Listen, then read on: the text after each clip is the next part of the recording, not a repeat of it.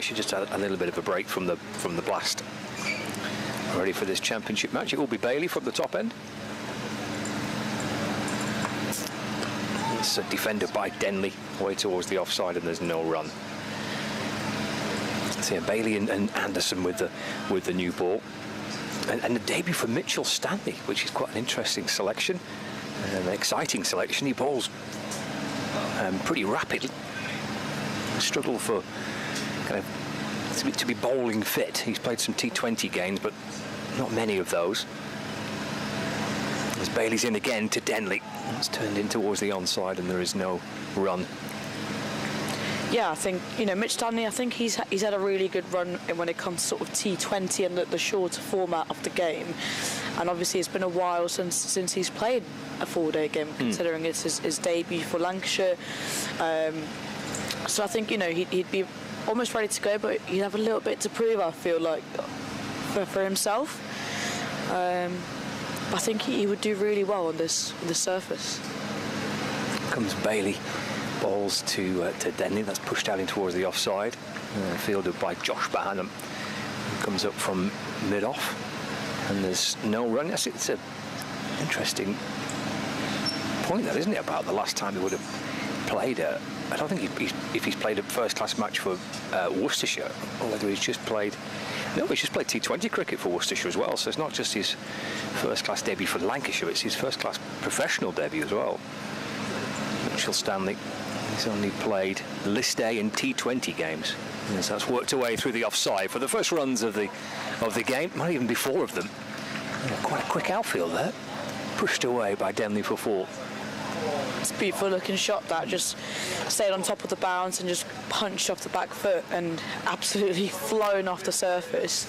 It's always a quick outfield here in Blackpool at Stanley Park. So yeah, the wicket, as I mentioned, got that little bit of a bounce. There is Bailey again. Denley looks to drive, comes off the inner half of the bat, and he's worked up towards Anderson at mid-on, and there's no addition to the score. Yeah, you'd have played here in the past. Yeah, I have actually. A few years ago now, a couple of years ago maybe, but it's always been a wonderful time and a wonderful ground to sort of play here. Wicket's normally true, and the crowd's very passionate. It's Bailey. Bowls again, that's nips back in towards Joe Denley, trying to flick it out towards the leg side, and there's no run. That's the end of the second over. The 2 gone in this fixture. Yeah, a couple of overs into this game. Lancashire are bowling first. Sir James Anderson caps in for the first time, won the toss and elected to have a ball first.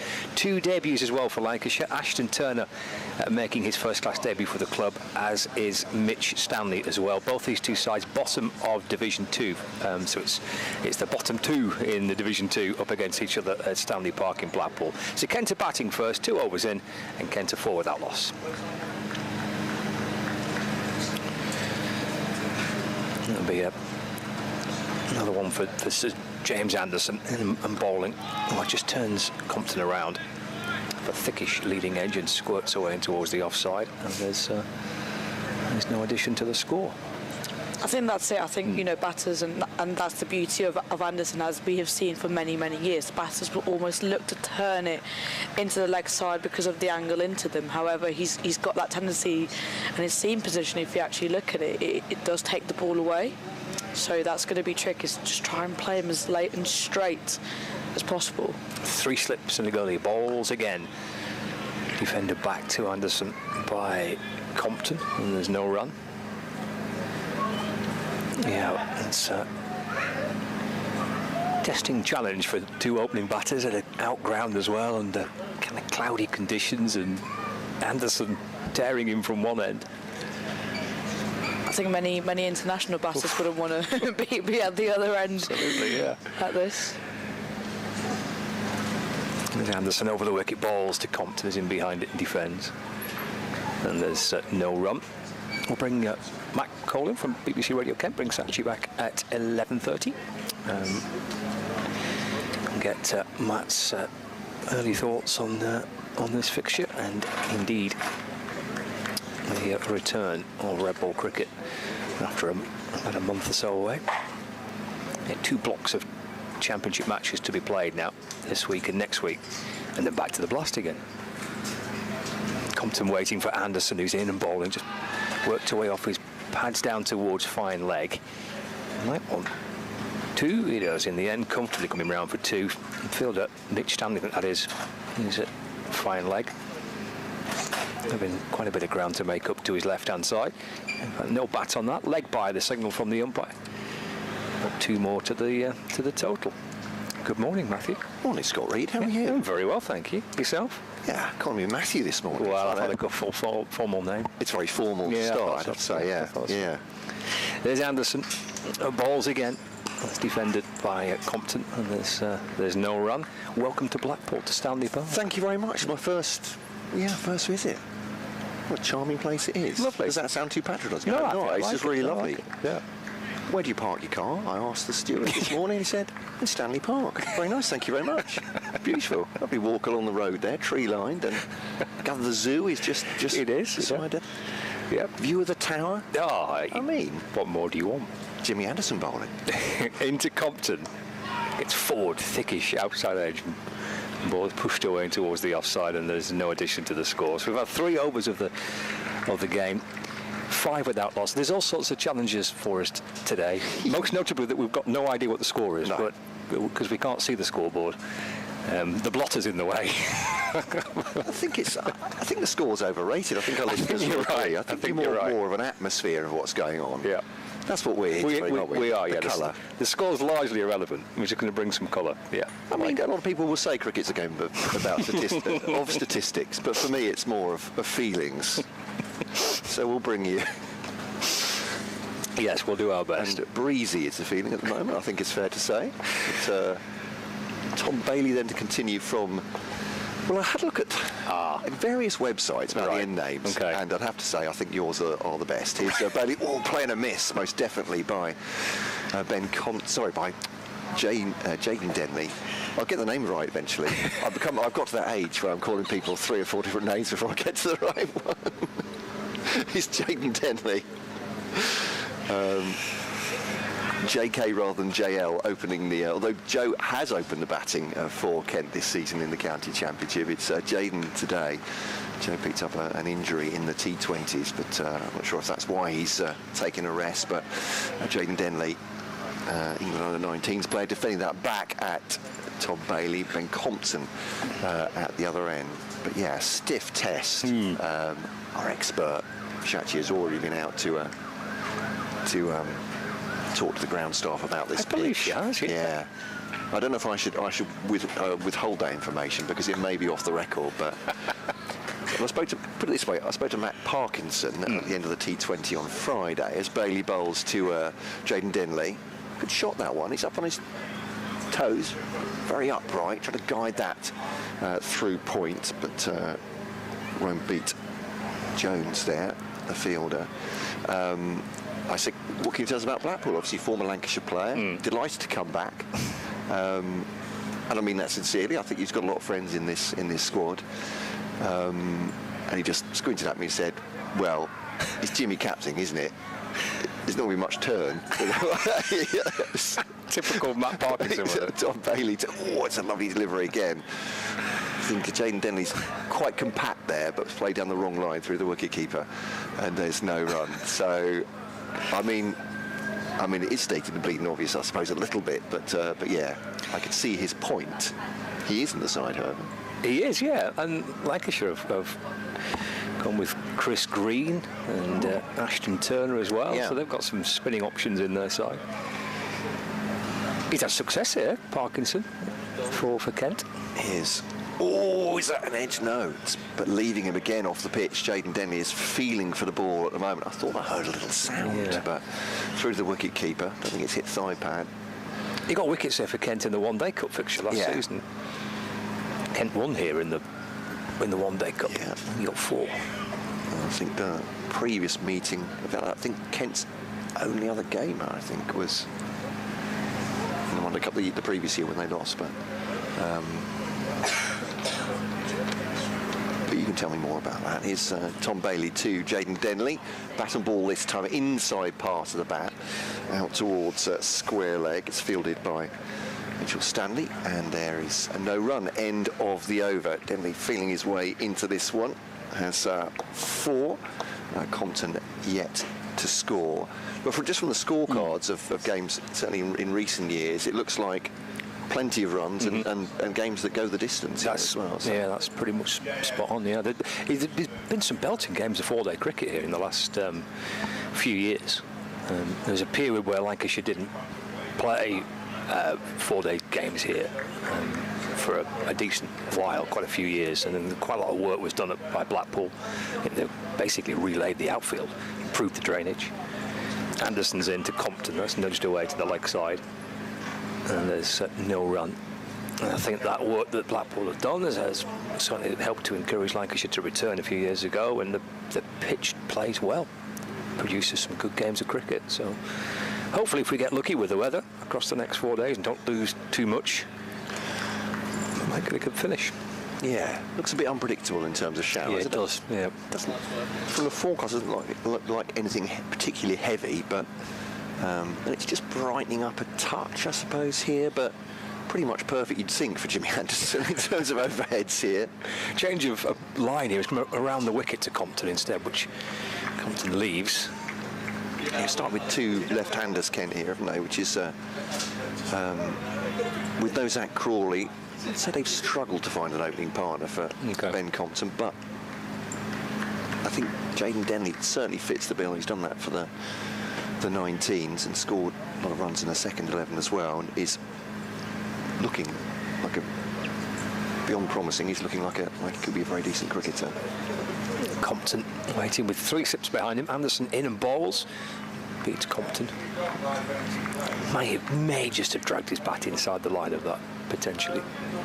Yeah, Ben Compton's natural temperament is fairly calm, I have to say, as you'll be aware from his, well, in fact, one very, very long knock against Lancashire, wasn't it? Yes, went on for about a month. Indeed. He broke all sorts of records, didn't he, for stays at the crease in that game. But a couple of seasons ago, wasn't it, that? Lancashire bowlers still seeing him in their nightmares. Yeah, I think you're right. Anderson to Compton, edged but in front of Jennings. Bouncing maybe, well, it's difficult to tell, we're low down and ground level here, but maybe a few yards in front of Jennings, who's at second slip. Yeah, they're going to need a bit of good fortune here, I think, Kent, with the master bowling from this end. Of course, his career best figures coming against Kent. Yeah. Mr. James Anderson a few years ago at Old Trafford. 7 for. 6 on the board for Kent. 4 runs and a couple of leg byes. There's Anderson to Compton, who's playing forward. The ball goes past the outside edge and through to Hurst. And there's no run. So I believe we've now got the pictures on the live stream up and running. So we're pretty much everywhere we need to be on the BBC Sport website and app. And they'll come plumbing your bespoke screen very shortly, which will be very handy, actually. I'm saying it's like it's all for your benefit, but yes, the scoring is it's a problem. Slight issue. Anderson from around the wicket bowls again and defended by Compton into the offside, no run. So if you're joining us on the BBC, the BBC Sounds app, the BBC Sport website and app, or just settling in to watch some pictures via the live stream, looks like everything is working. End of the over. That's a maiden for Anderson, and that's his 3rd maiden, I think, isn't it? Yeah. On the spin. Yes, it is. Yeah, Compton has faced every Anderson delivery so far, and he's yet to score. So 3 overs for Anderson, 3 maidens. Bailey's bowled 2 overs, and Kent 5 overs in. I'm reasonably confident to say I'll 6 with that was. Yeah. There we go. It's an approximation of the score. We think it's around there. No, I think that is it. Here's Bailey then to bowl to Jaden Denley. Let's get bat on that one. Just pushed into the offside. Looks a bit like Josh Bohannon coming on the be there. Turn around, Josh. That's great. Yeah, as you can see, number 20 there as well. There's the early stages where the away commentator has to feel their way through to. Yes. And I'd have to say, and I'll apologise in advance for when Kent Field, which may not be very long the way the ball's moving around at the moment, but the jumpers don't have numbers on, so it's never ideal. Here's Bailey to Denley. Good looking shot, that one, straight back to the bowler, but going full there, Bailey, and checked back to him from Jaden Denley. If you're wondering, you're probably not at home, but if you're wondering, nephew of Joe Denley, if you've not heard this before, so the first uncle and nephew to play together, not in this game, but in a match since the early 1900s. Bailey to Denley, up on his toes again, looking to guide that pass point. Tried that in the previous over as well, trying that from Bailey, but again, Michael Jones stops it at backward point. So your extensive research then, Matt, was it about the ends? Are we thinking south and north? Well, because the ends, both on a more reputable site and a vague encyclopedia site that you may know on said, the pavilion end. Right. Says he, looking around for the pavilion. Here's Bailey, up on his toes is Denley. That's a good shot, guided away through, square on the offside, and I said he's been looking for that one, but he's not gone that wide with that at all, but it's just up on his toes there, guided away by Denley. It's nice good shot. looking. Yeah, absolutely. So he's on 8, 10 for none now. I can see the score, right? They're up back and forward. I look slightly crazed, to be honest, but also I can see the scoreboard. So on the 10's giving me funny looks at the moment. I think, well, not any funnier than normal. Anyway, Bailey to Denley, defends that up to mid-off. Yeah, so online you will find the pavilion end, as I say, looking around, the pavilion is square of the wicket. Yeah. And the other one is the nursery end. Oh, right. So I think... Yeah, I think that's not true. That might have been true perhaps when if the pitches were ever at right angles to where they are now, as you say. Well, I mean, I've been here enough times, I should know, but I always figure, I think it's south. Oh, we just make them up. Yeah, well, we could do zoo end, couldn't we? Yeah. It's Bailey to Denley again. Good bounce off the length. Denley's up on his toes again. Not a tall player. Plays it back at the bowler. Diminutive, I'd say. Jaden Denley, certainly compared to Uncle Joe. Uncle Joe. So it sounds very parochial. He has 8, I believe. I think it's 10 for none. Yeah, I'm with you. 10 for none. I see the scoreboard now. It's gone off. But yeah, so we do that at Beckenham every time. Exactly the same. Been there enough times, but I can never remember it. There's a city in. I think they're just called the city in town end. So we started trying to make up our own names. Oh, I like that. Yeah. Rob Key end. Oh, yeah, lovely. David Bowie end. Yeah. For the Rob Bromley end. Here is Anderson from around the wicket, balls to Compton. A little bit of width, and the first scoring shot there for Compton. Able to cut the ball away, and it's gone for 4 towards the point boundary. Fraction short and wide from Anderson, and for the first time Compton can free his arms and get his score going. He moves to 14 without loss. First runs conceded by James Anderson. Some other 3 slips in place, and one catching at gully, fine leg, mid-wicket, mid-on. Anderson brings Compton on the front foot and defends, is pushing the ball up towards Bohannon. Comes up from mid-off to field, and there is no run. 14 without loss. He's topping the runs scored this season again, Ben Compton. Started with 688 before this one, got himself a ton 50 against Derbyshire in their last county championship match. And I'm skirting around the elephant in the room, notwithstanding there's a zoo beside us of the other 2 teams' league positions. Anderson to Compton, leaning into it and defending back to Anderson, no run.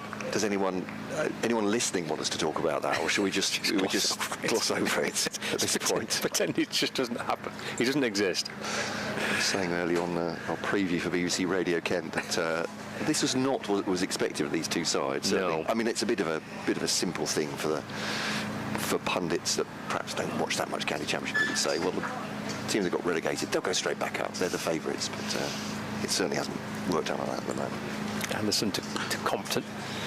Defends it back to Anderson, and there's no run. I was saying to Sachi before that hopefully for both these sides that maybe some good form in the blast, some wins in T20 cricket might just kind of kick-start the season a little bit. Lancashire had a great game against Derbyshire, didn't they? Big win against them. And Kent likewise against Essex at Chelmsford on Friday night. There is Anderson in balls again to Compton. That's pushed forward. Anderson leaping low down to his left to field off his own bowling. Good work from Anderson, denying Compton the run. No addition to the score. I mean, it's rather quirky, the Division 2 table, because I know we're floating around the subject of where the two position teams are, but bizarrely, Kent are below Lancashire, even though they've won 2 games. Yeah. And Lancashire haven't won a match. doesn't really seem right, that, does it? Winning overrated. Yes. Anderson to Compton. Clip that away down to fine leg where Mitch Stanley fields. Compton takes a single. He's kept the strike as well, so he'll have a go at facing Tom Bailey for the first time this morning. End of the over, and it is 15 without loss after 7. I mean, the logic of it is giving 8 points for draw, isn't it, to make games last longer, so they're not shootouts between bowlers wobbling it around. I think it's I'm paraphrasing anything from the ECB there, but I mean, Kent have won as many games as Derbyshire, who were second. Yeah. I mean, that can't be right. I mean, it does seem a little bit wrong, doesn't it? But won their first 2 of the season with unbridled optimism then. But team that's bottom won as many games as team that's second. I feel like anything I say here, I'm going to sound very one-eyed, but I just let the stats talk for themselves. Absolutely, yeah. It's absurd, isn't it, really? But, it's not about the winning. It really isn't, it turns out. As Compton tries to take the bat away from that, but ends up ending it low. A couple of bounces to Matty Hurst there. That was a late leave by Compton, and just the toe end making contact through to the wicketkeeper. I should mention also these 2 games, I believe, are Kookaburra Ball games. They are, yeah. So, in fact, the next 4 rounds of championship games, I think. Is it 4? It's all I think so. The ones in June, July, aren't they? Before we head to September with the Dukes again.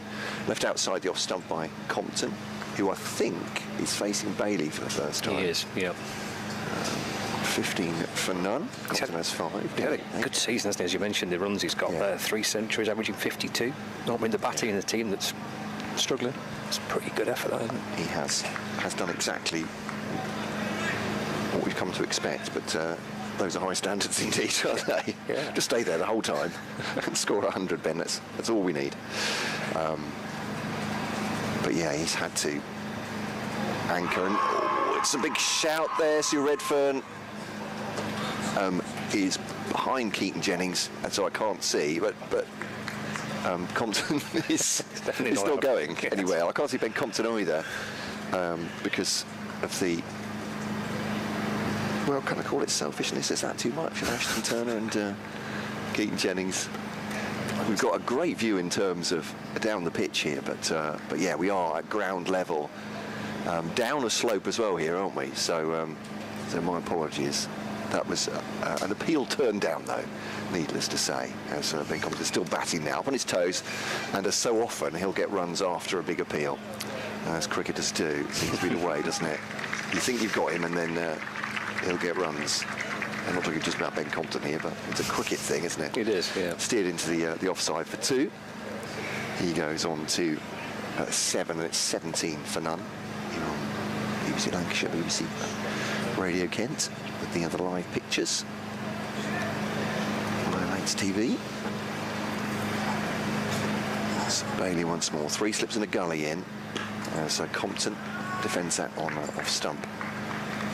And there's no run. But yeah, 4 defeats in a row tells its own story for Kent, really, and they looked a pretty sorry outfit coming into out of that game against Derbyshire. So the T20, I suppose, as you say, for both sides, Yeah. going back to your earlier point, could be very important just in terms of morale in these sets of fixtures. Well, Lancashire have changed captain and changed their coach since the last game. Here's Bailey, little bit of width for Compton, rocks onto the back foot. Bohannon fields at cover though, and off a good-looking shot. 4 overs gone for him, and it's 17 for none. Thank you, Shaki. He's just miming the score at me. I was lip reading there. I wouldn't say she's not miming with fingers. So that was quite a good. Yeah, I was like that. Yeah.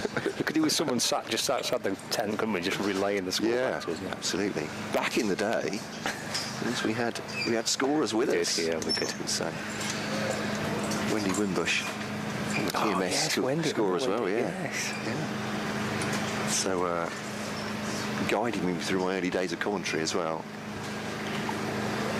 By, well, helping me get things right, basically, which is off the battle.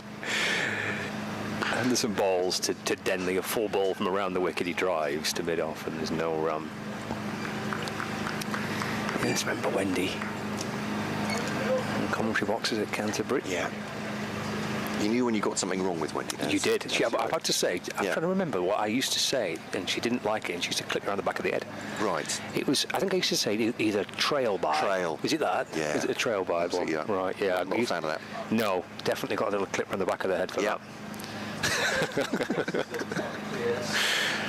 Anderson to Denley. That's defender back to Anderson. There's no run. Yeah. It's either a clip round the head or a poke in the arm. Did the job though. Well, yeah. She just, well, to be frank, she had high standards, and which I've fallen below since. You and me both. Put it this way, I've not improved since I stopped working with Wendy. 17 without loss. We're in the 9th over. James Anderson for Lancashire. He's in once more. Denley waiting and balls, and that's turned in towards the onside. Fielded mid-wicket by George Balderson. There's no addition to the score. Balderson at mid-wicket. Crowd's pretty decent. Oh, it's got formation flying about us. Sorry. Oh, sorry to interrupt. No, it's got 3 planes there, haven't we, in formation? It's going to be some sort of display. I mean, it's summertime, isn't it? It's kind of air display time. I think it's probably to mark James Anderson's 300th first-class match. And I thought for a moment he was looking at the planes. He's just adjusting the field. I thought he was, yeah. Proper professional. Here comes Anderson over the wicket, balls. That's glanced away down to fine leg by Denley. And all the way for 4 runs for Denley, who moves on to 12. Score moves on to 21 without loss. Yeah, planes flying overhead. Yeah. Just following the coast, weren't they? The coast is away to our right-hand side. 3 in formation. Light planes, yeah. I know. Light planes. Sounded, confidence. I shouldn't have qualified it, should I? No. They weren't bombers, put it that way, didn't they? They were. Didn't look like it's a military display. 21 without loss in the 9th. There's Anderson to Denley. He defends it with a slightly angled bat, just nudging the ball away to mid-wicket. Fielded by George Balderson, and there's no run. Get more plain details as we go on. You tend to see quite a lot of helicopters when you're here, because it gets, for similar reasons, they do kind of tourist flights, up and down the coast. Okay, yeah. See a few helicopters through the course next couple of days, but planes today. Flashed away by Denley. That's out to the left of mid-on. Bailey's chasing after it, but he ain't going to get to it. 4 runs. Nicely played by Jane Denley. Clipped away to the left of mid-on. And 4 more to the scoreboard. Nice way to end the over. 9 gone. And it's 25 without loss, Kent, at the end of that 9th over. The ball had disappeared over the rope, and in among some of the seats, the supporters are just located around the edge of the boundary rope. Matt Colt has left us for half an hour or so, then Sachi Pai is back alongside. And good first half hour, this, isn't it, for Kent? Yeah, really good actually. Looked very solid, very calm and composed, especially when you got someone like Jimmy bowling at the other end. And that was a beautiful looking shot there, just out to mid-wicket. I think it was from Denley. Yes, it was. Yep. Bailey continues. And Tom Bailey's he's also looked in good rhythm. He's charging in. Just tucked away, out to fine leg. It's a bit short. It's gone for 4 runs. Yeah, he just helped it on his way, didn't he? Yeah, again, it's that balance that we keep speaking about. I think, you know, we've sort of seen it a little bit more from Jimmy as well, but almost it feels like it's stopping and coming rather than almost flying through, which is what they both will be hoping for. It was a big shout for Bailey in the last over, but see Redford not given. Again, just a leave from Compton. I do feel like it's not carrying that much to the keeper either. I feel like there's been a few that have like just dipped a bit short, but don't feel like there's much carry in that wicket. No, there was some one edge which definitely fell short, didn't we, of Keaton Jennings? That was from Jimmy Anderson at this end, wasn't it? I think it was Compton who edged it. Didn't carry it. Matt was making the point that we're not using Duke's balls in this round. It's Kookaburra balls in this round, which changes the complexion of that a little bit as well. Bailey, another just bringing it outside that off stump, almost tempting Compton, but he leaves it away. Speaking to some of the bowlers on the Kookaburra balls we used last year, chatting to both Will Williams, who's used it a lot in New Zealand in first-class cricket, and to Tom Bailey, and they talked about maybe getting 20, 30 overs from it, and then there's not a lot there for the new bowler. It goes pretty dead. Again, that's beautifully hit, but what a great stop that is by Bohannon. He got a bit of a hand to it, but I think the ball's still racing away in this quick outfield, and they come back for a 3 there. Yeah. Oh God, that was it's all happening there. It was a great looking shot from Compton through the covers, but lovely little fielding piece there by Bohannon. They've looked very, very agile, very sharp in the field today, have Lancashire. It was a good stop, and without that, that's going for 4, isn't it? Yeah. He's hit that beautifully. Good work by Bohannon. Perhaps Lancashire's kind of gun fielder, really. Yeah, absolutely. I think one comes out the slip there, and they've put a little bit of an extra protection on the offside as Bailey comes in. Again, just punched off the back foot there by Denley. So yeah, it'll be interesting to see how this plays out over the course of this first day, especially with this new ball, and what these two bowlers can try and generate from this. It does tend to be a good pitch to bat on here, and you get value for your shots, and the wicket over 4 days tends to produce a good game of cricket. It's generally a good wicket. It's Bailey. It's in. Again, short, punched off the back foot, and that's going to be 4 more runs for Denley. Beautiful looking shot again, just hit it in front of point. And with that, it's the end of the 10th over. Kent are 36 for no loss. I think we're going to see some spin by the looks of it pretty early on here. Yeah, Chris Green's peeled off his jumper. He's placing his sunglasses on the hat of umpire David Milnes. So some off spin pretty early on. We've only had 10 overs. Yeah, I think they've probably realised that actually it's not doing as much with the new ball, and you've mentioned with the Kookaburra ball especially, it doesn't do as much up top as it does with the Dukes, and I think they've probably sensed that there's not much in that pitch for Anderson himself, and he probably might just want a bit of a rest as well to come on for a second spell later. And Chris Green comes in. It's been a very vital part of this Lancashire squad for his second season here now, and I feel he's done really well in the T20 format. It almost does the job that's required of him, and he offers a lot. a lot of experience on and off the pitch, but it'd be really, really good to see how he goes about it here. Is, you know, possibly quite early for him to come on. It is, yeah. I think probably a reflection of what we've seen in the first half an hour. Anderson's bowled 5 overs, 3 maidens for 13. But he fancies a breather. And we'll see some Chris Green off spin. Played for Lancashire in the county championship last season. Actually played in the game where Anderson took wickets in that match at Southport. He'll play some 4-day cricket this week as well. So here he is, first delivery for Chris Green from around the wicket is off spin. A loopy delivery which he just tucked away by Compton behind square on the leg side for a single. I think this actually could be a really good bowling change, just given how sort of the pitch is playing. It's a touch slower than what's expected, so it's got a little bit more of a bounce, like a tennis ball-y bounce in there. Jaden Denley on strike, Green in, bowls, plays forward and defends. There's no run. He's not played that much first-class cricket in his career, Chris Green. His career dominated by T20 cricket.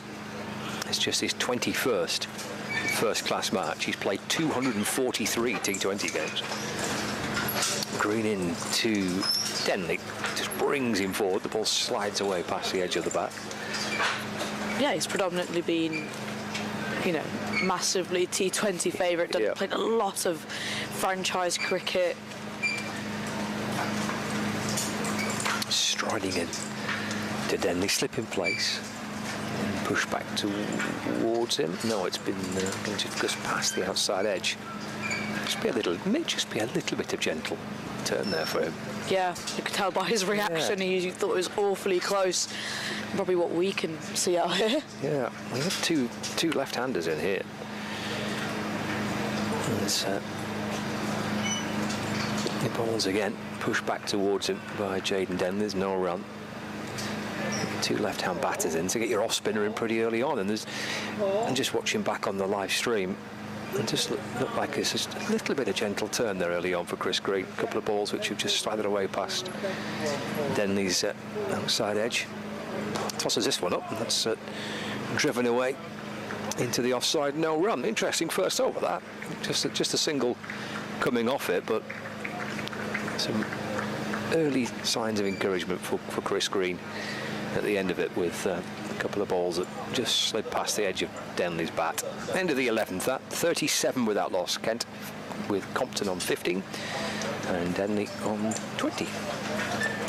Tell you what, Josh Bahana's been very busy at cover today, hasn't he? He's had a few that have been absolutely crunched to him. But yeah, very interesting first over. Lovely little bit of, ever so slightly bit of turn, but you know, this English summer so far has been a bit of a dry one, so there's not been as many, you know, there's green top sort of pitches that we normally see. And a lot of dryness around, which is, I mean, no one's going to complain about that, but you know, sort of helps. Bowling change coming in now from the top end, and it'll be Mitch Stanley at Stanley Park making his debut. Yes. Almost like this ground's meant for him to make his, I believe, his county champs professional debut. It is. He's only played white ball cricket. He's charging in. Batted out, nice to the offside, just no run there. But yeah, I think, you know, he's a quick bowler. It'd be interesting how he shapes up to sort of this 4-day format. And he's not had much experience in that, so yeah, it'd be very, very good to see how he comes about. Again, take a lot of learning, I'm sure he will do from Anderson and Bailey. Comes in again and just again pushed out to the offside, and Bohannon makes a great diving stop there. Compton comes through for a single. He went away with the Lions in the winter. He was in South Africa with the England Lions, and then went to Australia with the Lions as well. So he's on their radar. He's played a decent chunk of second-team cricket over the last month or so. They've been trying to kind of build him up to the point where he's physically strong enough to be able to to play 4-day cricket. Stanley just a bit short of the length and just slightly punched off the backside, but I feel it's just a bit of an inside edge there. But yeah, I think he struggled a lot with injuries. He's had a fair few niggles floating about, but getting his workload up to where it needs to be, I think has taken him a bit of time to get to this stage. But yeah, I think he'd be very excited today. Stanley, again a bit short of the length and a bit again punched off the back foot, and there'll be 4 more runs to Kent's total. Again, I feel like the bowlers have been just a little bit short, and Denley really seems to be flowing really nicely today. I think he's looked very fluent. Yeah, it's a lovely shot. Grease actually just a little bit short there, hasn't he? Just dragged it back a little bit, Stanley. Nice looking shot from Denley, punched away through the offside. Stanley again just defended out straight back to him there again. He really hits that deck really hard, and I think he tries to, but it's got to be a bit careful here not to go a little bit too short, almost. I feel like it's coming on nicely when it's a bit back of the length, a bit shorter on this surface. The wind's picking up as well a bit. I'll have the wind behind him as Stanley comes in again. They're just driven nicely. Again, will be dot ball. And with that will be the end of the over. 42 without loss after 12. Yeah, well, he's got through his first over in first-class cricket, and hopefully encouraging sign of things to come for Mitchell Stanley. They clearly do like what they see from him. Lancashire, they've offered him an extended deal. I think he signed another 12-month contract, and they've kind of invested some time and effort into building him up and getting him fit and playing second-team cricket. When Bumble was with us in a T20 match the other week, he was out in the middle watching him bowl, and Bumble said he's absolutely rapid when he gets going. So he's underway in his first-class career. He's still, quite young, 24 years of age, and you almost got to buy into them, give them that bit of time, because cricketers they do peak a bit later. Yeah, and I suppose 24 is no age, is it? Neither. And bearing in mind he's not played that much cricket. He's got quite a long career ahead of him as Green is in, and that's worked away by Compton. There is a short leg in place, and Compton playing it across his front pad. And got a bit of a reaction there from Green. I don't know if short leg wasn't a bit of a chance there. Well, possibly. Take a look on the replay. It's hard to tell, isn't it, on the replay. But Green in balls again. Denley this time going back, dragging the bat inside the line, allowing that to pitch and angle away from him into the gloves of Hurst. Green has the ball once more, so he's got a slip on the short leg. The 2 catches close in. A sweep attempted here. LBW shout from Green. Ball disappears down towards the fine leg boundary, and they come back for 2 leg byes, so no bat on that. It felt like it might have been missing leg stump, just hinting down slightly. I think, as the fielding team, you'd probably think that's a little bit more closer, but it felt like it was slightly angling down, just missing leg stump perhaps. They do come back for a couple of leg byes. The score moves on to 45 for no wicket. Green bowls again to Denley, playing on the front foot this time in defending. Just taps the ball back to Chris Green. Scoops it up and polishes the ball. I think Denley's looked very fluent this morning. He's looked in good touch, hasn't he? It's only his second game this season in the county championship for Kent. Reverse sweep. He gets it over Keaton Jennings and down towards the boundary, and Luke Wells will catch up with it before it reaches the rope. And there we are, reverse sweep attempted early on by Jaden Denley. Do you think he's watched a lot of Rishabh Pant over the last 24 hours? Yeah, true. If it's good enough for Pant, it's good enough for me. Yeah. He's thinking if he's thinking of hitting bowlers for 6 on the final day of day 1, then I can do the same in the 13th over. Yeah. Played it nicely, doesn't he? Yeah. 26 to him now, 47 without loss. A little bit more conventional this time. Just leans onto the front foot, helps the ball away into the offside, and jogs through for a single to keep the strike as well. So Denley's on 27. It's the end of the 13th over, and Kent have made a pretty solid start here, being put into bat by Lancashire. Faced 5 overs of Anderson and 5 overs of Bailey without too much alarm, really. Can't think of any genuine chance. There was an edge off Compton's bat, but it fell well short of slip. And that's been about it, I think, really. Yeah, there's not been, for Lancashire, not been much happening. I feel like they've really tried to sort of find that outside edge, but I feel like they've been a little bit on the shorter side of their lengths. And I feel, Kent batters have really capitalised on anything that's been a hint of looseness and anything short, and they've actually batted quite beautifully as Stanley comes in his second over. It's again driven really nicely, and there's really good stops here by Chris Green out to the cover. And Compton's also, he's also looked really good, really sharp, but Denley's he's not letting the bowlers settle, is he? He's looking for runs, he's keeping himself quite busy. He's on 27 of his 40 deliveries, and Stanley's coming in smoothly. Again, there's driven out by Denley, and then similar looking shot straight to Chris Green once again into cover. Yeah, he's struck that pretty nicely, hasn't he, Denley? Yeah. Twice he's picked out Green at cover when a yard or two either side. He's getting 4 for that. Yeah, I feel you almost might feel like he's missed out on there, but yeah, like Stanley's just gotta hang in there a little bit. I feel like he's got to wait for Denley to make the mistake. He's clearly looking on this attacking mood right now, so Stanley comes in again.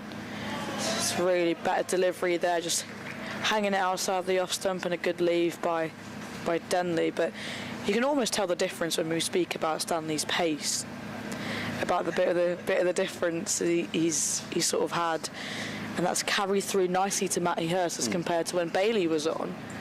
Carry might have not been as much. Stanley again charging in, and just a bit back of the length, and just batted out to the offside, look for a run, but set back rightly so by Denley. Yeah, if you can find an edge here, it'd be interesting to see if with that extra little bit of pace, as you say, that might just work in Lancashire's favour. Yeah, absolutely. I think just got to be patient here, and we often see it at batters like Denley only in his second game. Again, that's really well played, just a bit straighter this time from Stanley, and just defended out into the leg side. Tough ask, isn't it, for Jennings? He's only 19. He's only played 3 first-class games in his career, and he gets the nod to open the batting against Anderson and Bailey. Again, that's tucked away into the leg side, and a bit of a misfield there by Anderson. They come through just for the 1. Just looking at his last first-class game. It was back in May. Kent played at Gloucestershire, and they lost that game. But it's a game where Finch and Compton opened the batting. He's batting at 7, was Jaden Denley in that match. And now they've said to him, it's nice and overcast. We're at Blackpool Stanley Park Cricket Club. It's Jimmy Anderson. I don't want you to bat at 7 today. I want you to open. To open the batting. Yeah. Well, fair play. He's obviously been keen to take it on. And this, as you say, Sachi, this is a good battle between Denley and Green here. If what we've seen in the previous over, sweeps and reverse sweeps, anything to go by. He's going back and nudging the ball away towards the leg side this time, in addition to the score. Yeah, I think, you know, with the way the game's played right now and in this day and age as well, you want to look to be positive. He's been that so far. Calmly off the back foot and defends back to green. And there's no run. 49 without loss, Kent. Denley on 28. Slip and short leg. Green is into Denley, and he's down on one knee and slog sweeping high towards the leg side, and I think all the way for 6 it is from Denley. Well, he's looking to take green on here. We've seen already the sweep and the reverse sweep, and now to bring up the 50 for Kent. He's down on one knee and playing a lovely shot. High over mid-on for 6. What a brilliant shot that was. Absolutely, you know, a little bit in the slot, you could almost say, but he's absolutely pounced on the opportunity that he's got there, and he's not let anything miss. That's been in the slot. It's a lovely shot, yeah. Floated up this time by Green, and pushed away towards the offside. No run. Take a look at that. Just down on one knee, and he's given it the full Monty, hasn't he? Yeah, absolutely has. Green's just pushed his fielder at mid-on. Balderson a little deeper. He's almost back on the rope. Flatter this time from Green. Just try to sneak one through, flatter and quicker. Denley survives. 55 without loss. Denley on 34. Seen some variations in this over from Green. He's got one ball left of the over. Again, a little bit flatter and quicker. Forward goes Denley in defence, solid defence, pushes the ball away into the offside. Good start this by Kent. 15 overs gone. Denley has looked in really good nick. 34 not out. Compton's on 17. And Kent a 55 without loss after 15. Yeah, I think Kent will be really happy with this. Obviously, Lancashire won the toss and put them into bat first. And, you know, at first you thought there was going to be a lot more movement probably than what there has been. But it's been a really solid start from Kent. And both batters have looked extremely comfortable. There's not been any tentativeness. They've both looked calm, composed in their demeanour. And Lancashire really desperately searching for that first wicket, trying to break this partnership with Stanley to continue. Just a bit back of the length, but just defended nicely back to the bowler by Compton. Not many wickets around, actually. Just looking at some of the other games in Division 2. Gloucestershire are batting first against Derbyshire in Bristol. Gloucestershire 35 without loss, but there's a bit of rain around, so they're currently off. And Glamorgan 56 for no wicket. They're at Leicestershire this week. Stanley again just been hanging outside the off stump, and a good leave there by Compton. Bit of a shout from the players, making it a bit excited. As Keats just looking over to our side, he's asking, "What do you think?" What do you think, Scott? Yeah, he's not asking my opinion. I can assure you of that. He's got no interest in that. 59 for 3 Middlesex at Northampton this week as well in Division 2. You carry on. I need to move this flap. It's lovely again that by Stanley. Just really good channels there by him, just putting it outside that off stump, tempting Compton to play the drive, but left nicely. It's lovely carry to Hurst. Feels a bit more settled in his over, does Stanley, as he comes in for his third over. Only the 6 runs he's gone for. And Compton 17 of 41 deliveries. That's again beautifully bowled again outside the off stump and left again by Compton. Almost a repeat of the last couple of deliveries. And Jennings has just given a bit of a boogie to us. What's he going for? What dance is that, do we think? I don't know what he's doing. I think the sea air's got to him. What's up with you, Keaton? Stanley again, a bit fuller of the length and just squirted a bit into the leg side by Compton there. Beautiful looking delivery that. Really almost looking to wrap him up at the pads. We had a loose flap then. I had to do a bit of DIY, a bit of running repairs.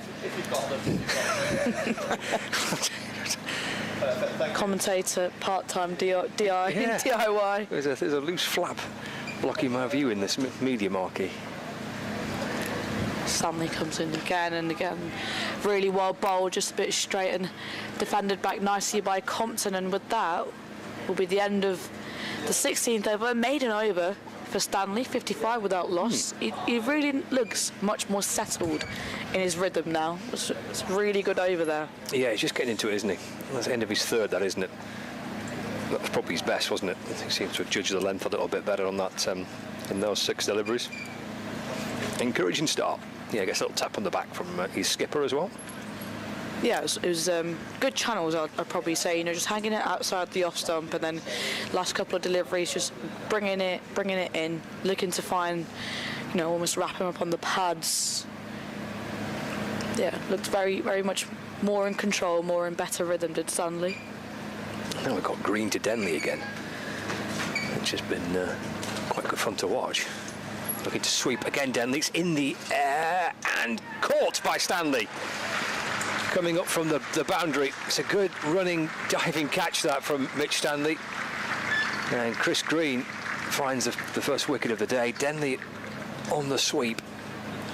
And thickish. Top edge loops up high into the air. Yeah, Stanley takes a good diving catch. Green with the breakthrough. And Kent lose their first wicket. It's Jaden Denley out for a bright and breezy and a pretty entertaining 34, but caught by Stanley off the bowling of Green. Yeah, batted really well there, Denley, but I feel like, you know, he almost was looking to do too much a bit too soon. You know, his previous over to Green, he went full attacking mode with that big 6 over sort of deep mid wicket, cow corner region, and with that one just catches the top edge off the bat. Really good catch there, I think. It was by Mitch Stanley, if I'm not wrong. Yep. Really good catch out in the deep, you know, full length dive. They're generally the difficult ones when you're at deep square with the wind, sort of will hold the ball up in the air quite a lot. So he did really well there to judge that one. Brings out the Kent captain, Daniel Bell-Drummond, to join Ben Compton. So Compton's just played his usual fashion, with little fuss and not too much drama. 17 from 44. Denley was pretty positive, certainly to Green, but it has gone for 34. So Bell-Drummond joins Compton now in the middle. First right-hander coming out. Captain Anderson in conversation with Green.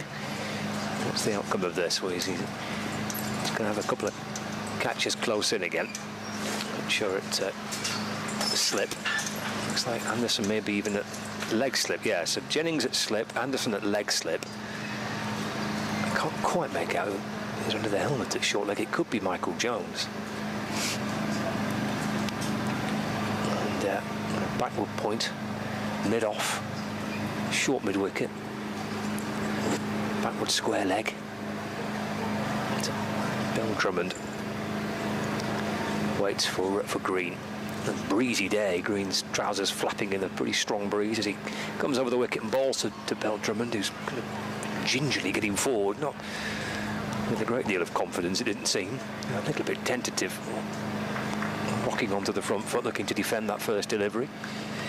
Bit of a quicker delivery, a flatter one. Almost felt like by his reaction didn't bounce as much as he thought he would. Green in again to Bell-Drummond. That's worked off his pads to the leg side, where Bohannon's quickly onto it in a flash. Josh Bohannon is pretty lively in the field for Lancashire. Sends the ball in towards the keeper. There's no run. 55 for 1.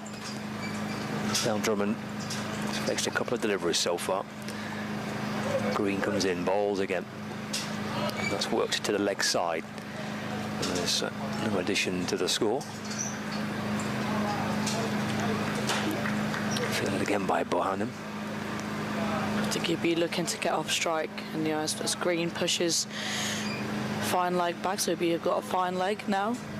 45 being pushed back, tempting that sweep. Yes, Wells has been sent back to the boundary. Going back, jabs the ball back towards Chris Green as Bell-Drummond. Back into the crease, playing it as late as he could, watching it carefully, finding Green, who fields, and there's no run.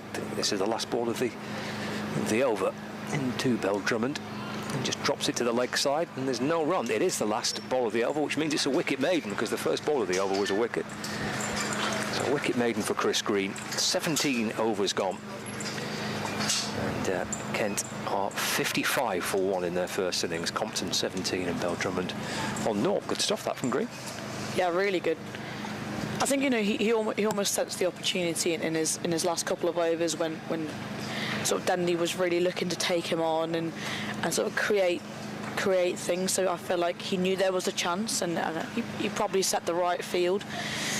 He's like throwing a few flatter ones and almost tempt him with that flight and tempt him to play that shot, and he took the bait. So really smart bowling there from Green, and I'm sure Stanley would be looking to follow it up. He's looked good in his last couple of overs. He's really found his rhythm. He's found that line and length and a good channel. So again is Stanley in 2 innings, 2 slips and a gully. I just helped sway, tucked away on his leg side, and just be the 1 run. Yeah, he's played that shot off Stanley previously, hasn't he? Compton just pivoted onto the back foot and helping it on its way. I'll just update Radio Manchester listeners. 56 for 1, Kent, in their first innings. They've lost the wicket of Jaden Denley, out for 34. It was a pretty positive approach from Denley, but went for 1 shot too many off Chris Green and caught by Mitchell Stanley. So Kent batting first, 55 for 1 in the 18th over. Stanley comes in again, just punched off the back foot by Bell-Drummond, and there's a big chase going on to the boundary, but that will be 4 runs to Bell-Drummond, and he opens his account with a boundary. Just a little bit short there from Stanley. Yeah, made the most of it, didn't he, Bell-Drummond? A little bit of a bit short and a little bit of width, enough for him to carve the ball away. He knew straight away Stanley didn't need to turn around and almost kick the ground in frustration. Short and wide and put away by Bell-Drummond. Kind of a lovely channel there again by Stanley, just a little bit full of a length this time, and left alone by Bell-Drummond. I think that's the channel. That's the channel he's been bowling really well at. I think he gets a bit excited with pace and bounce and wants to hit the deck hard and go a little bit shorter, but he's got to learn from his fellow captain just to keep it there. Yeah, it's a good response, wasn't it, from Stanley? Again, Stanley coming in. It's a bit short, a bit full off the length, just defended out to the offside by Bell-Drummond for another dot ball. Lancashire's team today, having picked Stanley and Anderson and Tom Bailey, they've got George Balderson to offer some right-on medium pace as well. A couple of spinning options in there with Chris Green, Luke Wells, Ashton Turner, of course, as well. And again, that's another beautiful looking delivery there from Stanley, just left alone by Bell-Drummond. Quite a healthy squad that they named. Got some of the lads that are not featuring, like Tom Hartley's not featuring, Jack Blatherwick, Will Williams, all featuring in the squad but not taking part. So tough selections to be made by the captain and the coach. Nice. Stanley comes in again and just flicked away a little bit finer to the out to fine leg here at Chris Green, and just beat the single. Bit of a shout there from the slip cordon, but it was tucked away nicely by Bell-Drummond. And with that, the score comes to 61 for 1 after 18 overs. Still a pretty good start, this, isn't it, for Kent? I mean, putting to bat as well. Look at the conditions, and you look at the way that look at Lancashire's bowling attack. And it's a pretty solid start here from Kent, even with its dismissal of Denley. Yeah, absolutely. Even I think Denley was definitely entertaining for us, but he provided a bit of a solid base for Kent, and looking very composed. And I thought Bell-Drummond was a bit tentative at the start, but he seemed to have settled down a little bit now. Yeah, got Chris Green to continue into Bell-Drummond. Just pushed a little quicker from Green, and Bell-Drummond nudging the ball back towards him, but just hurried up a little bit there was Bell-Drummond. He has varied his pace quite a bit, hasn't he, Green? Flighted a few up as well. 3 catches close and around the bat. With Green to Bell-Drummond.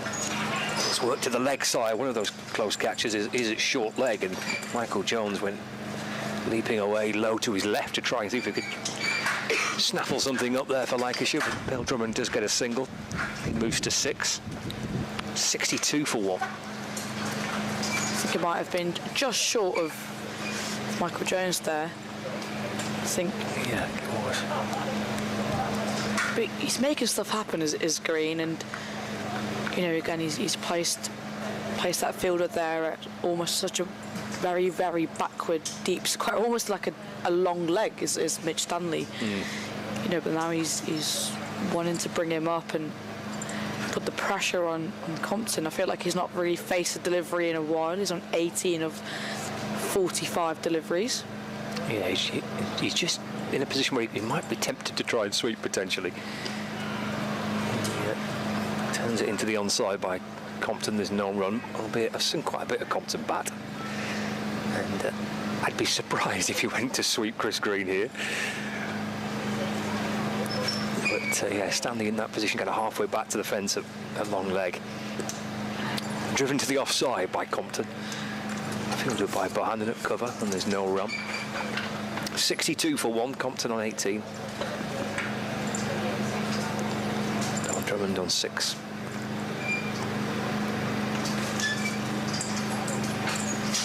Green in balls. Going back, working the ball away to the leg side. There's no run. George Balderson's doing a few stretches at mid-on, so maybe Mitch Stanley's opening spell might be coming to an end. Balderson limbering up. Green will bowl his off-spin from around the wicket to the left-hander Compton. It's clipped away to the leg side. There is Balderson. Quickly onto that. There's no run.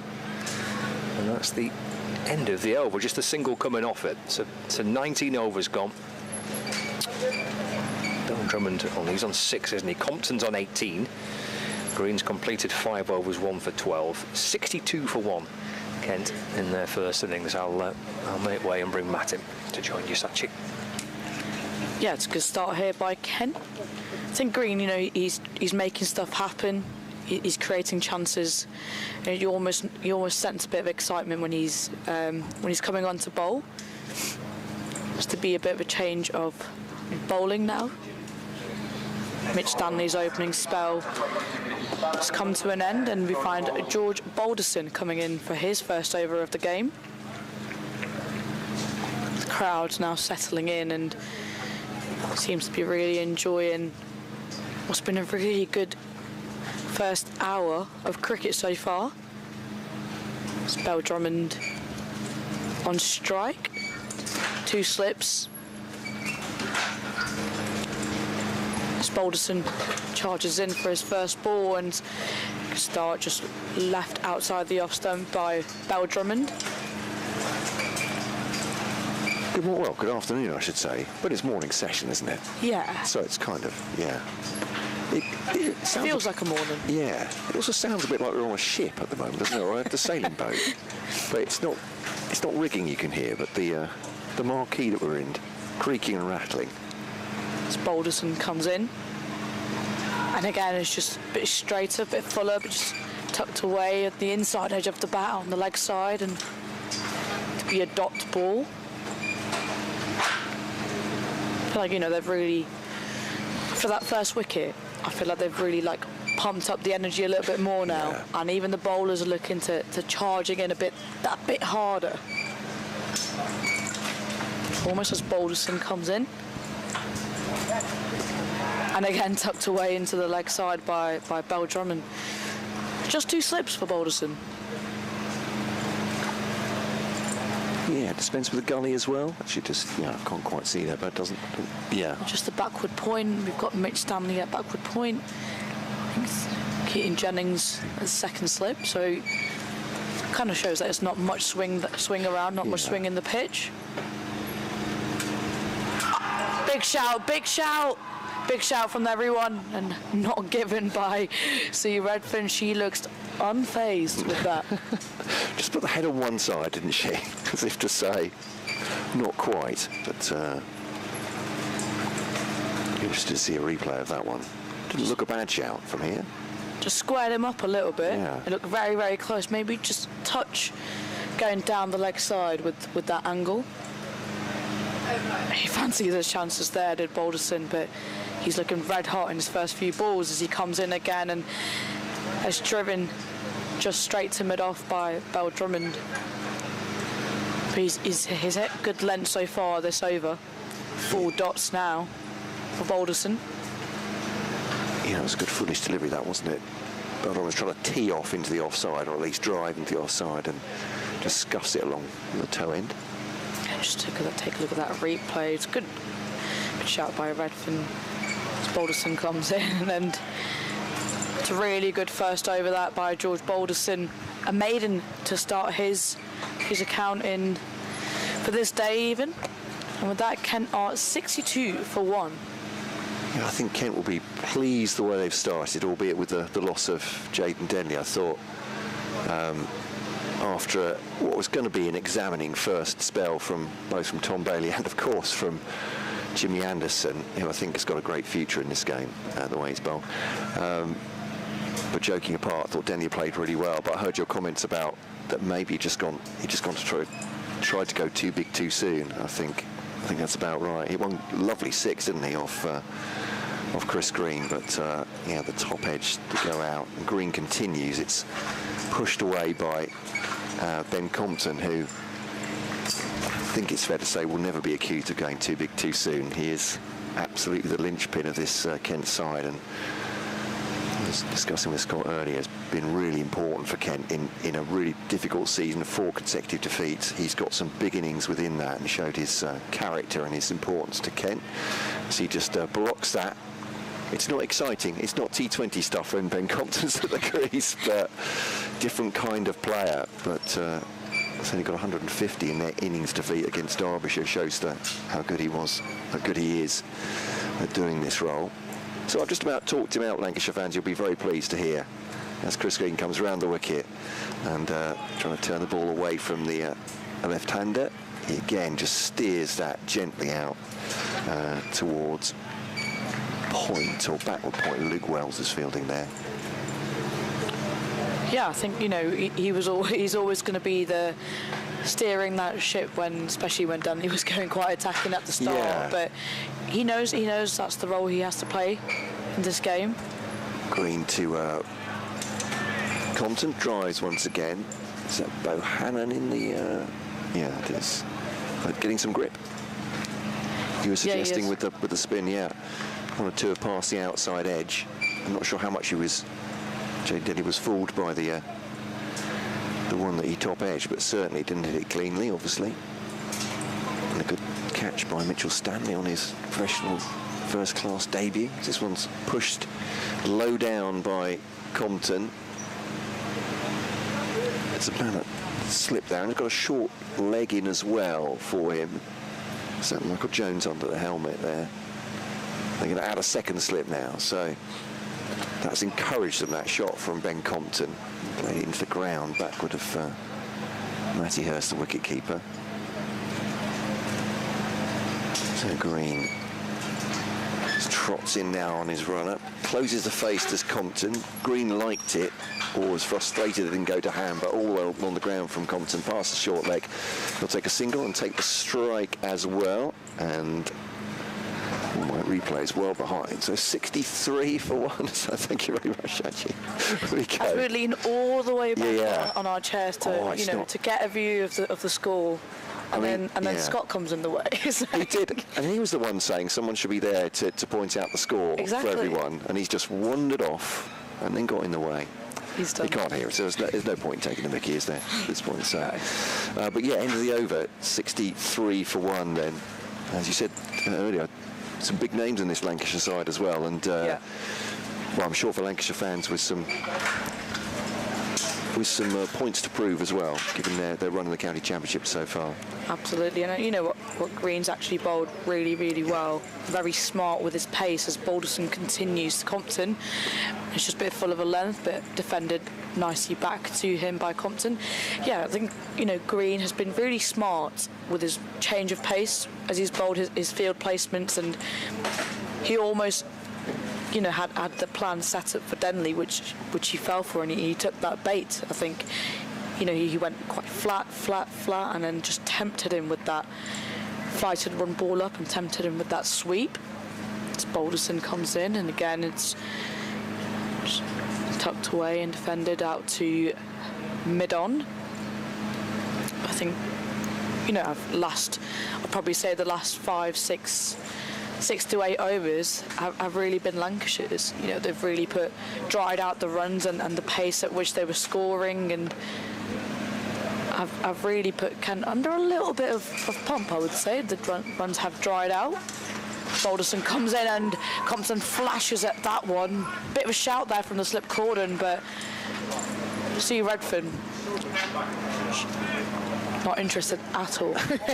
Nothing faces it, honestly. She's umpired a lot of my games, and I'll tell you that unless it is dead plumb, that finger is not going up. I think as you say, he took a bit of swing of that one. Did it keep just slightly lower? Maybe Balderson's just checked back on his pace. And again, just beautifully bowled again by Balderson. Just gentle defence from Compton. It was a bit of a waft, I'd say. It was, wasn't it? Yeah. Yeah, certainly deceived him. There was going on about how nugget he is, and he doesn't take any chances, but obviously he has scoring shots too. But 19 from 59 balls now. So Balderson charges in and is left alone that by Compton. He's a patient player as Compton, and he knows that he's got to steer that ship. He's got to be here. Looked back all day. And Balderson, what I've probably noticed is when you're bowling from that top end is, one side has a little bit more of a carry than the other side. Right. As we saw with the couple of deliveries in this over, as Balderson comes in, bit back of the length and just defended again nicely by Compton, and with that will be second maiden over on the bounce for Balderson. Kent are 63 for 1, their 22 overs. Yeah, reasonable start given they've been put into to bat here, I suppose. Just on the ball statistics of it, if you put a team into bat, you want 3 before lunch, I think, wouldn't you, as a sort of par score. Not saying there won't. There's still 40 minutes to go, so I'm not wishing the time away. But and from a very amateur point of view, as in mine, when you start off and it's cloudy skies and it's a bit breezy, and Jimmy Anderson is the opposite bowling captain, and he's won the toss and he's put you into bat and he's bowling. He's literally bowling first. Then 63 for 1 doesn't look too bad, but maybe I'm overstating it. Certainly it was a tester for Denley and for Compton. Green now to Bell-Drummond. Let's get a little bit of turn again, but it's going down the leg side to Matty Hurst, takes that one. So the short leg's still in, Michael Jones. And Keaton Jennings at slip, they've got a leg slip in as well. As Luke Wells come round to field there, I think. And just a deep breath from Chris Green, you can see that as he comes in now. Prance is in. Bell-Drummond trying to engineer the ball, work it past Bohannon at mid-wicket, but can't. As you were saying, Shachi, the runs have dried up for Kent here in recent overs and puts pressure of its own on, especially if any of these players, well, Compton won't be, but Danny Bell-Drummond might still subconsciously be thinking T20 at this point. He comes down the pitch, and there he is. He takes Gress's green that goes for 4. Thank you very much. Actually, I can't actually see that right-hand side of the ground. It's not just ignorance, it's... and that has gone for a boundary. So, yeah, just definitely took him on there. Close fielders around the bat. And I'll get more of a look at that, I think. Yeah, on the ground, actually. I thought it might be uppish, but he's punched that shot he was looking for in the couple of previous balls. He didn't get past Bohannon. So 4 for Bell-Drummond. He's on 10 now from 21 balls. I think we almost sensed that there was going to be a bit of an attacking shot coming after a few maidens. It's green to Bell-Drummond tries to push the ball past the bowler, dies to his right, Green, and parries that. Bohannon picks up. I was talking about that T20 mentality because both of these sides, it's a very quick turnaround from a Friday night, isn't it, to suddenly having played 7 T20 blast matches. I'm not making excuses for them, it's just, but it's human, isn't it? You get into a rhythm of doing one form of cricket and somehow, it's falling forward, Danny Bell-Drummond there, sort of smears it out onto the onside. Well, that looked very uncomfortable indeed. I think he's been done by Green there. Just a bit of extra turn. Danny Bell-Drummond unsettled and unbalanced by that. I think that Lancashire have sensed that he's squaring up a little bit when it's on the leg side. Yeah, and that one again, he's clipping with the spin to the hands of Josh Bohannon, but along the ground, a cry from Chris Green at the end of the over. It's a good one as well. He's taking him on for the 4. I don't think he'll mind that tremendously much at this point, you say, because the pressure is on and almost forcing him into to scoring shots. But yeah, as I said, I'm not making excuses for either side, but Kent left Essex late on Friday evening. Coach went back to Canterbury, so got there in the early hours of Saturday morning. 7-8 hour coach journey yesterday. No time to net, and you're straight into this. And as I said, I'll make no excuses for Kent in that respect, or for Lancashire necessarily, but it's such a tight turnaround between the two competitions, isn't it, to get yourself back into this frame of mind. Absolutely, and I was speaking to Craig White, Lancashire's bowling coach, pre the game, before the toss, and he's saying you're almost on autopilot. Yeah. You come in and they were here yesterday. Lancashire actually had the chance to have a bit of a training session here at 12 o'clock yesterday, having a net, having come in at just past midnight from Derbyshire's blast game, as Balderson continues and just catch the inside edge of the bat there and just be a single as it trickles to fine leg. Got a short extra cover, a bit in catching extra cover almost. As Bell-Drummond comes back on strike, but yeah, I think it's really tough. Such a quick turnaround and that difference in mindset that we have to speak about. I know they are professional cricketers and this is their job, as everyone might say, but they're also humans, and when you've got a tired body and tired mind and your muscle memory starts to sort of take over, and if you've done something for the past month, that's what you're going to do. As Balderson comes in again, defended back by Bell-Drummond, and that was actually the first runs off the bat off Balderson's spell. His first 2 overs were 2 maidens, and he's looked in really good rhythm, probably the best of the lot, I'd say. Yeah, I think that's a good call, and that single that was a no ball from Balderson, actually, the previous delivery, but that's Bell-Drummond just defends that into the offside. Yeah, the one run off the bat from Compton, I have to say, he played it very late, didn't he, as well? So it shows that Compton, that Balderson is testing him. But yeah, as you said, they're human beings rather than robots, these cricketers, aren't they? And as you say, a player like Daniel Bell-Drummond is used to, for the last few weeks, see ball, hit ball. Absolutely, as Balderson continues again, just a bit back of the length and just tucked away a little bit to mid-wicket. Yeah, exactly, and I feel, all of these players, they all have their tired bodies and tired minds that coming into this game, so it really is, it's going to be all more of a mental game and a battle with it as well. I feel Lancashire now look more settled in their rhythm. their bowling innings as Balderson comes in, just defended it just off the edge of the bat a little bit there from Bell-Drummond. I think, you know, I've probably seen him a little bit against Balderson here, and he's just looked a little bit like he's squaring up ever so slightly. So I think Balderson would really be, you know, licking his lips, looking at that, and trying to bring that outside edge into the play. But his lengths have been really good so far, has Balderson's. 2 slips, and again, a bit foolish of the length, and Bell-Drummond sort of skips a little bit out and just defends it and prods it a little bit out into the offside for another dot ball. I mean, he's a naturally aggressive player anyway, Daniel Bell-Drummond, so I'm not over-egging that by saying, you know, he's in T20 mode, but yeah, as far as long periods at the crease, certainly when things are getting tough, as they perhaps are now as well. Again, it's a bit of penalty players. Big shot by Balderson, big shout by keeper. And not given again by Sue Redfern. They were really interested in that by the looks of it, and it was a beautiful delivery. Just angled in and shaped away, and felt like it, you know, might have caught his edge, but misses everything. And with that, with the end of Balderson's exciting third over, Kent are 70 for 1 after 24. I just thought, actually, with that bit, the umpire is the final judge of it, thank goodness, but just on the body language, Balderson went up straight away. Matty Hurst just took a beat before he decided he was joining in. I just wondered if that was an indication that, but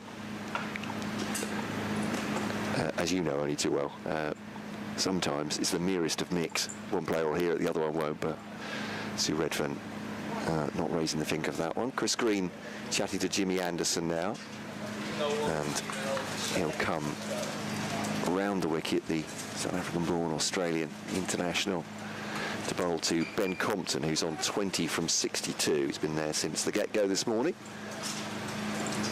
Opening innings for Kent, and blocks that one into the offside.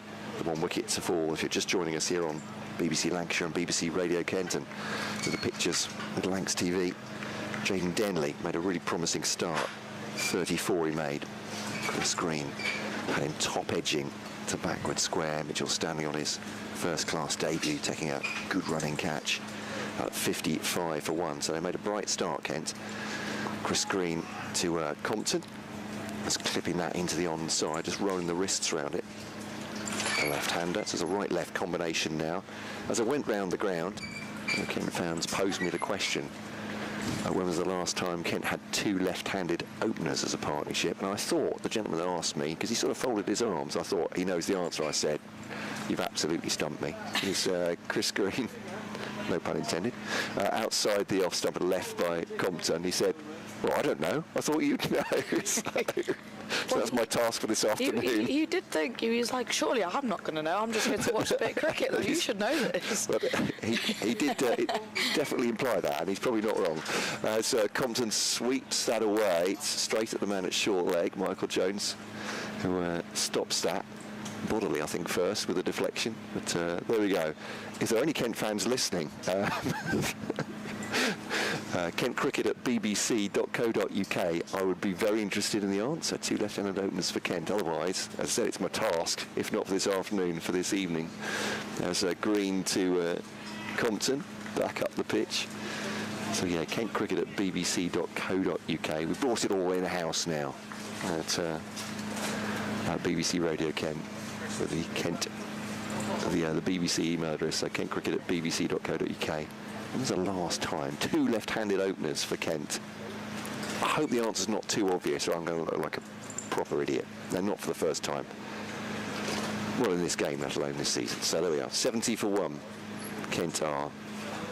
There is cricket happening ahead of us as well. Chris Green trying to winkle Compton out. He rocks onto the back foot. That's a good-looking shot. Will that be 4 behind square? It will. Umpire Milnes turns around and signals that 4 to, well, spoil the over from Chris Green. As I said, it's a great cat-and-mouse struggle between bowler and batter.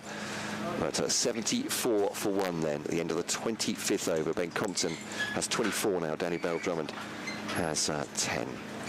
And a breezy day Do I need to say that? Do I need to keep saying it when you can hear the marquee creaking Absolutely. and groaning around us? I'm glad it's like, you know, probably like clamped to the floor or something like that, because we would be flying if that marquee wasn't here. But a really beautiful looking shot there by Compton, just punched off the back foot, a little bit in front of point.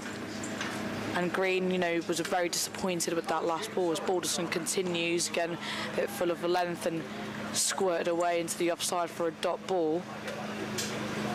Yeah, he's looking very composed, is Compton, and we know that he's that type of player that there's not going to be much that phases him really. He knows what balls he wants to hit and what balls he doesn't, as Green, you know, has a very attacking field set to both batters, and rightly so, want to getting on that pressure as Balderson charges in. Bit of a skip down from Bell-Drummond as he hits it straight back. Big chase there by Bohannon, and he'll come back for a 2. I think, you know, Bell-Drummond's almost seen the last couple of overs that he sort of used his feet to Balderson a bit to try and throw him off his length a little bit more. Yeah, it was a marathon knot, which Lancashire fans, well, I was going to say they won't want to be reminded, but it was a win at Canterbury, but he carried his bat in the first innings, Ben Compton, and was the last man out in the second innings, so was on the field for...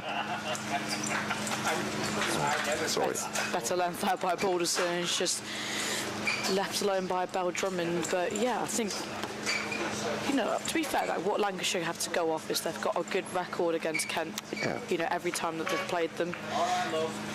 You know, last few times they've played, Lancashire have probably won, I think, 3 of their last 5 games, and Kent winning 1 and 1 being a draw. Balderson comes in a little bit of a skip again, and was that a dropped catch? I think he might bit have of a been a bump chance ball, there actually. for Balderson, but it was a bump ball. Just going from the reaction, actually, more than anything, like you, it seemed to just clip up to Balderson, but yeah, I think the lack of reaction perhaps says that it went straight into the ground.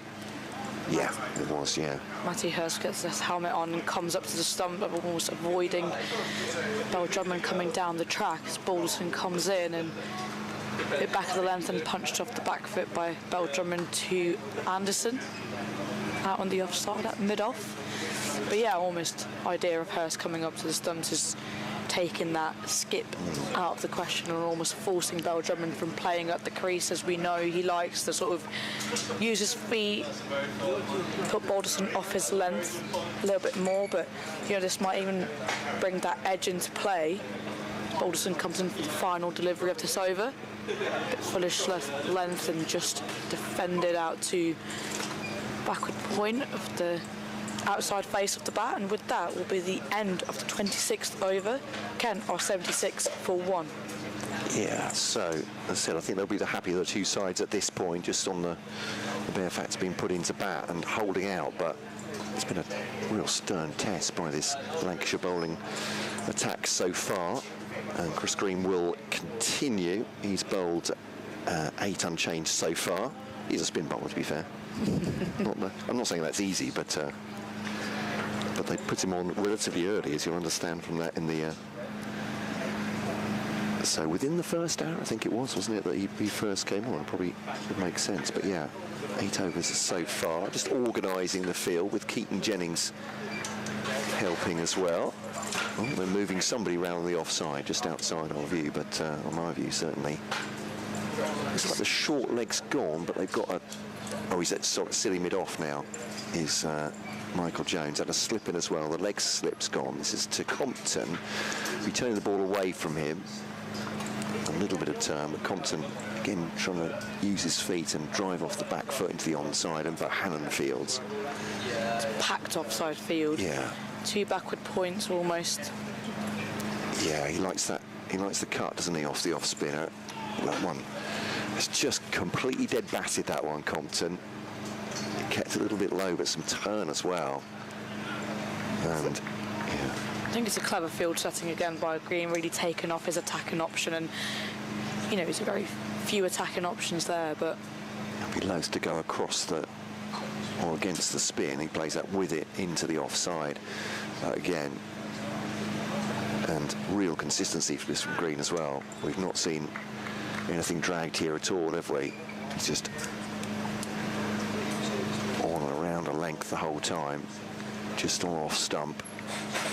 It's quicker this one, and Compton does take that one on. Well, there we go. I think he saw the quicker ball coming maybe, and has pulled that through mid-wicket for 4 runs. So Chris Green just trying to use some variation there.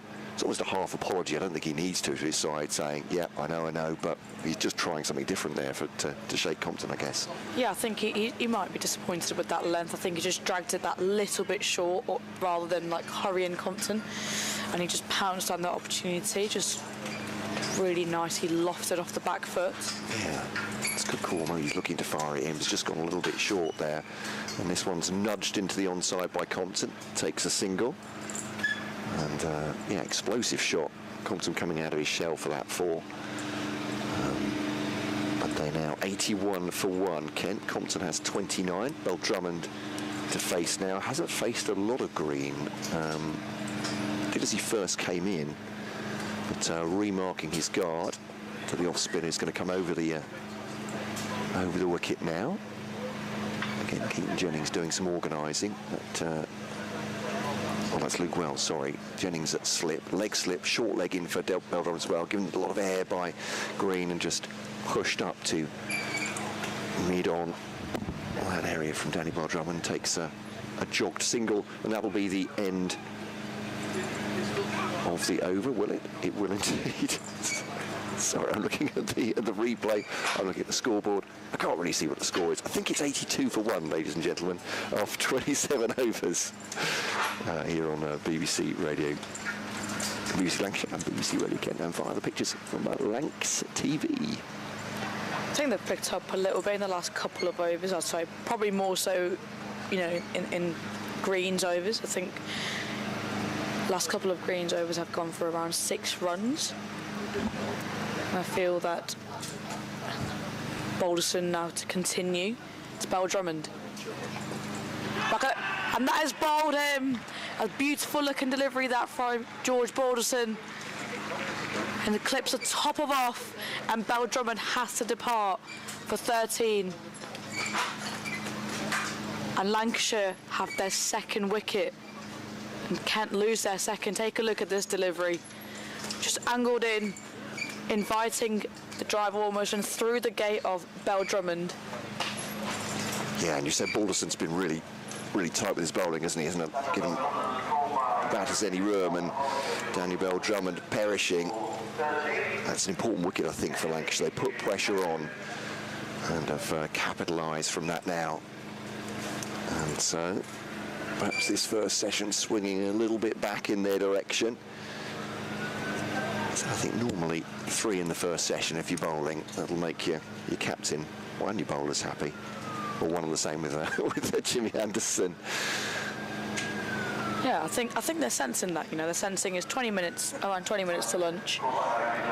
They've got a bit of momentum. The runs have sort of dried off a little bit. I feel like it was a really good move by Matty Hurst coming up to the stumps, almost taking that option of Bell-Drummond's scoring option really to Balderson, you know, making him think, and he almost looked to sort of poke that one a little bit too much. I think as Tawande comes out to the crease. Tawande, who scored his maiden blast century in the previous game against Essex. I say his maiden one. They don't come along very often, do they? T20 hundreds. It was a heck of a knock against Essex. He's a good 4-day summer as well. Yes, Balderson charges in, and again a little bit of a clipped on the leg side, but we'll just run away to fine leg. I just want to see if that's going to be signalled leg by, and it is by the umpire. Again, he's been really good in terms of attacking the stumps and putting it in that channel as Balderson. He's hardly missed his length. So that just angled a little bit too much to the leg side, but even the ball he bowled to Bell-Drummond, I thought it was inviting him to drive, inviting him forward, and You know, I felt like Bailey sort of was almost missed off a little bit on his length, where he was a bit shorter, and then so did Stanley in his previous sort of few balls. But Balderson has been exceptional this morning. Again, full of a length, and was defended with soft hands out to the offside by Compton. So Yaya's now the top run scorer in the blast. After that 100, he's made double-figure scores and good starts in all his games, and 70 in a big partnership with Daniel Bell-Drummond against Somerset in their win there. Again, punched off the back foot by Compton, bit back of the length by the chasers on out to the cover, and it'll just be 2 runs. Yeah, just bit back of the length by Balderson, and Compton, I feel like that's his shot, isn't it? He just waits for that one that's slide, ever so slightly back of the length, and doesn't waste any time capitalising on it. Yeah, you're right. It feels like his out shot, just to relieve the pressure, as you say, get the scoreboard ticking. Balderson comes in a bit full of a length and defends straight back to him. I mean, it's a lofty comparison to make, but a similar player in that respect to Sir Alistair Cook. He doesn't have a huge array of shots around the 360, but he's patient enough to wait for the bad balls, so it works for him. Yes, strong through the offside as Balderson comes in with short extra cover. 2 short extra covers just defended to Bohannon. Although somebody pointed out to me the other day, we asked him about it as well. His strike rate is higher than it's ever been for Kent this season. It's not T20 stuff, but I just asked him if he changed anything very much, and he just sort of shrugged and said, you know, you're always adapting or changing slightly, but no more aggressive intent necessarily. And again, bit back of the length and punched nicely by Compton, and that'll be 4 runs for Compton. That was a beautiful looking shot. Got on top of the bounce and just played it through the line in front of point. 4 runs, and with that will be the end of the 28th over. It will be 91 for 2. Just a bit of a loose over from Balderson in terms of his length, but he started off really, really nicely with that wicket of Bell-Drummond. Yeah, an important one as well, as you say, just capitalising Compton at the end of the over, and it's going to be a change of bowling at this end, is there? Possibly. Is Scott coming back to join us? There we go, he is. Now, I'm wondering if we're going to do that. Shashi, thank you very much, but I don't know if we're going to do the microphone dance there, where Scott has to come back into the throne that he's got here at Blackpool. They honour him as they rightly should. Jimmy Anderson's a sort of afterthought here. It's all about Scott Reed. There we go. Knocking things off the table. Oh, yeah. Causing chaos. Good afternoon. Good afternoon, yes. Yeah. Afternoon. And second wicket, I think, important for Lancashire. A bit of pressure that they had there. They capitalised on it now. Green to me, Indeed. With 3 around the bat, close in. Just drops in towards the leg side for a single. It was kind of classic Balderson dismissal, that really, with the keeper standing up and Balderson running in, bowling pretty straight wicket to wicket, not offering much options to try and score. A little nick behind to her, so good from Balderson. See that quite a lot from Lancashire's all-rounder. Yeah, needed another one, didn't they, Lancashire, before lunch? Yeah. Compton still going nicely, 35, as he often does. There's Green around the wicket, balls forward again. Then defends. I've got some sunshine coming through. Oh, my word. It'll soon be 30 degrees again. There you go. It is. It is quite cold, isn't it? I went for a little walk around the ground. Yeah. We were spoilt with all the good weather, haven't we? Yeah. It's quite chilly. Green to Compton, forward and defends again, and there's no run. So as this is a lofty tale. As dusk was falling yesterday, I was driving up here, and I stopped off at Charnock Richard. Oh, that's one of the most exciting ones. There we go. Oh, this is already an exciting story then for the lovers of a service station. one of the greats. Green comes into Compton, 40 defends, and there's no run. So got out of the car. The car thermometer's showing 30 degrees. Right. It's a hot day. Obviously, it's on the motorway, so it's been on the motorway as well, and humid. And I was thinking about today, thinking, I've not brought, I've not brought my swim trunks for the 4 days here. You're worried about your which is very lucky for everybody, I think. But yeah, thinking, I bought a jumper. What an idiot. Went in, had something to eat. By the time I came out, it had dropped about 10 degrees, almost literally 10 degrees. It was then 20, the wind blowing and breezy. So I thought, how long I've been in there for? This is what happens at Charnock Richard Services. Is it? Three things happen there. It's like the Twilight Zone. It is, It's a little bit freaky. 92 for 2 is a slight delay as they tweak the field a little bit. Green's in, balls forward again, goes Compton. So you didn't miss anything during that. The tale of surrealism at Charnock Richard Services there. Other services are available on the M6, blah, blah, blah. But yeah, none that I've experienced so far where the temperature will drop 10 degrees centigrade. It's unique for that. It's known for its microclimate. Green into Compton. He defends, and again, there's no run. It's the end of the over. Just a single coming off it. We've got 30 minutes remaining of the morning session. Compton's just done his usual thing, hasn't he? 35 not out from 83 deliveries. Tawanda Maid just starting his innings. Kent losing 2 batsmen so far. Jaden Denley for 34. Sweeping Chris Green, top edge sweep caught by Mitchell Stanley, and then Daniel Bell-Drummond nicking behind to Matty Hurst, the keeper of George Balderson. So 92 for 2 with 13 minutes left of the morning. Loath I am to ingratiate myself to Lancashire listeners, but this is a cracking ground, isn't it? It's lovely, isn't it? Really liked it, yeah. As Balderson continues to Andamier and just gently pushes that into the offside. But yeah, just walking around, just feels like right on top of play here.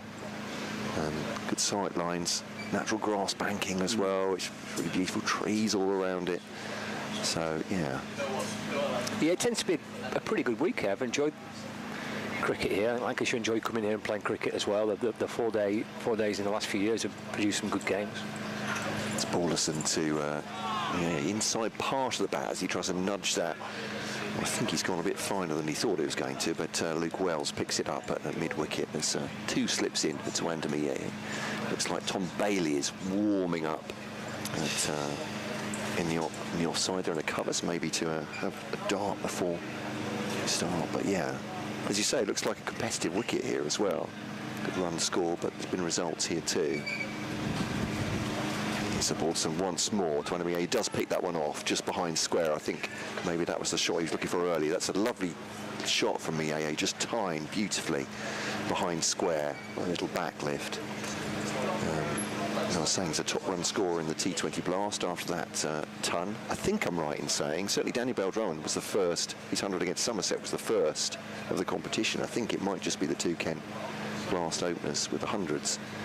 This is a different form of cricket, though, and Kent have lost 4 in a row, so if he could prove that here as well to Miaye, he'd do even more to endear himself to Kent fans. Wells fields this one at mid-wicket. Well, you get good value for your shots. I mean, that 4 that he hit there, he timed it lovely, but just nudged the ball away, didn't he, really? Ran away off a pretty fast, dry outfield for 4. Yeah, it's not the biggest playing surface here either, is it, I think. But none the worse for that. As Balderson to Miaye, this one's just opens the face behind square on the offside, and they'll come back for a comfortable 2 in the end, and thrown back into Matty Hurst. But yeah, you're absolutely right, that second wicket for Lancashire. I always think par for winning the toss and bowling first is probably 3. Obviously, it depends on conditions, doesn't it, and the opposition sometimes. But yeah, but 2 certainly. Another one will be very nice indeed. Feels just about even Stevens to me at this point. Kent haven't raced away. As Maid just defends that one back to Balderson, and there's no run. You see, just lean back up. In danger here. 98 for 2. Watch out. They've got themselves a fancy new scoreboard here. I mean, we can't see it, but there's a fancy new scoreboard. It's not for us. No. Electronic score, fully electronic score. Yeah, it's great. New for this season. Well, it's like Chris Green's spell is ending, and you're going to have a little dart with Bailey before lunch. So Green bowling 10 on the spin for the last kind of hour and 20 minutes, thereabouts. 10 overs, 1 made and 1 for 28. So tidy stuff from Chris Green. But his spell comes to an end, and Tom Bailey replacing Chris Green. Yeah, just under 10 minutes left of the morning session. Captain Anderson is pointing here, there and everywhere. He wants catchers and fielders moving into different positions. What's he got here? He's going to have... There's a slip and a gully. There's a short straight mid-off. Bailey's in bowling. It's left by Compton. You look at the field at the set now, and only a suggestion as to the nature of the pitch and the condition of the ball, because they've got plenty of catches in front of the batsman. They've got 2 short mid-wickets, 2 short covers. And 1 slip, fine leg, backward point, mid-off. Bailey bounces in again, bowls to Compton off that back foot. It's a nice shot. He's pierced a gap between the fielders on the offside. Will it run out towards the boundary rope? No, scooped up out in the distance. 2 added. On my tour of the ground, so I'm noticing the obviously the catering concessions. Sign of the times, massive queue. Yeah. For the coffee. Ah, yes. There we go, and there really is, isn't it? So the ice cream van untroubled, although it's a cloudy morning, and perhaps it's more of an afternoon thing. But yeah, there we go, doing great trade. Not surprised. Cappuccino maker. Bailey in balls. It's just back of a length and pulled by Compton away to deep backward square leg. 1 run. The residents of Blackpool love a frothy coffee. There we go. That's what I'm learning from this. Yeah, well, it comes highly recommended. Our colleague from the written media, Paul Edwards, was telling me all about how lovely the coffee was. Oh, there we go. It's worth a trip across to the other side of the ground to have something hot and frothy. If I got here a bit earlier this morning, I would have had one, certainly, but there we are. Although we're well catered for here, too. Yes, lunch will be substantial. That's worked away off the pads by Maid in front of square on the leg side for a single. It tends to be, and they do a great job, the catering staff. It tends to be kind of in the meat and potato pie type. Oh, okay. And it's sizable. You know, you could wedge your door open, that type of thing. You know, well, that's what it was in the last couple of seasons, anyway. There's a big, thick pastry crust. Sounds very good to me. Bailey in to Compton. Played that a little tentatively. Perhaps it just bounced a fraction more than he was expecting. Did something he wasn't expecting. At least it looked that way from the way he played it. Ishaji was saying this pitch was a bit spongy on top. Might get a little bit of tennis ball bounce at times, but maybe that is one that's just... Yeah, he played it in a fashion that he wasn't expecting to come to him like that. It's like a calmer approach this time, and comfortably in behind it and defends back to Bailey. And there's no runs. I think 4 coming off that Tom Bailey over. Kemp bringing up the 3 figures as well. They've lost 2 wickets, 102 for 2 at the end of the 31st over. So we're going to be actually maybe even 1 over ahead. We're certainly going to have 32 in the session. Did we start a smidgen before 11, perhaps? It's possible, I'm not sure. It'll be set by the umpires' watches, won't it, rather than anything else. See a double change. In a bit, Luke Wells. Yeah. So Balderson, 6 overs, 2 maidens, 1 for 19. Trying to Yeah, just marking his guard out. He goes, of course, up to the stumps, the Lancashire wicket keeper, with his cap stuffed into the waistband, the back of his whites. Jennings has a helmet on, so he's close enough at slip. Well, now he's close enough at silly mid-off. No, now he's back at slip. There we go. I'll keep you informed, listeners.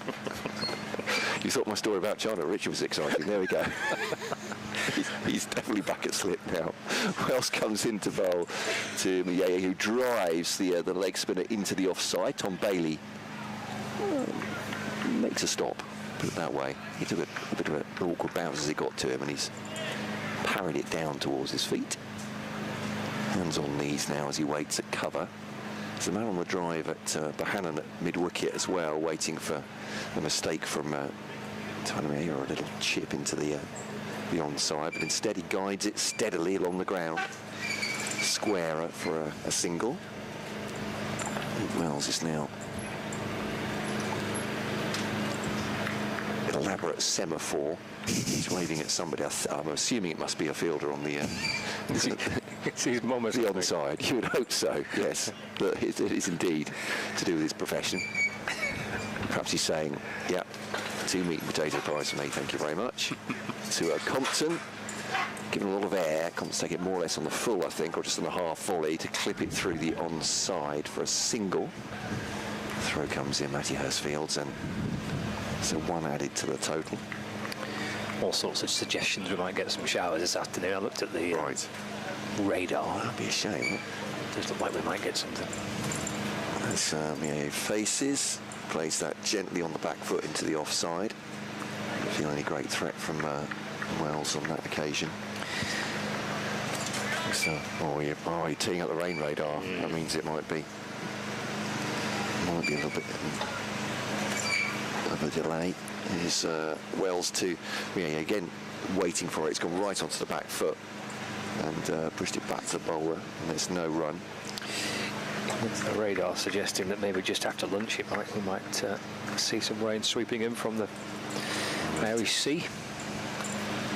It's a really absorbing contest so far. This one given some twirl by Wells, but driven into the offside by Maid, who takes a single, and can't go on to 105 for 2. At some point I'm going to lean back far enough that I'm just going to topple all the way back into the seats behind, and it won't be caught on camera. That'll be the sad thing about it. Sadly, I think the ground staff have not really got anywhere else they can put their blotter. And that's I'm not complaining. I don't think there's room for anywhere else. That's fair enough. They're not thinking of us first. Unbelievable. We're going to get an extra over in before the lunch break. Tom Bailey to Wanda Maid. That's defended to mid-on. There's no one. This will be over at number 33 of the morning session. And we were joking before, weren't we? Saying, what time will finish be? Well, it's not going to be 6 o'clock, because it's going to be way after that. They're never all overs on time. But yeah, it's been a combination of seam and spin this morning. Yeah, I've had quite a lot of spin up with 10 overs of green. And 1 of Wells, so 11 overs of spin this morning. Bailey to Maid. The back foot and punch to mid-off, where Anderson fields and there's no run. So 105 for 2. Final over this before the lunch break.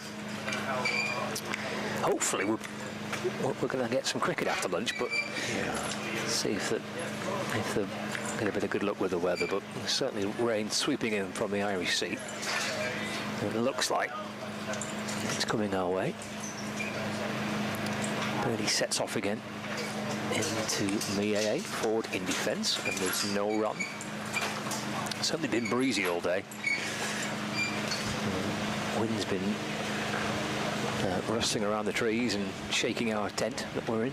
I say, it sounds like the rigging on a boat, doesn't it? Yeah. Just to reassure, we're not moored off the coast here with our binoculars on Scott's super yacht. Yeah, not tethered to the North Pier or anything like that. Bailey to Maid, driven back down the ground, fielded by Bailey off his own bowling, low down to his right. And there's no addition to the score. 105 for 2. I think that's my theme music. I'm off. Matt's off to do his 1 o'clock update. Radio Manchester listeners will join us as well for a little roundup of the morning in a few moments' time. Live here on the BBC Sport website and app, on Lancs TV as well. Pictures coming live from Stanley Park on the Fylde coast of Lancashire. Only a stone's throw really from the seafront. The tower behind us in the distance as well. And a decent crowd inside for this first game back at Blackpool this season. A lengthy break here. A conversation between Bailey and Anderson as to what Tom Bailey wants. There are only 2 balls remaining of the morning. The decision is to relocate Jennings, who was at slip, onto the leg side. So lots of catches in front of the bat. 2 to go of the morning. Here's Bailey. Ball's a slower delivery to Maid, and doesn't deceive him. Took pace right off there. Sachi Pai just joined us at the back end of the morning session. Been a good one, hasn't it, for Kent? Yeah, I think they'll be really happy considering they put into bat look like bowling friendly, seeming friendly conditions, and they've have a very good platform at 105 for 2.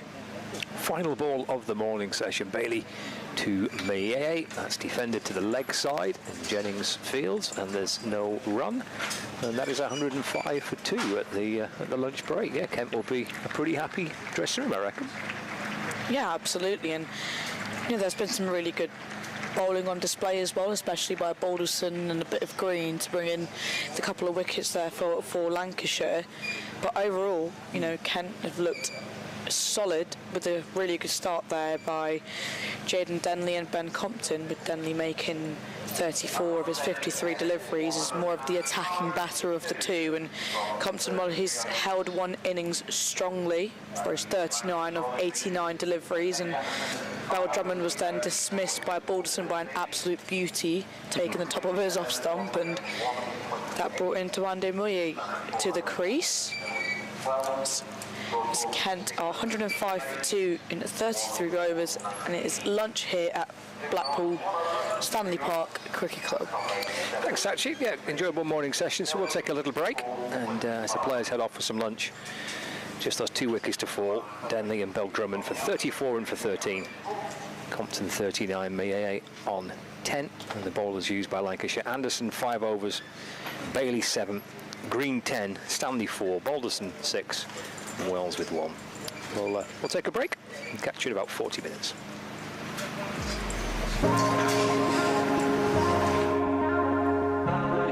Two names rich in history. Barton's, our family-run business with over 100 years of experience in drinks distribution, and Lancashire Cricket, a club drenched in tradition, heritage and globally recognised moments. Since 1917, Barton's has been supplying the finest wines, soft drinks and premium beverages across the UK, partnering with world-class brands to bring unforgettable experiences to every occasion. Now, we're excited to announce we will be bringing that same passion to cricket fans at Emirates Old Trafford. As the official wine, spirits and soft drinks partner of Lancashire Cricket, we're elevating matchday experiences, hospitality and celebrations across the next 3 years. From the first ball to the final cheers, Barton's is here to make every moment one to savour. Keep an eye out for some familiar brands such as Guinness, Celavino, VK Hooch and Britvic. Barton's and Lancashire Cricket, partnership built on passion, unforgettable moments and history.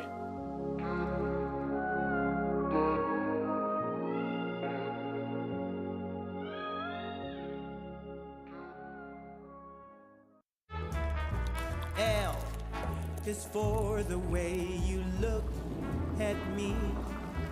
O is for the only one I see. V is very, very extraordinary. Welcome to the opening day. Oh, that is a wonderful shot.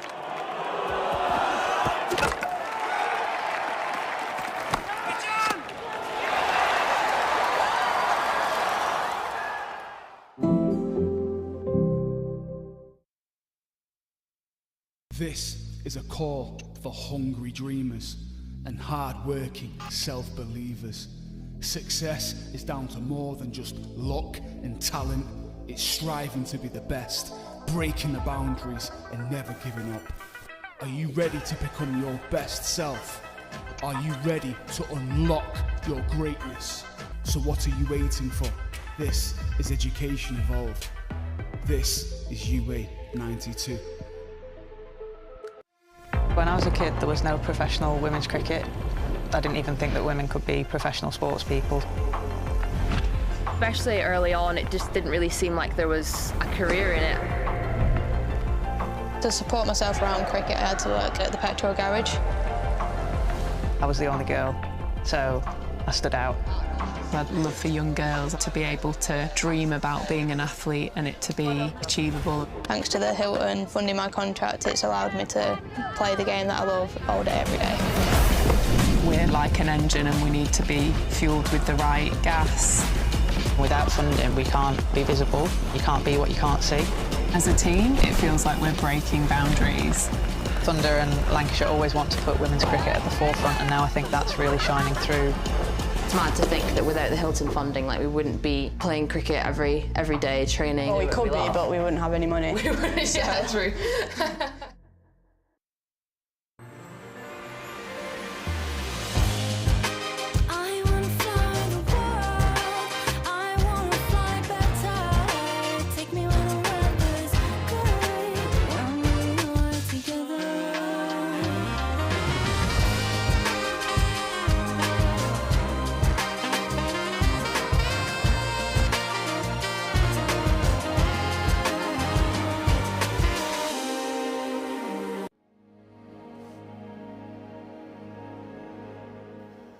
Hello and welcome along to another edition of Beyond the Boundary. This week I've got with me a man who's no stranger to Emirates Old Trafford, former Director of Cricket here at Lancashire. It's Ashley Giles.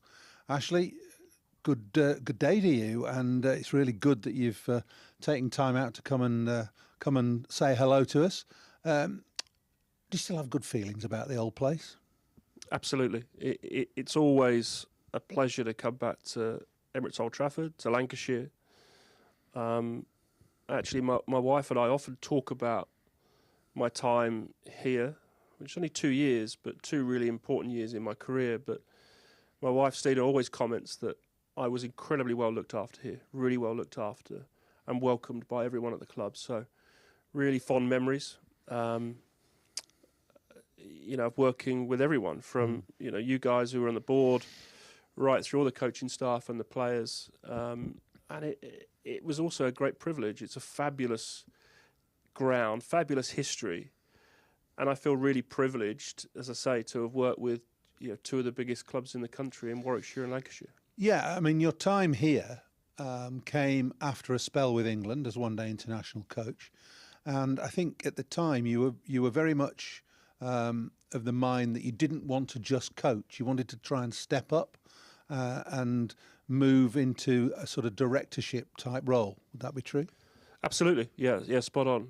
And at the same time, I started a master's course, a degree course in sport directorship here in Manchester. I've always wanted to sort of broaden my horizons or push my boundaries as to what I could do and my experiences. I love coaching. I still love coaching. And in many ways, that's the bit I missed and miss, is that one-to-one connection you get with a player on sort of taking him on that journey from A to B, or a team from A to B. Clearly, when you make that step to directorship, you are slightly more removed, and you've got to be more removed because your role is different. It's more strategic. It's more broad. But and Lancashire was certainly a good learning curve for that for me, because I was both coach and also stepping into the boardroom. I was going to say that it was an important step for you because you were ostensibly still doing a fair amount of coaching. So there was still that one-to-one and team liaison type role. And I think you probably, I don't think it'd be exaggerating to say that you laid the foundations along with Glenn Chappell of this current squad. Although you look back to 2015, there are very few players that played in the T20 final that are still here now. Yeah, absolutely. And I did see it was important transition years, I think, for Lancashire, and we both worked through that in bringing some of these young players through, giving them opportunities, as well as making sure you looked after those very solid citizens you have in a dressing room, and some of them are still playing. I mean, Crofty's still out there, which is extraordinary. It is. Great credit to him as and playing as well as ever this summer. But yeah, I really enjoyed that, and actually when I look back, because my first role at Warwickshire was both sort of coach and director, and that was a similar role to I had here, and in many ways they're the most enjoyable because you get the best of both. It's very challenging, and in the modern world with the amount of cricket we're playing in the different competitions, very difficult. But I did enjoy that role. And when you were in that role at that time, we're going back 7-8 years now, how important was it to you to develop the next layer of talent, if you like, to look at the way the academy and the age group structure was set up? Yeah, it always has been, and was, and is still. I think that's the fundamental bit of our cricket, both our clubs and internationally. We've got to be, in an ideal world, looking at a strategy that's long term, that's sustainable over a long period. And I've always tried to, and probably maybe sometimes to my detriment, move away from quick fixes and winning tomorrow. Sometimes you have to do that. You have to be aware of that. It's still not always possible. But I've always wanted to, I'd rather build over years than months, because I think that's better from a sort of legacy piece, to leave something behind. Even if when you're gone, that structure remains and grows. And hopefully Lancashire's got a bit of that. I hope, and I certainly think looking at the Warwickshire squad as well, that I went back to, I suppose what we did, myself and Jim Troughton, and then now Paul Farbrace coming in, have built a squad that has had success and hopefully will over a long period. Well, I think you're quite right with Warwickshire, but I think you're also right with that Lancashire have done that, and that it's been a club policy to develop academy and their own talent, and that's self-evident when you look at the sides that are playing now.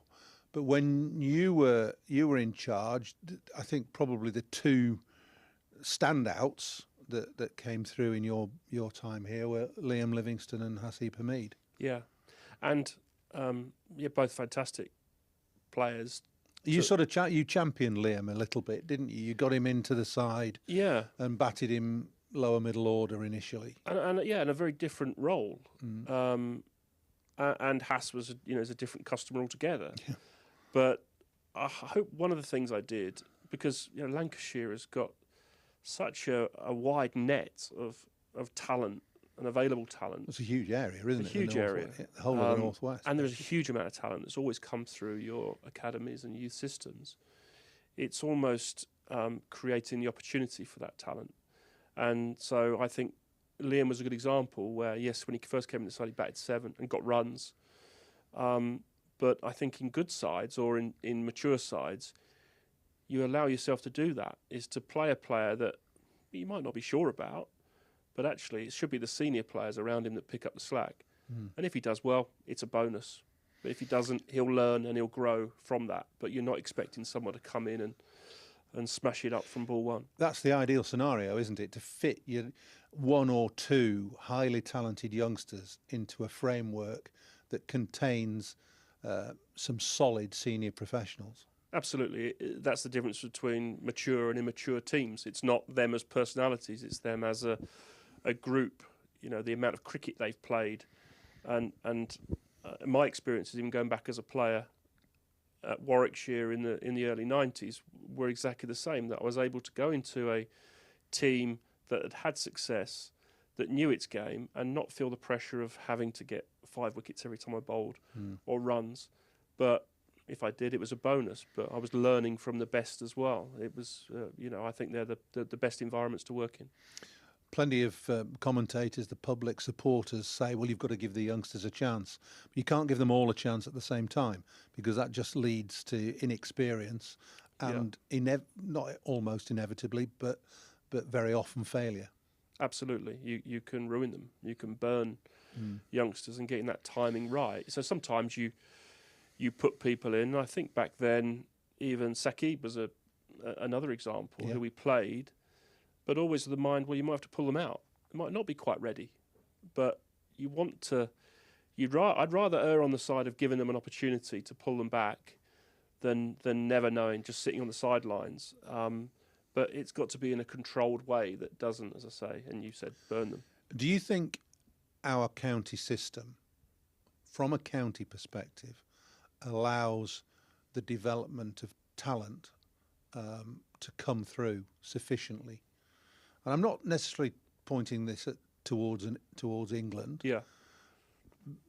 Whilst everybody probably admits that the county system is there to try and provide England players of the future, it would have to do that. Would be part of it, but it has to stand on its own 2 feet as well, as far as I'm concerned. Yeah. So. And is it set up to do that now? Well, if I just talk about that,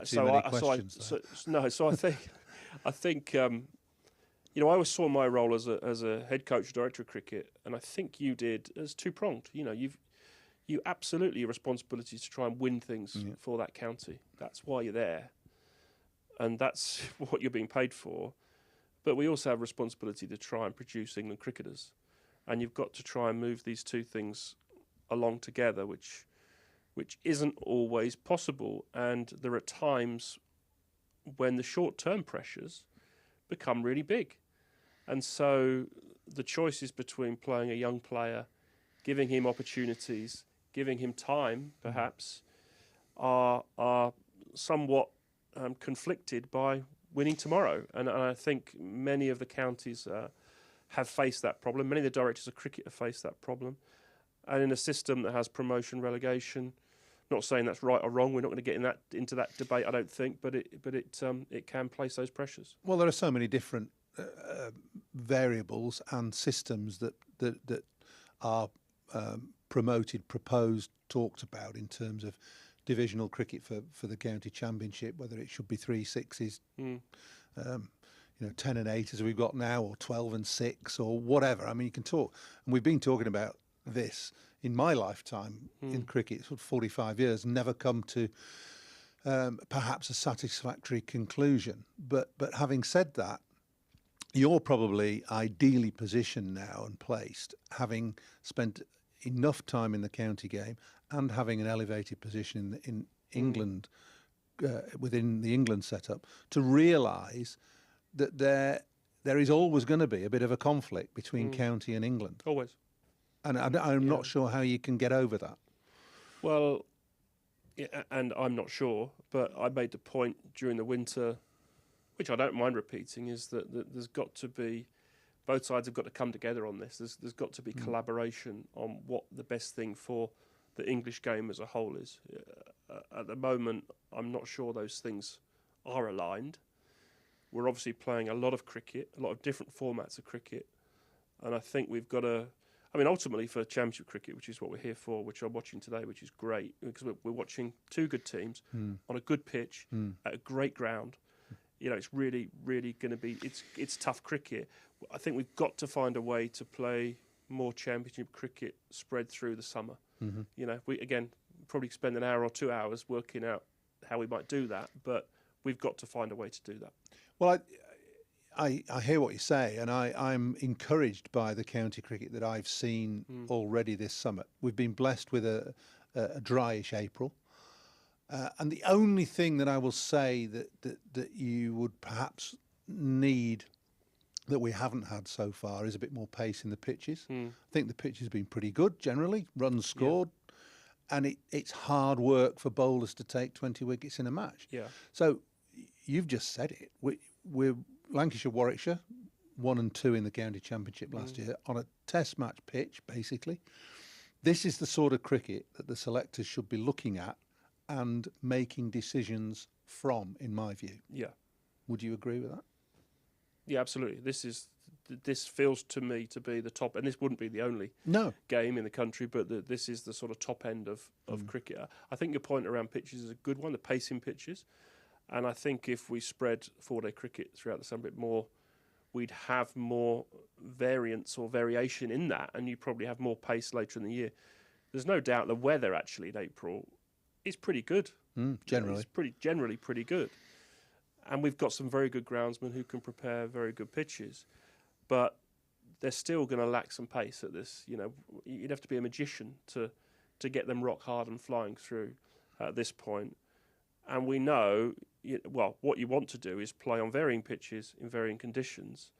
But at the very top end, you want some pace and some carry, and guys who can bend their backs being rewarded for doing that over long periods on generally good wickets, good surfaces. If you had a magic wand, and you've already said we need to try and play more 4-day cricket in the summer, I think there are 5 games actually in June and July this year, which is not bad, better than it has been. But if you had a magic wand, would you continue with all forms of the game that there are now? I think it's a given that we've got to carry on with 100 because the amount of money and time and effort and marketing and that has gone into that. I think I'm answering my own question. I think T20 cricket's essential for the counties, and we've got to play 4-day cricket. So we've got to try and fit it all in. Absolutely. And that's the eternal question. It is, and then 50-over cricket. You know, we've got a World Cup coming up next year.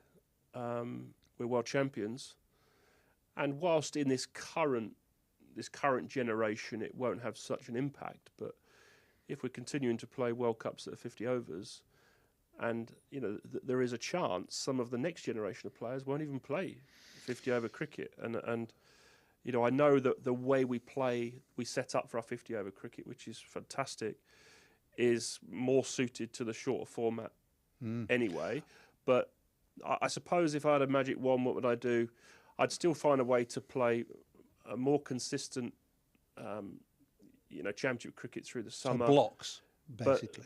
But I would, and this is me talking, I would think about, how we could do the T20 slightly differently. It's a very good competition. The quality of cricket's good. But could we play that? I know it goes against this, what we moved to in not swapping formats all the time. But maybe a more appointment to view once a week, Friday or Saturday night. Let's just make it clear here. There's no agenda in this discussion. This is Paul and Ashley having a chat. So it's personal views. It's interesting what you say about 50-over cricket, because one of your the finer achievements, I think, in recent years was to be head of England cricket when we won the World Cup in 2019. And you talk about 50-over cricket. I remember covering the 2015 World Cup out in Australia and New Zealand. And prior to that, it was thought and mooted that this might be the last World Cup of 50-over cricket. Yeah. And it was New Zealand coming along and McCullum playing the way he did and challenging the norms of 50-over that reinvigorated the game, which was great. Yeah.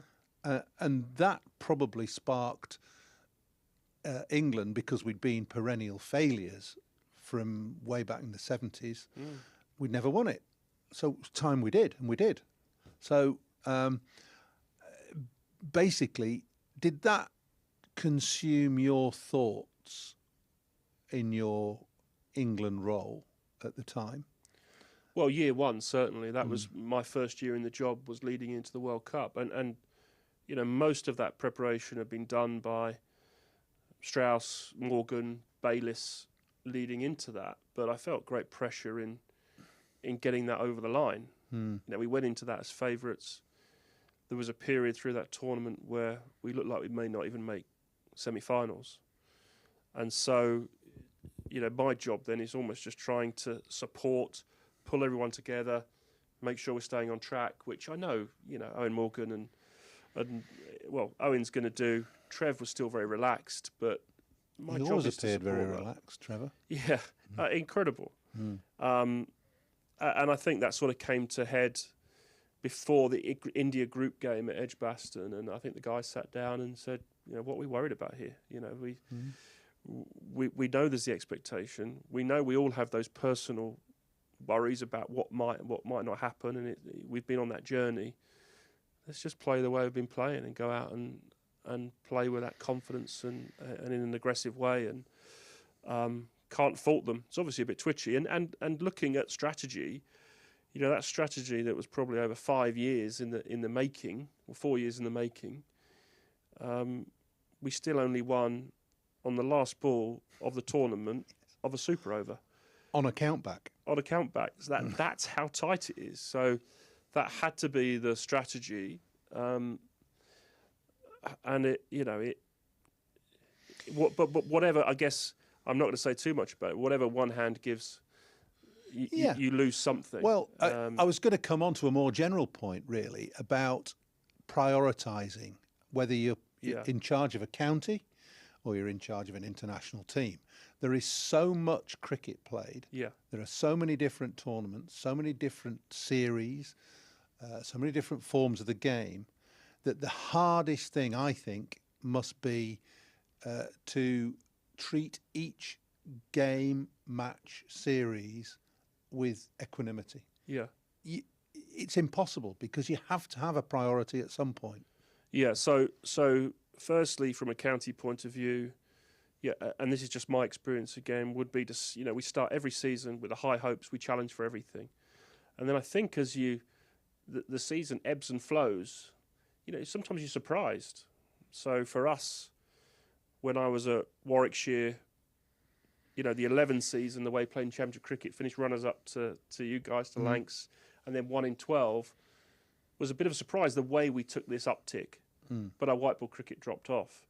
I think the way, us winning T20 in 15 here, we struggled through some of the group stages, but peaked at the right time. And then you sort of put your foot on the throat. With England, absolutely, we've had to, Test cricket, however we've played, whatever results have been like, has always been one of our priorities. It's just the conditions we faced on and off the field with COVID and everything else, and the opposition we faced on the field have been really challenging. But certainly in white ball cricket, after the 19 World Cup, we made the choice with 2 T20 World Cups coming up to make that switch to prioritise T20 cricket, to be able to challenge for a T20 World Cup or a World Cup. We knew we wanted to go into it as best in the world. So whereas I think when I came on, we were 3rd in the world in T20 cricket, 3rd or 4th. We got ourselves to number 1 in the world, got in a good position. Our 50 over went from 1st in the world to 2nd in the world, but that was a strategic decision that we didn't have a 50 over World Cup for a few years, focus on T20, and so we're happy with that. And, barring a couple of overs that went wrong in the UAE, we played some really good cricket in that World Cup and could have been double white ball champions. But so in that terms, there's a lot of thought goes into the prioritisation. Do you think that in England we have this? It's a preoccupation, but do we have too much emphasis on Australia and the Ashes? Or is it right to do that? It's clearly an emotional series, a very important series. And you played in one of the best Ashes series of all time in 2005. And, it has. I played in 81. Yeah. So, both iconic series amazing. in a way. And huge historical importance.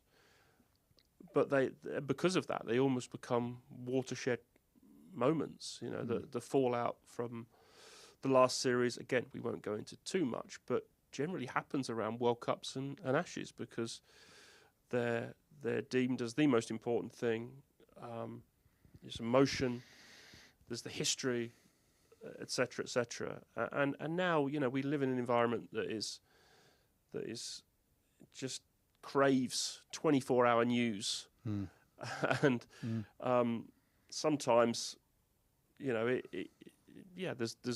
there's got to be change. There's something's got to happen, but there is a lot of importance placed in those series.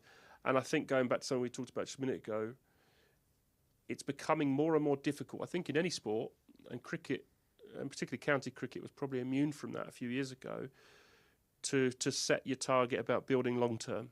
I've got a 5-year plan. We might not get 5 years. You've got to win next year. Instant success. Yeah. And that leads you to making some decisions that maybe you wouldn't in other cases. That's an interesting point. I mean, the public demands success. Players want success. They're not in the game a long time, are they? You know, they don't want to be necessarily part of a side that's going to win in 5 years, because they might not be playing then. Yeah. So it's a very difficult balancing act. Having said all that, you put yourself, I think, where you wanted to be. Your aim through your formative years at Warwickshire, then as an England one-day coach, and then with Lancashire, and then Warwickshire, you wanted to be at the top of the tree. Yeah. You won't have any regrets about that, even though things perhaps haven't worked out quite as well as you would have liked. Absolutely. I've always set about what, you know, and again, you look at where you've come from, your journey in cricket, all the things you've achieved. I look at mine. I still feel very privileged to have worked in the environments I've worked in and do the jobs I've done. And I wanted to work at that level, of course. The last 2 or 3 years have been the most challenging because of some of these circumstances we talked about, particularly with COVID, and challenging not just for me, but for everyone involved in that system, whether it be, you know, the board, chief exec level, the coaches, players, everyone. It's been incredibly challenging, and at the county level as well. But no regrets. I think you know, I'm sort of 3 months down the line of coming out of that role now. It's I've actually had a nice chance to reflect, and I feel fresher for it. You know, I think there's some challenging times ahead for everyone still, but it's I love cricket. It's, you know, it's an amazing environment to work in, but you know, we'll see what the future has in store. So, having been at the top of the tree in terms of coaching director of cricket work, what does the future hold for Ashley Giles? Does he want to try and continue in that? Does he want to move into perhaps another sport, or would you be happy perhaps getting back to grassroots and saying, I'm just a coach now, I'd like to have another go at coaching? Yeah, well, I think that's the process I'm still going through at the moment, which is great. Yeah. You know, I've got some time to do that thinking, but you know, when I reflect, I have done all of those roles. I've been a head coach, I've been a director of cricket, I've been the sort of national selector, I've been a one-day international coach, I've been the more director suit sort of role, and MD. So I have a lot of experience across cricket. Cricket is, well, the world's a massive place. The cricket world's quite small. You know, it's the sort of, it always reminds me of going to Lord's for the Test match. You always see the same faces, don't you? The same characters wherever you turn. That's what the cricket world's a bit like. So the moment, you know, I certainly haven't fallen out of love with cricket. As I just said, I love cricket. So it could be cricket, could be going into form management, coaching. I'm pretty much open at the moment, but you know, I'm also open to looking outside the box and working across sports, across countries, because ultimately the things we work with, Walt, are, you know, the fundamental thing is good people, structures, strategy. But I think the people thing is the most important thing. You get the right people around you, you've got a chance. Ashley, thank you very much. It's been a pleasure to chat to you for half an hour or so. We could probably have gone on for hours and hours and hours, but I'm glad to see you have come out of your England experience okay, and you're looking refreshed. And who knows what the future holds. Thank you very much. So thanks, Ashley, and we'll see you again soon on Beyond the Boundary.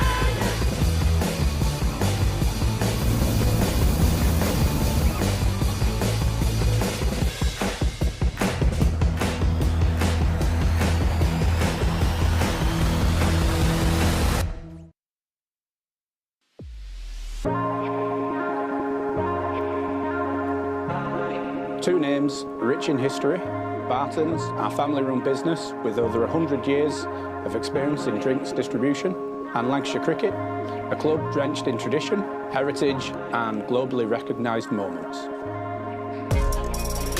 Since 1917, Barton's has been supplying the finest wines, soft drinks and premium beverages across the UK, partnering with world-class brands to bring unforgettable experiences to every occasion. Now, we're excited to announce we will be bringing that same passion to cricket fans at Emirates Old Trafford. As the official wine, spirits and soft drinks partner of Lancashire Cricket, we're elevating matchday experiences, hospitality and celebrations across the next 3 years. From the first ball to the final cheers, Barton's is here to make every moment one to savour.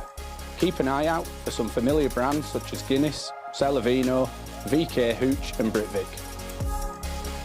Barton's and Lancashire Cricket, partnership built on passion, unforgettable moments and history.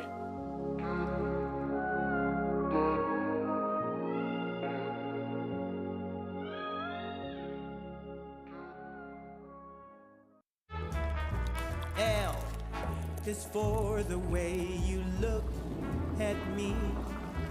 O is for the only one I see.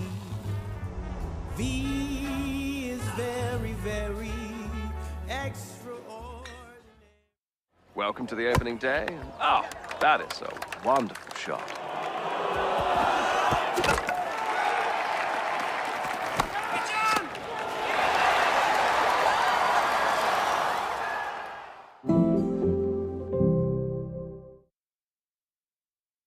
This is a call for hungry dreamers and hard-working self-believers. Success is down to more than just luck and talent. It's striving to be the best, breaking the boundaries and never giving up. Are you ready to become your best self? Are you ready to unlock your greatness? So what are you waiting for? This is Education Evolved. This is UA 92. When I was a kid, there was no professional women's cricket. I didn't even think that women could be professional sports people. Especially early on, it just didn't really seem like there was a career in it. To support myself around cricket, I had to work at the petrol garage. I was the only girl, so I stood out. I'd love for young girls to be able to dream about being an athlete and it to be achievable. Thanks to the Hilton funding my contract, it's allowed me to play the game that I love all day, every day. We're like an engine and we need to be fuelled with the right gas. Without funding, we can't be visible. You can't be what you can't see. As a team, it feels like we're breaking boundaries. Thunder and Lancashire always want to put women's cricket at the forefront, and now I think that's really shining through. It's mad to think that without the Hilton funding, like, we wouldn't be playing cricket every day, training. Well, we could be, but we wouldn't have any money. We wouldn't, yeah, true.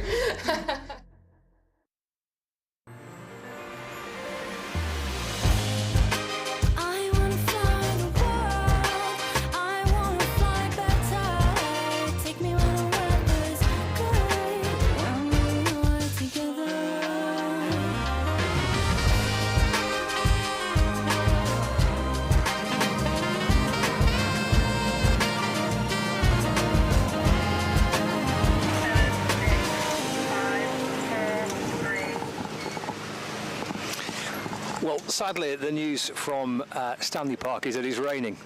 We were predicting rain at some stage today, and it has arrived pretty much on cue, which was to rain just after lunch, which is what's happened. So the covers are on. The ground staff, they weren't, I think, at first overly concerned about the prospect that we might get some showers, which gave us all a little bit of optimism that maybe we'd miss them. But the rain has arrived, so the covers are on, protecting the pitch and the bowlers' run-ups.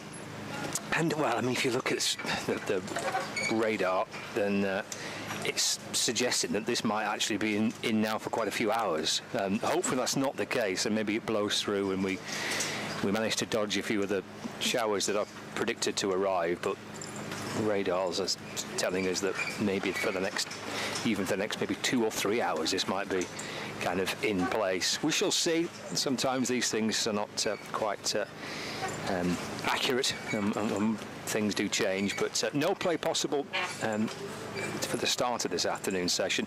This morning, what we saw was 33 overs, with Kent batting first. Lancashire won the toss and elected to bat first, and of the 33 overs sent down by Lancashire, they picked up 2 wickets, one for Chris Green and one for George Balderson. Green with the first, dismissing Jaden Denley. Top edge sweep caught by Mitchell Stanley. Good cameo from Denley, a very enterprising little knock of 34. And then Daniel Bell-Drummond was caught behind by Matthew Hurst off George Balderson for 13. And actually broke a partnership between those two that was worth 27 runs, and just starting to build on what Compton and Denley had done prior to that. At lunch, Ben Compton safely negotiating the final few overs to get to 39 not out at lunch, and Tuanda Mayeye alongside him unbeaten on 10 of the bowlers used by Lancashire. Jimmy Anderson, 5 overs, 3 maidens for 13. Tom Bailey, 7 overs, 2 maidens for 25. Chris Green, 10 overs, 1 maiden, 1 for 28. Mitch Stanley, 4 overs for 12. George Balderson, 6 overs, 1 for 19. And Luke Wells sent just 1 over down prior to lunch and went for 3 runs. So I'm afraid the news isn't too encouraging. In fact, you just see the ground staff starting to drag on additional sheets, which tells us maybe that this forecast for rain maybe is proven to be pretty accurate. The extra covers coming out there to protect the square. So no play possible, I'm afraid, at the minute. After the lunch break, Kent 105 for 2 in their first innings. We'll keep you updated across the BBC and on Lancs TV, hopefully with some news of some play in the not too distant future. But rain delaying the start of the afternoon session on day 1 here at Stanley Park.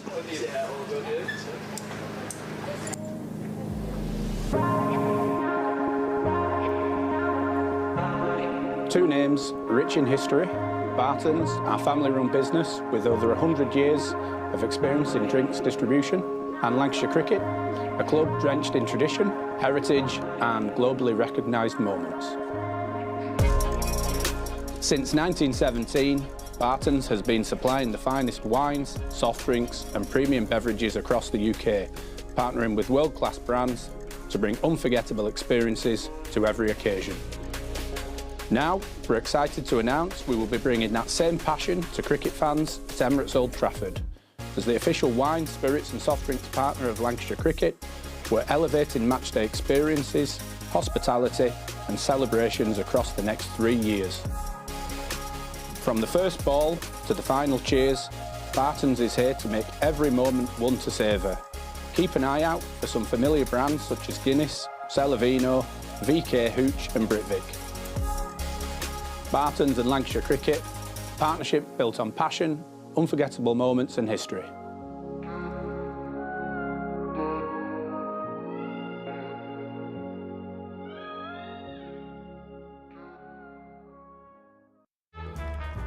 L is for the way you look at me. O is for the only one I see. V is very, very extraordinary. Welcome to the opening day. Oh, that is a wonderful shot.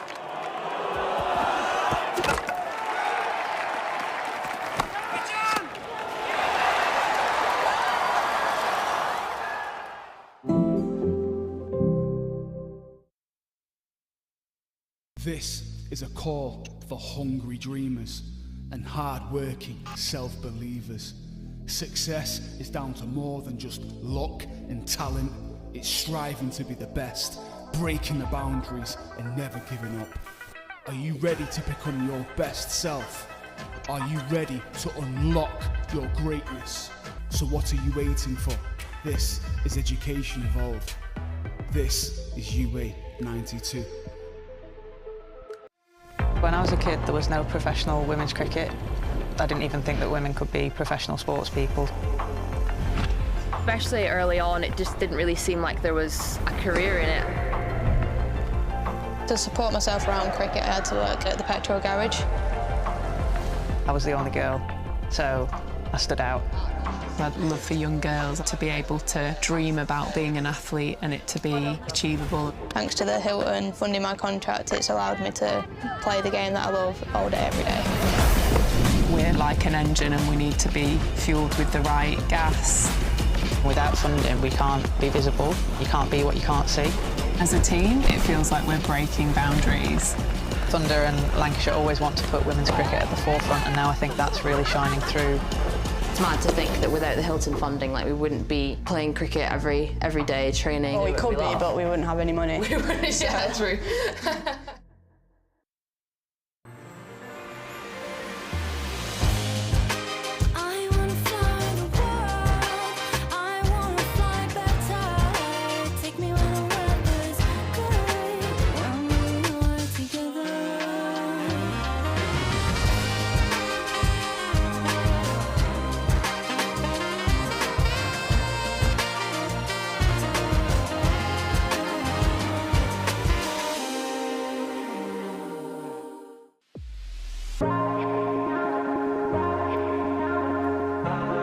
Two names rich in history: Barton's, our family-run business with over 100 years of experience in drinks distribution, and Lancashire Cricket, a club drenched in tradition, heritage and globally recognised moments. Since 1917, Barton's has been supplying the finest wines, soft drinks and premium beverages across the UK, partnering with world-class brands to bring unforgettable experiences to every occasion. Now, we're excited to announce we will be bringing that same passion to cricket fans at Emirates Old Trafford. As the official wine, spirits and soft drinks partner of Lancashire Cricket, we're elevating matchday experiences, hospitality and celebrations across the next 3 years. From the first ball to the final cheers, Barton's is here to make every moment one to savour. Keep an eye out for some familiar brands such as Guinness, Celavino, VK Hooch and Britvic. Barton's and Lancashire Cricket, partnership built on passion, unforgettable moments and history.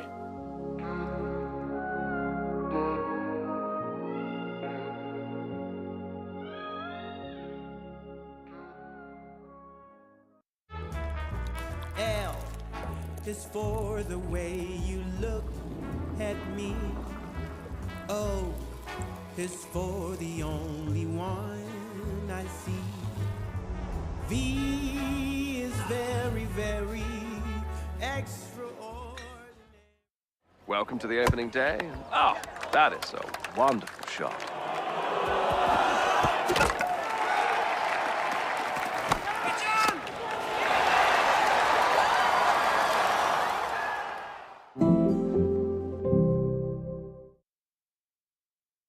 This is a call for hungry dreamers and hard-working self-believers. Success is down to more than just luck and talent. It's striving to be the best, breaking the boundaries and never giving up. Are you ready to become your best self? Are you ready to unlock your greatness?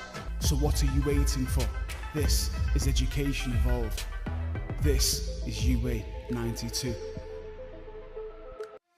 When I was a kid, there was no professional women's cricket. I didn't even think that women could be professional sports people. Especially early on, it just didn't really seem like there was a career in it. To support myself around cricket, I had to work at the petrol garage. I was the only girl, so I stood out. I'd love for young girls to be able to dream about being an athlete and it to be achievable. Thanks to the Hilton funding my contract, it's allowed me to play the game that I love all day, every day. We're like an engine and we need to be fuelled with the right gas. Without funding, we can't be visible. You can't be what you can't see. As a team, it feels like we're breaking boundaries. Thunder and Lancashire always want to put women's cricket at the forefront, and now I think that's really shining through. It's mad to think that without the Hilton funding, like, we wouldn't be playing cricket every day, training. Well, we could be, but we wouldn't have any money. We wouldn't, yeah, true.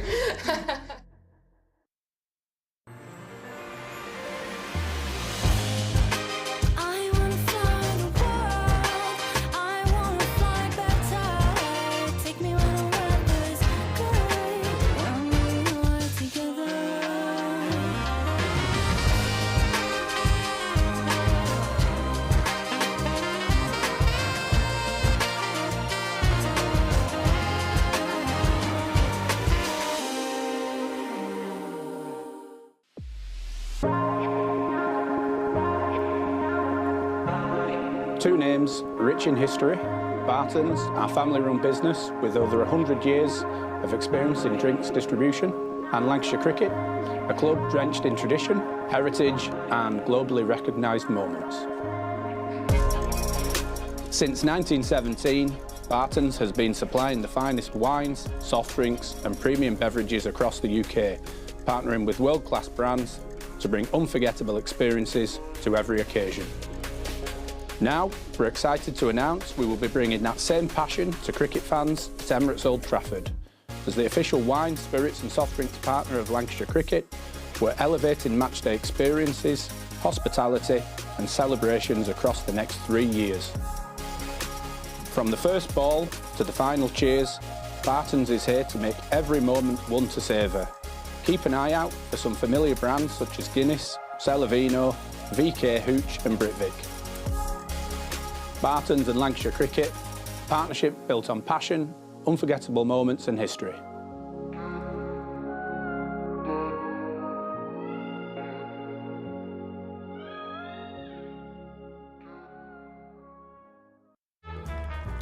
L is for the way you look at me. O is for the only one I see. V is very, very extraordinary. Welcome to the opening day. Oh, that is a wonderful shot.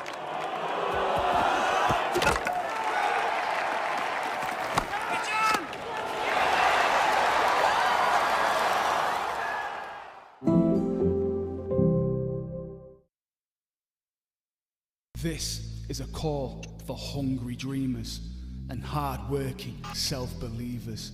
Success is down to more than just luck and talent. It's striving to be the best, breaking the boundaries and never giving up. Are you ready to become your best self? Are you ready to unlock your greatness? So what are you waiting for? This is Education Evolved. This is UA 92. When I was a kid, there was no professional women's cricket. I didn't even think that women could be professional sports people. Especially early on, it just didn't really seem like there was a career in it. To support myself around cricket, I had to work at the petrol garage. I was the only girl, so I stood out. I'd love for young girls to be able to dream about being an athlete and it to be achievable. Thanks to the Hilton funding my contract, it's allowed me to play the game that I love all day, every day. We're like an engine and we need to be fueled with the right gas. Without funding, we can't be visible. You can't be what you can't see. As a team, it feels like we're breaking boundaries. Thunder and Lancashire always want to put women's cricket at the forefront, and now I think that's really shining through. It's mad to think that without the Hilton funding, like, we wouldn't be playing cricket every day, training. Well, we could be, but we wouldn't have any money. We wouldn't, yeah, true.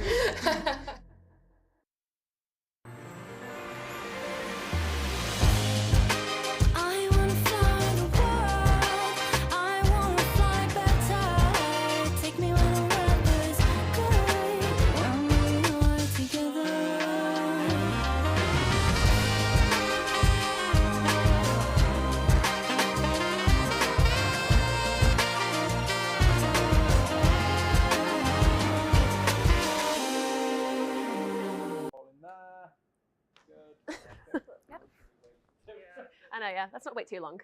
Hi. Hello. How are you? Oh, I'm fine. How are you? I'm good. You just got back from holiday, haven't you? I've been training camp. That was turning into a rehab camp. Oh, okay. Yeah, 12 weeks now since I. But they're talking. I can't interrupt them while they're talking. Come on, you can come in the middle. Well, you've interrupted Hi, now. I'm here. Who invited her?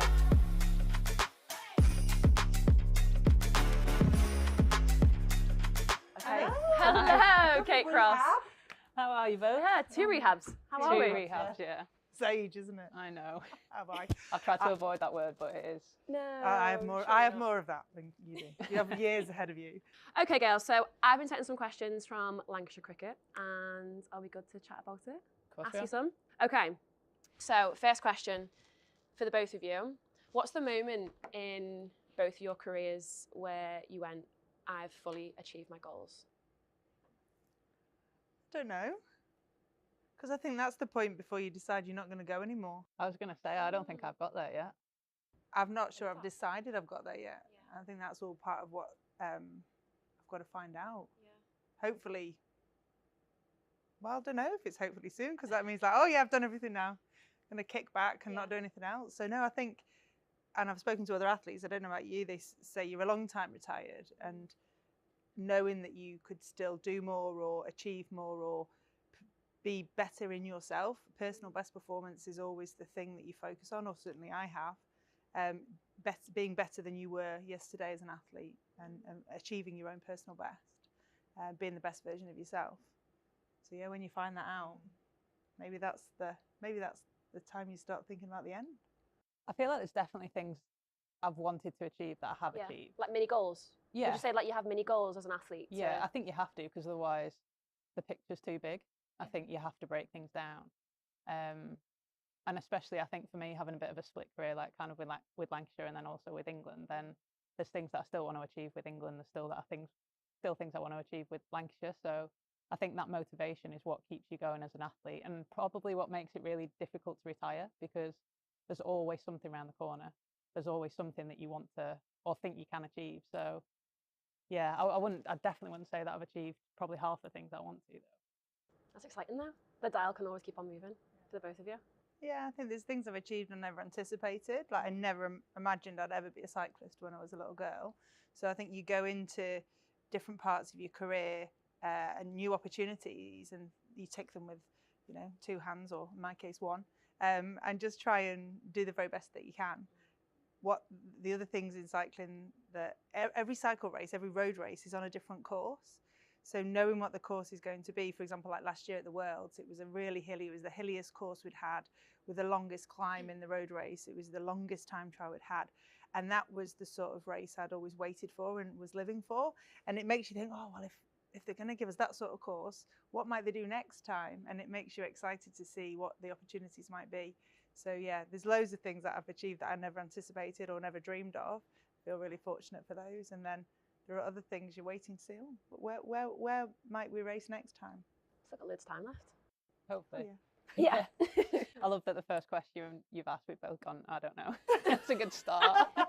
That's all right. That's fine. But I also think a lot of people think that athletes have got it all worked out, that they know exactly what they're doing. And we know what we're doing day to day. We know the foundations that you need to be a strong athlete, to look after yourself as best you can, or you have mishaps, as we've both had in the last winter. But you have a kind of a way of working, kind of a operational principles, if you like, of being the best athlete you can be, of getting enough sleep, eating the right things, planning your logistics around recovery training from travel days, and all the different things that you have to do. We have certain things worked out, but we don't have everything worked out, and I think that's okay. What are the biggest changes that you've both found since being in women's sport?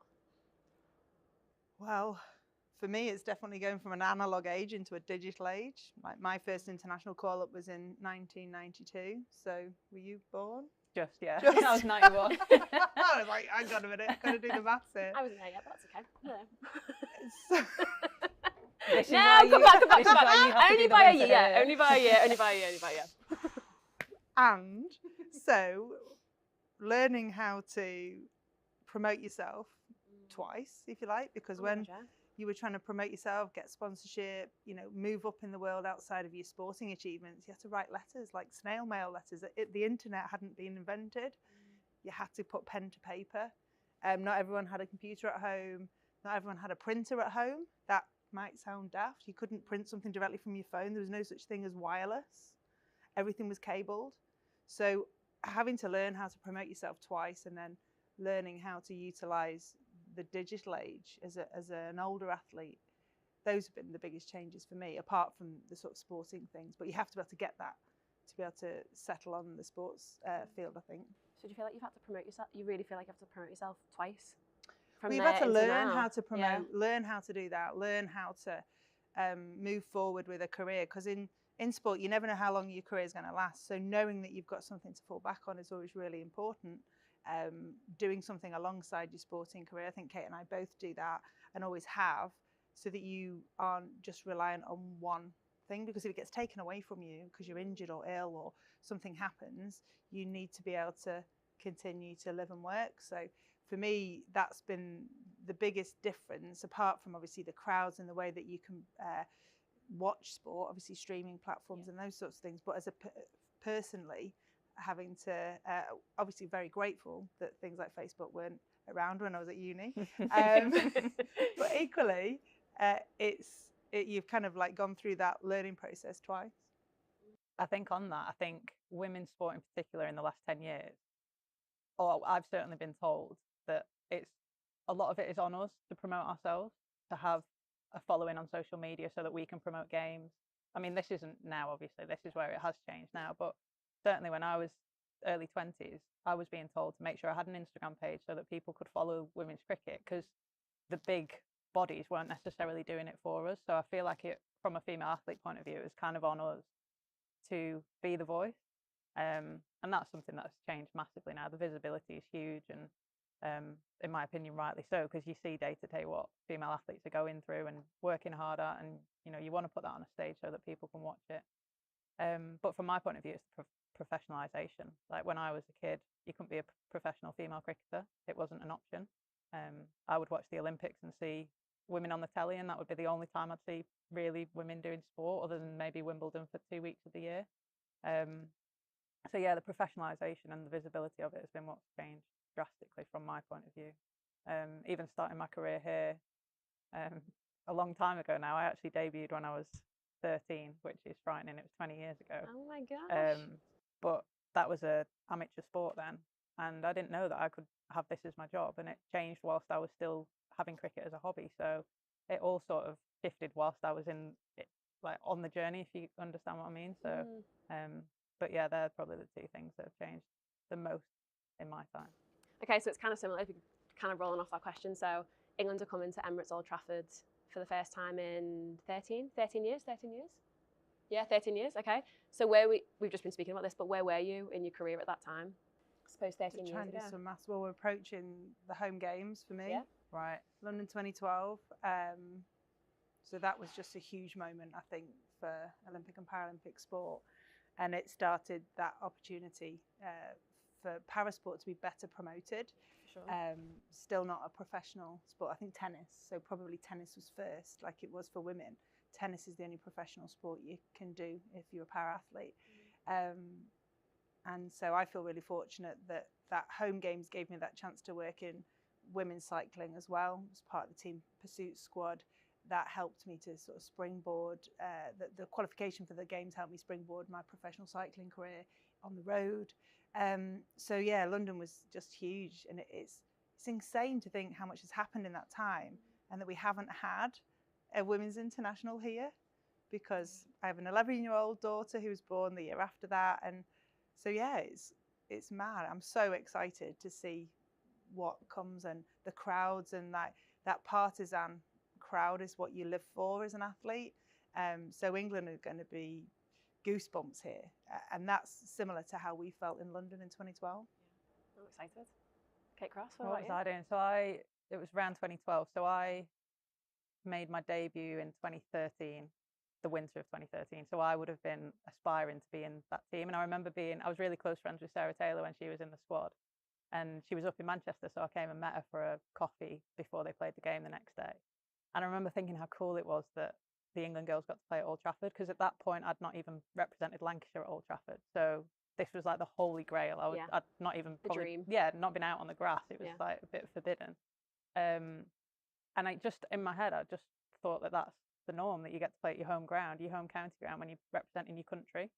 And I've still not been able to do that. And realistically, probably still not going to be able to do that either, because I'm not aligned with T20 cricket. So it's probably unlikely that I'll be able to get to play in that game. But for the likes of Sophie, Lammy, Ellie, all the young girls aspiring to play for England, obviously Sophie's a dead set in that team. But, for all those young girls now, I hope that kind of shifts the narrative, and that we do get more cricket up here, and that this does become a hub for women's cricket, because I've had so many great memories here, and I'm reliant on Lancashire really for the career that I've had. So I want other girls to have that experience, but also be able to then almost take that into their England careers as well, and make sure that this is a place that England women come and play cricket and have success at.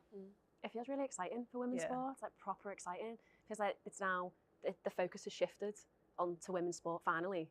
Well, And really it just feels has. this real big excitement and buzz around it. And it's the depth of that is being felt. So my daughter plays in an under 13 side, and What's your daughter do?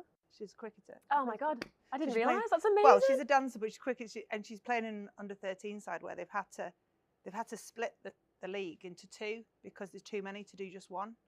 And it was one league last year, and now it's two pools of teams with like Stockport Georgians and Woodford and Langley and all of the local clubs coming, Marple, I think, with Hayfield. So, and they've split it. I don't know who's in the other pool, but literally you're starting to feel that come all the way down.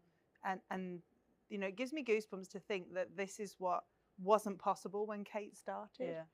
And they'll be able to come as a group, as a league even. They could all come together. I'm going to be making sure as a mum on the sideline, be like, we're not going to play that. You know, it's obviously not going to play that night. You're coming straight from school, you're coming to Old Trafford because, like you say, this is what they should be able to aspire to be able to do on a regular basis, regardless of who's touring. Well, by comparison, when I was 11, I was the only girl playing at a boys' club, and my local team was in Sheffield, the closest women's team that I could play for. So even in that short, I mean, it is a long amount of time, but in the grand scheme of things, and yeah, it's a short amount of time, and things have changed so quickly. And that's just so exciting that those girls can come and watch female athletes. Because again, I was watching Andrew Flintoff down here and Jimmy Anderson and people bowl. Like I was never able to watch females do what we do now. So I think it's going to be so great. And the tagline with women's sport is always that you can't be what you can't see. And if you're not exposing young girls to cricket or to netball or to whatever sport it might be, then they're never going to have the opportunity to know if they even want to give it a go. So, you know, this stadium is here to have people in it. It shouldn't matter whether it's men, women, disabilities, whoever should, you know, you should be able to get people watching sport here. And that's what, hopefully, when we break that record, come whatever date it is, I don't know, I should have probably checked that. But what's the date? July the 9th. July the 9th. Come July the 9th. Then 10,000 people we want to get, right? We want more than that. We want more than 10,000. Yeah, because we want to break the record. I think the record's just around 10,000. So, but this stadium holds 20,000 people, so we shouldn't just limit ourselves to 10,000 people because that's the record. So we want to sell it out. Yeah, completely sell it out. Yeah, and set the standard for what women's sport should look like. Exactly. And this goes back to 13 years ago. We'd never had sold out crowds. Like I'd never competed in front of a sold out crowd at home until the games in London. So we do sport over here. Like we used to talk about the Australians, and I competed in front of 17,000 people in a swimming pool in the games in Sydney, and that was like a goosebump moment. I was really glad I'd gone to the pool the day before my first race because I needed to see it because I could never have imagined it. I was 22 or 23, I think, and it was just like, wow, this many people in a swimming pool, that's insane. And that's what we need to become the norm, that those full houses are not seen as something that you might or you might not get. It's just something that's there because people enjoy watching great sport, enjoy watching great cricket. I know we spoke about this a little bit earlier about women's sport finally getting the recognition it deserves. And with it getting the recognition it deserves, do you think there's still a long way to go with where we're at now? Well, unfortunately, we still don't get the level of coverage. So globally, sport is worth X trillion, but the percentage of that's allocated to women's sport is still the same percentage. So it's all grown, and women's sport's got more, but percentage-wise, it's not any different.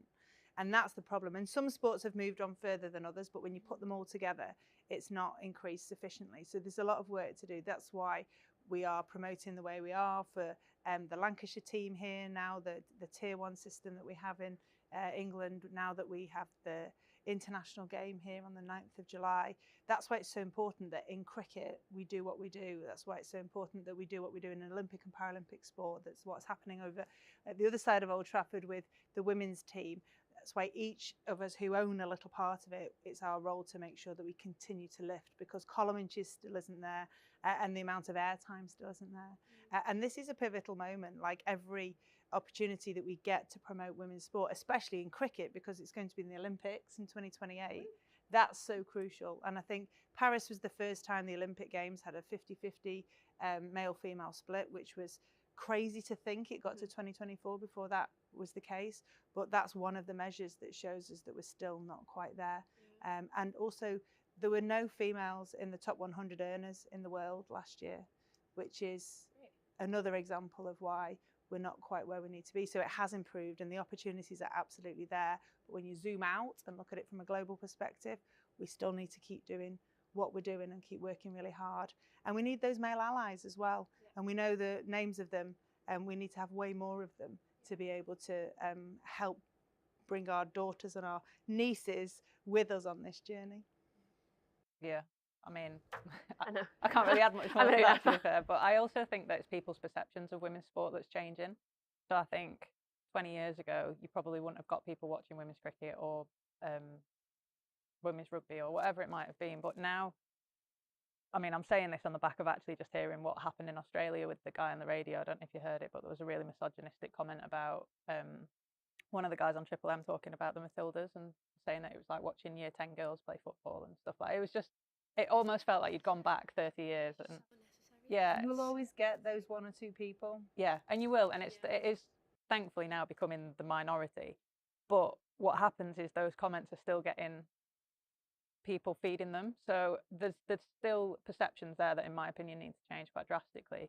But you're only going to get that by having the right visibility, having the right columns, having the right split at Olympics, etc. So there is still a long way to go. But if you look at how far it has shifted in the last 15 years, then it has shifted significantly. So it's almost knowing what fires to fight. And I think that's something that I've learned as well throughout my career, is knowing what you can change and what small part of your corner of the world you can change. But actually, some bigger pictures are really difficult to make. It's a marginal gains on. approach, Yeah. isn't it? If we all do our little bit, when we add it together, it'll make that significant difference. And sometimes when you're at the coalface, as we are, you don't notice the changes year to year. But then, like Kate says, when you zoom out, you do notice that we have made significant strides. We just need to keep that momentum up. I think it's too easy for people to say, oh, haven't we done a great job? And we're doing a great job. I think that's the difference. We haven't done it yet. We're doing it, and we're all still committed to keep, pushing that dial and making it, more possible, so that more girls can be following in our footsteps and in an even easier way. I think when we get to a point where we've got a women's game here and we don't have to have this conversation about how do we break a record, that's when you know you've nailed it. But we're still having those conversations, and things are happening for the first time, or for the first time in 13 years, or whatever it might be. So there's still, things that you kind of want to push it along and boot it down the road quicker. But like I said, you have to know which fires to fight and when to do it. So both your careers, very successful women in sport. If you could relive one of your moments in your career again, one of the moments that you would deem to be like, that was just such a success, what moment would it be? Can I pick it all? All right, that's a great career. If you're picking it all, that's great. I'd love to pick. So as a swimmer, I really enjoyed, I think back to being 14-year-old in Barcelona. I'd probably redo the jump onto the podium so I didn't nearly knock over the Queen of Spain. That would be a good day to redo, but kind of edit. I'd love to be able to do something before I had kids and relive that opportunity in London in a home crowd. But then Paris, where Louisa and Charlie were both there together, and I beat a 19-year-old, that final sprint in the road race, I do relive that regularly, because I just still pinch myself to think that last year went the way it went. So I've chosen 3 because I'm greedy. Right, let's do 3. Go on. Oh, I'm not 1 to 3. 1 to 3, Kate Cross. I've not got kids, so I don't need to take any kids back or bring my age up or whatever. I think one of them would be my Test debut, which was back in 2014. And I only say that because it wasn't really covered. It was on a live stream, so it wasn't really televised. I don't really have much footage from it. There's a couple of photos, but I wish I could kind of relive those 4 days, because I at that time was pretty much an amateur athlete. We'd just gone into professionalisation, I think, a month or 2 after that series. So how I got through 4 days of cricket, having never played more than 1 day of cricket before, was quite interesting. My body was quite sore after it. Imagine. But then I'm probably going to say the Ashes in 2023 as well, and when I batted at Bristol. So it's very, very, very rare that I get to win a game of cricket for my country with a bat in hand. And I wish I could just bottle up how I felt that day, because it was just unbelievable. I've had a lot of scars from Australian games in the past, and to be able to walk off that pitch triumphant with bat in hand was pretty cool. So I wish I could relive that. Okay, so what would you say is in sport, in women's sport, is a common misconception that you wish could be like dispelled? There's a sense that women need to do less. Yeah. And so if it's based on time, so the reason the distance is less is because you're going to take about the same amount of time. But in the swimming pool, the women don't do 90 metres front crawl because it's roughly the same amount of time as when the men do 100. So I really struggle with why other races have to be different. And we've started to address this in cycling. They're still addressing this. So they've finally moved the time trial on the track up to 1 kilometre to be the same as the men. But up until I stopped racing the track 3 years ago, we were still doing a 500 metre time trial to the men's kilometre. At the Paralympics last year, my time trial was 14 kilometres, the men was 28 kilometres. So we still have that issue that the women need to be doing less. And it isn't based on time, because some of the men that were doing 28 kilometres were riding half as quickly as me. So that isn't a reason. That isn't the reason. So for me, it's that idea that women need to be doing less for some reason. We're not capable of doing the same. Who's making those decisions there? It's I just, mean, it's men. just Men. It's Yeah. archaic. It's just been there. That's what it's been like. If you think that women weren't allowed to do the marathon till, was it 1984? They weren't doing the steeplechase on the track and field track until 1992. There's other events. I mean, they still do the heptathlon instead of the decathlon. Don't know whether that needs to change. That's something for the track and field athletes to kind of dig into. I know the women in tennis attempted to increase their sets to 5. They play 3 sets. But it's a regular issue that the women's race or the women's event is less. And I think that's something that needs to be addressed, because it's not because we're not capable of racing at the same amount of time. And I was part of a campaign to bring back the Women's Tour de France. It's still at 8 days. The women used to race alongside the men for 3 weeks back until 1986, I think it was. So in lots of different sports, it's been dialed back at the convenience of men's sport, and we haven't quite shifted the dial to reclaim our space. And the argument with that is now there's money in the women's side of sport that they can fully concentrate on being an athlete, can't they? I imagine 20, 30 years ago, you're juggling a job, you're juggling motherhood, you're juggling all sorts and still trying to perform as an athlete. Whereas now you can have a job that is a professional sports person. So I feel like we had a few arguments like that, you know, women were having to take time off work to go and do an Ashes series. So that's why it could never be a 5-test match series like the men's is. But now we're fully professional athletes all the time, so we have that time in the calendar to go and do that. So I think tradition often is a really wonderful thing, but you still need to move with the sport, and I think that's sometimes what doesn't happen, especially with how quickly the women's game has moved. I think sometimes you don't we're playing catch up, rather than actually being proactive with everything. And the other misconception that I think is spoken about a lot and used against us quite a lot is the whole they're asking for equal pay. I don't think I've ever met a female athlete who has ever asked for equal pay to a man, but all I've ever asked for is an equal opportunity to what a male counterpart would get. So if that is training here at Old Trafford the same amount of hours that the men get, then why shouldn't the women have that? And I think we are very lucky here that we've promoted that brilliantly. And, you know, Lancashire worked really hard to make sure that women's cricket is at the forefront here. So that's just always been my argument, is that it's never been about equal pay, but it's all about the opportunity. And just because you're born male versus female shouldn't mean that you get more opportunities than who you sit next to in class who's a female. So that's always been one of my big arguments. And I think part of that opportunity is the resource. So resource then takes care of all of the other parts, which salary is part of, prize money is another part, and then the other opportunities that come with the role of being a professional athlete. And it's not about one thing. And I think one of the dangers is that organisers of events have focused on, we've provided equal prize money and therefore we're providing the same event or opportunity to the women as we are to the men. But that it's not just about the finance, it's about everything else behind it. So if the race is less safe, it's over fewer days, it's over a shorter distance, then the money side of it is just one small thing. Absolutely. And if you don't have the opportunity, you can't prove yourself to be, you shouldn't have to prove yourself, but you can't promote yourself in the same way because you're not getting that chance to, with eyeballs on you in the stadium like this. It's not just one tick box. There's a lot of things you've got to do. It's not just the money. So what are some of the challenges that you faced as a woman in sport that might be surprising to people listening to this or watching this today? I don't think mine would surprise anyone, but it's just the fact that I've had to wear male clothes for a lot of my career in cricket. Male clothes? Yeah, like everything was male fit kit. It's only probably been in the last 5 or 6 years that our sponsor brands have started making female fit kit. Even like cricket pads, gloves, they're small men's sizes. Boots like as well, though, as boots, well. yeah. There's not really any female specifically. Some of them are not small enough. Not small, yeah, because There our are girls feet are sticking naturally tissues in cricket boots to make them smaller. And it's 2025, and you think cricket is big enough and sports are big enough that you would think that we had our own. I know of a few companies that are in the market now, but yeah, for a lot of my career, I've worn men's clothes, and like I look back to some of my debut outfits and the training kit I wore, and I was like drowned, and I'm representing my country, and I was like, gosh, I look a shambles.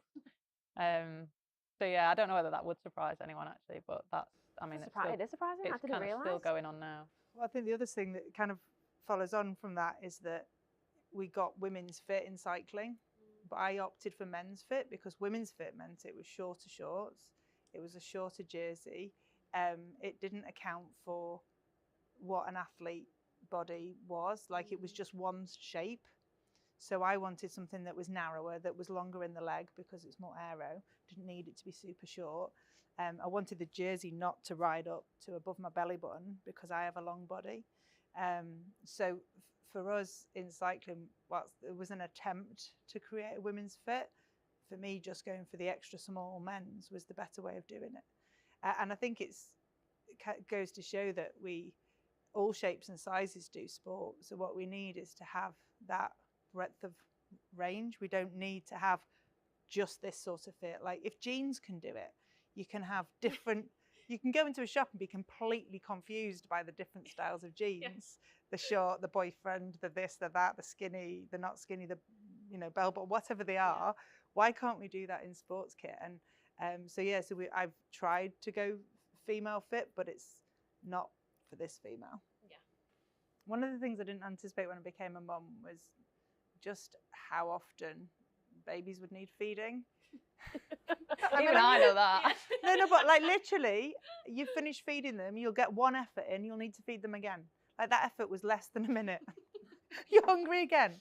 So I basically had either of them in the other end of the track centre away from the GB pet area where Barney was with them playing.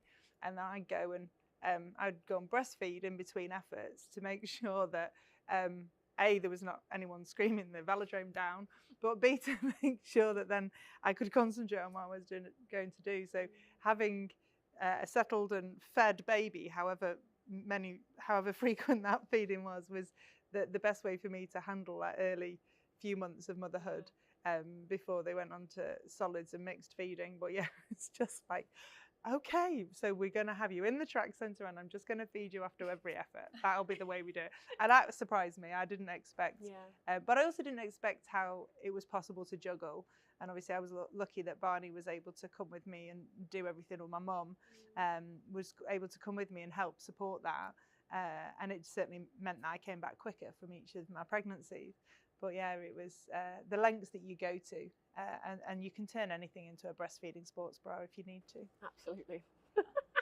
One thing that's not necessarily been a challenge for myself personally, but I think something that still surprises me in 2025 is how little research is done around women and periods and athletes and sport and stuff like that. Because I feel like a lot of our blueprints are taken from the men's side of sport, and actually, it happens once a month to every single female around the world. So there should be so much more research and a lot more training that is tailored towards women, I think, than there is isn't. Actually a lot of opportunity, but the challenge we have, so I work with Manchester Met Uni, is that a lot of athletes don't want to contribute their data. And so we have a role as older athletes. I'm working with MMU on studies into perimenopause and menopause, so that athletes, as they get older, there's still opportunity. Because if you look at the female population in age group sport, then there's a huge field for the men, and then there's a very small number of women competing. If you look at triathlons or cycling, or even in running as well. Running's perhaps closer to being 50-50, but we still have a challenge. Ultra running is where female athletes seem to go really well because they do get better with age, and the gap between male and female in ultra distance is actually a lot less. But they really struggle to get the cohorts together to be able to do the studies, and I think it's really important that if there are women out there who are struggling, and young athletes that are struggling, that they are willing to contribute their data and what they're finding, because there are a lot of myths as well around cycles and training to your cycle, but you've got to manage your symptoms and train like everyone else, because not everyone has those problems. So what we need to do is try and give them that confidence that it's not going to compromise them as an athlete. If they let out those secrets, it's not going to make them judged. Because I think a lot of women feel, or a lot of young athletes say, if I admit this feels like it's a weakness, and if I admit that I'm struggling with cramps or pain or debilitating symptoms, then I'll be judged and that'll be part of my selection for something. And that's absolutely not the case, but I think that's one of the reasons why we have fewer athletes contributing to the studies that are out there. And most of the studies are done on sub-elite, and that obviously doesn't necessarily work when you've got athletes who are full-time. So amateurs, so they're sort of regional and national aspiring athletes, or they are older in a sense that they are in their 30s, they're not in their teens and 20s. And there's lots of reasons for wanting to study at all ages of the menstrual age, sort of child rearing age, because you need to see where bone density usually peaks at around 19, 20, 21 years of age. And the menstrual cycle has an impact. So a healthy menstrual cycle and laying down good bone density will help mean that it tails off less as you get older. When you lose estrogen and progesterone, then in your 40s, that's where bone density can really plummet. So all of those things are kind of interlinked, and trying to make sure that we have enough of those younger athletes. But it goes back to that challenge, is if you can't see it, you can't be it. They're not coming into the sport in the first place. There isn't enough of them to be able to study either. And then they have that, oh gosh, what if I'm judged kind of feeling. So there's lots of challenges. Yeah, it's the taboo though, isn't it? It's still the taboo within the country of that periods are just things to be quiet about and not have to, talk about. And if you're having trouble, there's absolutely lots of support that can be provided to make sure those symptoms don't impact your ability to train, because there's lots of people who have no symptoms at all and are being really successful, and that shouldn't be the case. And I've got friends in cycling who have, and also in canoeing, who have come back from really debilitating endometriosis and won gold medals, and they were told, oh, you'd never be able to do this, you'll never be able to do that. And I think there's a difference between kind of primary care medicine through the NHS route and then sports medicine, and the support that we can give people with more challenging conditions around the menstrual cycle to mean that that doesn't impact on their ability to perform as an athlete.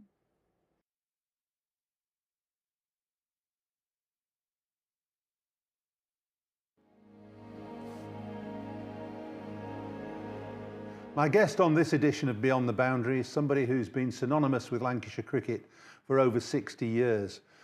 Started as a player in the 60s, went on to captain the side, play for England, then became an umpire, first-class umpire, coached Lancashire, coached England, and became one of the 21st century's fantastic and best broadcasters. It is David Lloyd. David, it's great to see you. Where did it all begin then? Well, back in 1965, and it began on the ground, and it's obvious is that, but when you played for Lancashire boys, you played here, which is a great place when you've got the committee and the coaches or whoever who can see the young talent coming on. We played right at the corner, right at the end, next to the pavilion, the old pavilion, and I did all right. So it was north v south, did okay. And then Lancashire versus Yorkshire and Cheshire, and did okay. It was a fair trek in then when you when you used to start as a junior professional. Felt like it was a fair trek in from Accrington in the 60s. It were 3 buses for a start.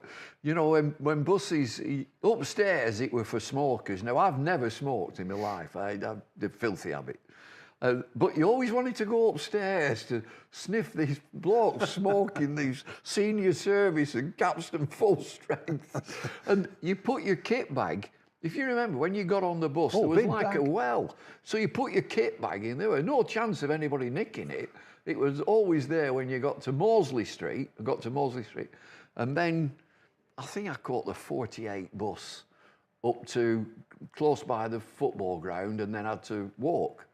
But I wasn't the only one. There were lots of us came in that same sort of journey.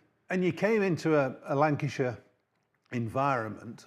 I think, let's be fair, in the early mid-60s, Lancashire weren't in a period of success, but they had some fantastic players. One of the finest bowlers of all time in Brian Statham, for one. Jeff Puller, Ken Higgs, Jack Bond was around. Do you know, it's an absolute mystery. When you look at the calibre of players, you think there's some wonderful players, but you're dead right, we couldn't bat. We couldn't get runs. And Statham and Higgs got 100 wickets each, and I think we finished second bottom.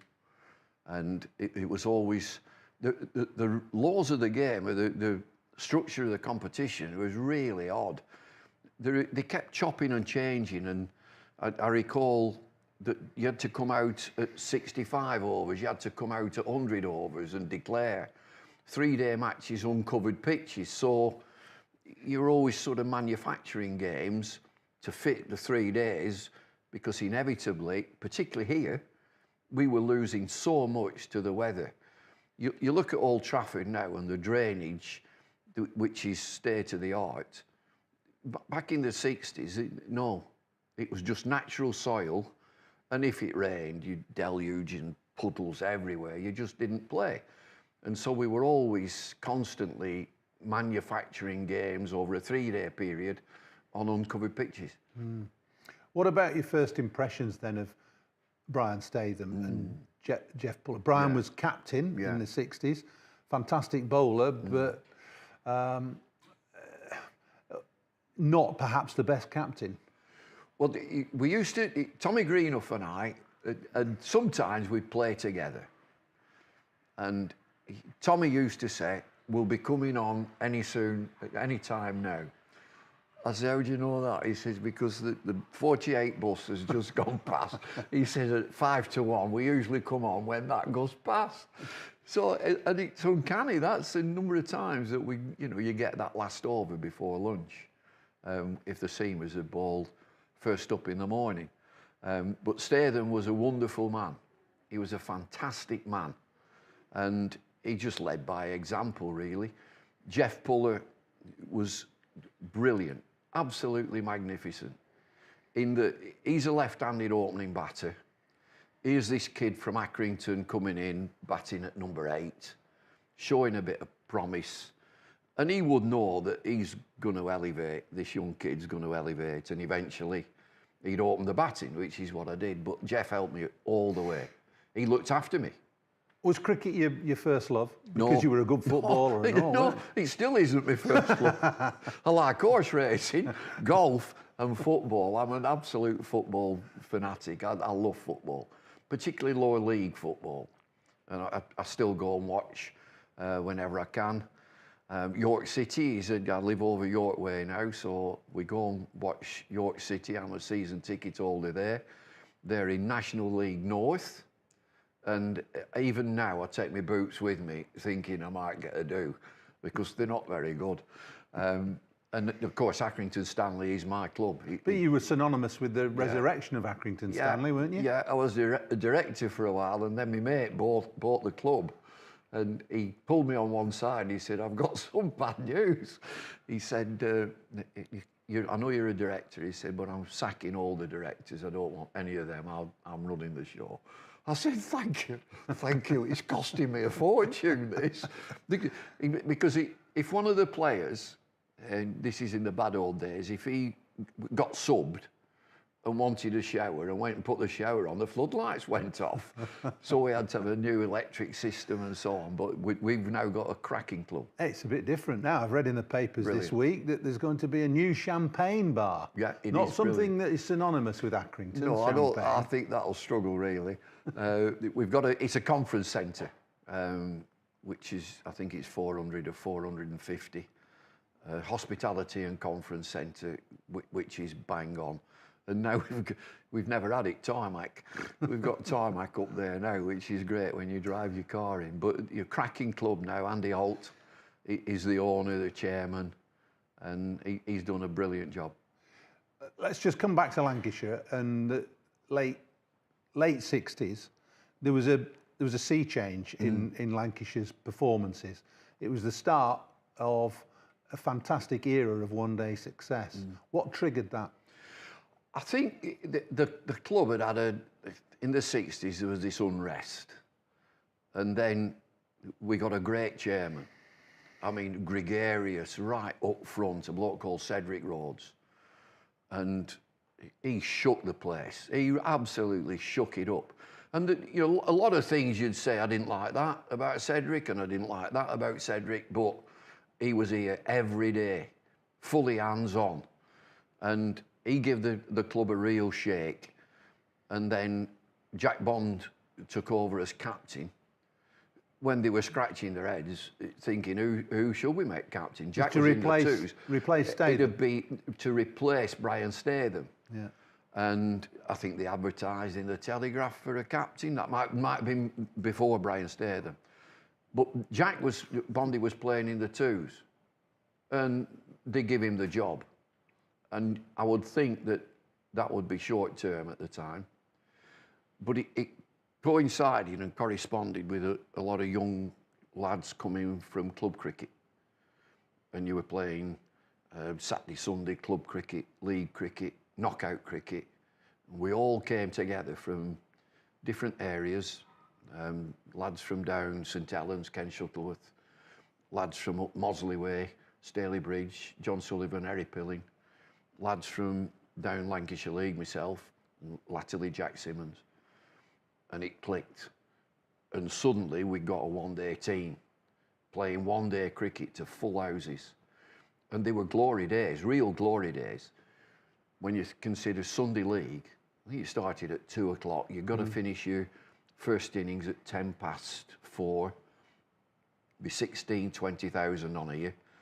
And again, when you do interviews like this, you can recall there were no advertising boards. They didn't have any. They weren't that sort of. It wasn't that sort of club. There'd be half a dozen people would work in the offices. That's it. And so the crowd used to spill onto the pitch with a boundary rope, and the crowd behind the boundary rope, and you could have 4,000 or 5,000 people sat on the ground. And so it was a great atmosphere. I mean, a fortress right on top of you, the crowd. What was Jack Bond's secret then? Because man management. And undoubtedly he had some good players, or some good players who were starting to come to the fore. I'm thinking of Lever and Shuttleworth and Lloyd and Wood. And the overseas players, Clive Lloyd and Farouk Engineer. Yeah. But Bondy's big secret, man management. He got the great name, Bond. That was what he did. He bonded a team together. He was totally unselfish. And if we were in a jam, he'd go in and sort of stick it out, grind it out. If we were flying, he'd drop down and send John Sullivan or anybody else to give it a whack, Simo and David Hughes. So he was honest, unselfish, and great man management. I mean, he managed me. I could get a bit volatile, and he could manage me, no problem. You say you were volatile, David, and that stuck with you probably through your career and probably still a little bit in your life now. But you've obviously learned to temper yourself. How much of an influence was Jack Bond on you in your future, not only as a cricketer, but when you became captain and then coach, then an umpire? How much did Jack Bond influence you? He was a massive influence, and two others at the club were massive influences, Edward Slinger and Bob Bennett. They were great influences, and they knew how to calm me down, how to sort of shut me up a little bit, as did Jack. But Jack must have seen something to push me as captain, because he was going to retire, and he told me that, follow me, watch what I do. And we went on holiday together, actually, and he said that, you'll probably be captain, and you've got to pick things up, and you've got to learn how to step back a bit. I'm a lot better than I used to be. I think I'm all right now. you know, Jack believed in me for a start. But I've got to tell you a funny story. We went, the end, when he was retiring, he was finishing, and I get him wind that I'm going to be captain. We go to Germany on an end of season jolly to, I think I'm in Frankfurt or somewhere. And this is an end of season jolly to end all end of season jollies. And we sort of celebrated every night well into the night. He's made me captain for this next game. So at night time, I've gone to, I thought I've got to get to bed, I've got to go to bed early. And I start mapping out on bits of paper where fielders should stand and so on. The morning after, we turn up and I was like, captain, here we go, get yourself sorted out. There's only 2 turned up. So, we tossed up, well, we'll have a bat. And we batted like, it's 35 over game, batted like, and kept looking, is there anybody else going? And then Harry Pilling and John Sullivan staggered out of a room. Keith Goodwin, he spent all, it's like an army camp. He spent all day saluting all the soldiers because he used to be in the army and waving aeroplanes off, so I couldn't get him to the ground. And we shored up, I think it was me and Edward Sling, either me and Edward or me and Bob Bennett, who opened the batting and just had to shore things up. And I've got all these bits of paper in my pocket as to where I could put my fielders. I've only got 2. I don't know. It's not quite like that now. I'll tell you. So that was basically after a very successful period. Lancashire had won the Gillette Cup 3 years on the trot, John Player League twice, and you then became captain in '73, following on from Jack. And were captain relatively young, weren't you? Yeah, what were you, 25, 26? 20, I might have been 26, 27. And we were just on the wane, you know, just on the cusp, right, you know, just on our sell-by date, if you will. And, you know, you're missing Clive. Clive, if West Indies were here, that's it, gone. And you didn't replace, you didn't say, oh, we'll get somebody else in for 3 or 4 weeks. And so, you know, we lost the kingpin player. Lost the number 1. Farouk, God bless him, what a wonderful character within the team, belligerent batsman, brilliant wicket keeper, just coming to the end. And so we did all right, and we continued Gillette Cup success, getting to finals. I think you've done great if you get to finals, particularly at that time in the 70s. If you keep getting to finals, you're doing something right. And during my time, we got to 3. You won it again in 75. Won it in 75. In 74, 76, we were just on the wrong end. We played Kent. And I think Alan Knott was man of the match, and he got 15. And it was one of them dismal, nasty, horrible days and horrible pitch. And the game didn't happen, really. And we got beat by Northants as well. Although Northants at that time had a really good side. They had a good team. But Lancashire, let's say since '68, have had various 11s, teams that have been hugely successful in one-day cricket and have only ever won the county championship once. Yeah. Why is that? Why is it the glamour of one-day cricket? Do you think? Partly. In the early days, with uncovered pitches, particularly on this side, and I know you can say, well, Yorkshire were very successful on the east side. The rain comes up here and it drops buckets on Old Trafford, and that definitely hampered us from the players that we had. But I mentioned Cedric Rhodes, and from the club perspective, he would make us fully aware that one-day cricket pays the rent. You know, we're filling the ground every time we play a one-day game, and you're winning. And spectators are clamouring for tickets, sold out every time. So we were under no illusions that one-day cricket was priority at the club. And if you did okay in championship cricket, good. You know, you did all right. Yeah, you're doing all right. We had, I know we had 1 year where we were second and pushing to be champions. And we had a rain-curtailed game, final match down at Sussex. And it didn't just happen. And Tony Gregg, I think, were captain at Sussex at the time. And we just didn't push on and finished up 4th But we had a really good season then. But one-day cricket was the king. On a personal level, your cricket playing, it's a long time ago now, but it tends to get pushed back into the periphery because you've done so much in the game. But you had an England career which was perhaps too short, just less than 10 games, but you averaged 42 as an opener. Were you frustrated that you didn't play more for England and do better as an individual? No, I thought I'd run my race, my time were up really. I'd only get into that team if Geoffrey Boycott wasn't around. Dennis Amis was a fantastic player. John Edrich had opened and just dropped down. So, you know, these are stellar players. And Boykes, for whatever reason, got injured when I got into the team. So I'm in form. They're looking for an opener. I got in, did all right. And of course, I averaged 42, which helps when you got 214 not out in one knock. That run half helped get your average up. And so I went to Australia. I'd never really been out of England. Had a ball. We had a great time, great tour, great opponents, and they beat us 4-1 because they were far better. But I knew at the end of that, you know, once, and I come back with an injury, with a neck injury, which has reared its head like you wouldn't believe in this last 12 months. And I knew that if I wasn't fit and I wasn't in form, they'd look somewhere else, which they did. Did you think to yourself then that the step up to international level was perhaps, unless you were playing at your very, very best, was just a bit beyond you? Yeah, I did. You know, when I played here in England against India and Pakistan, I felt, yeah, well at home. Yeah, I'm good enough for this. But when we went to Australia, you come up against Rodney Marsh, who's recently passed away, the Chappells, Thompson and Lilly, Max Walker, and Ashley Mallett. You know, that were tough.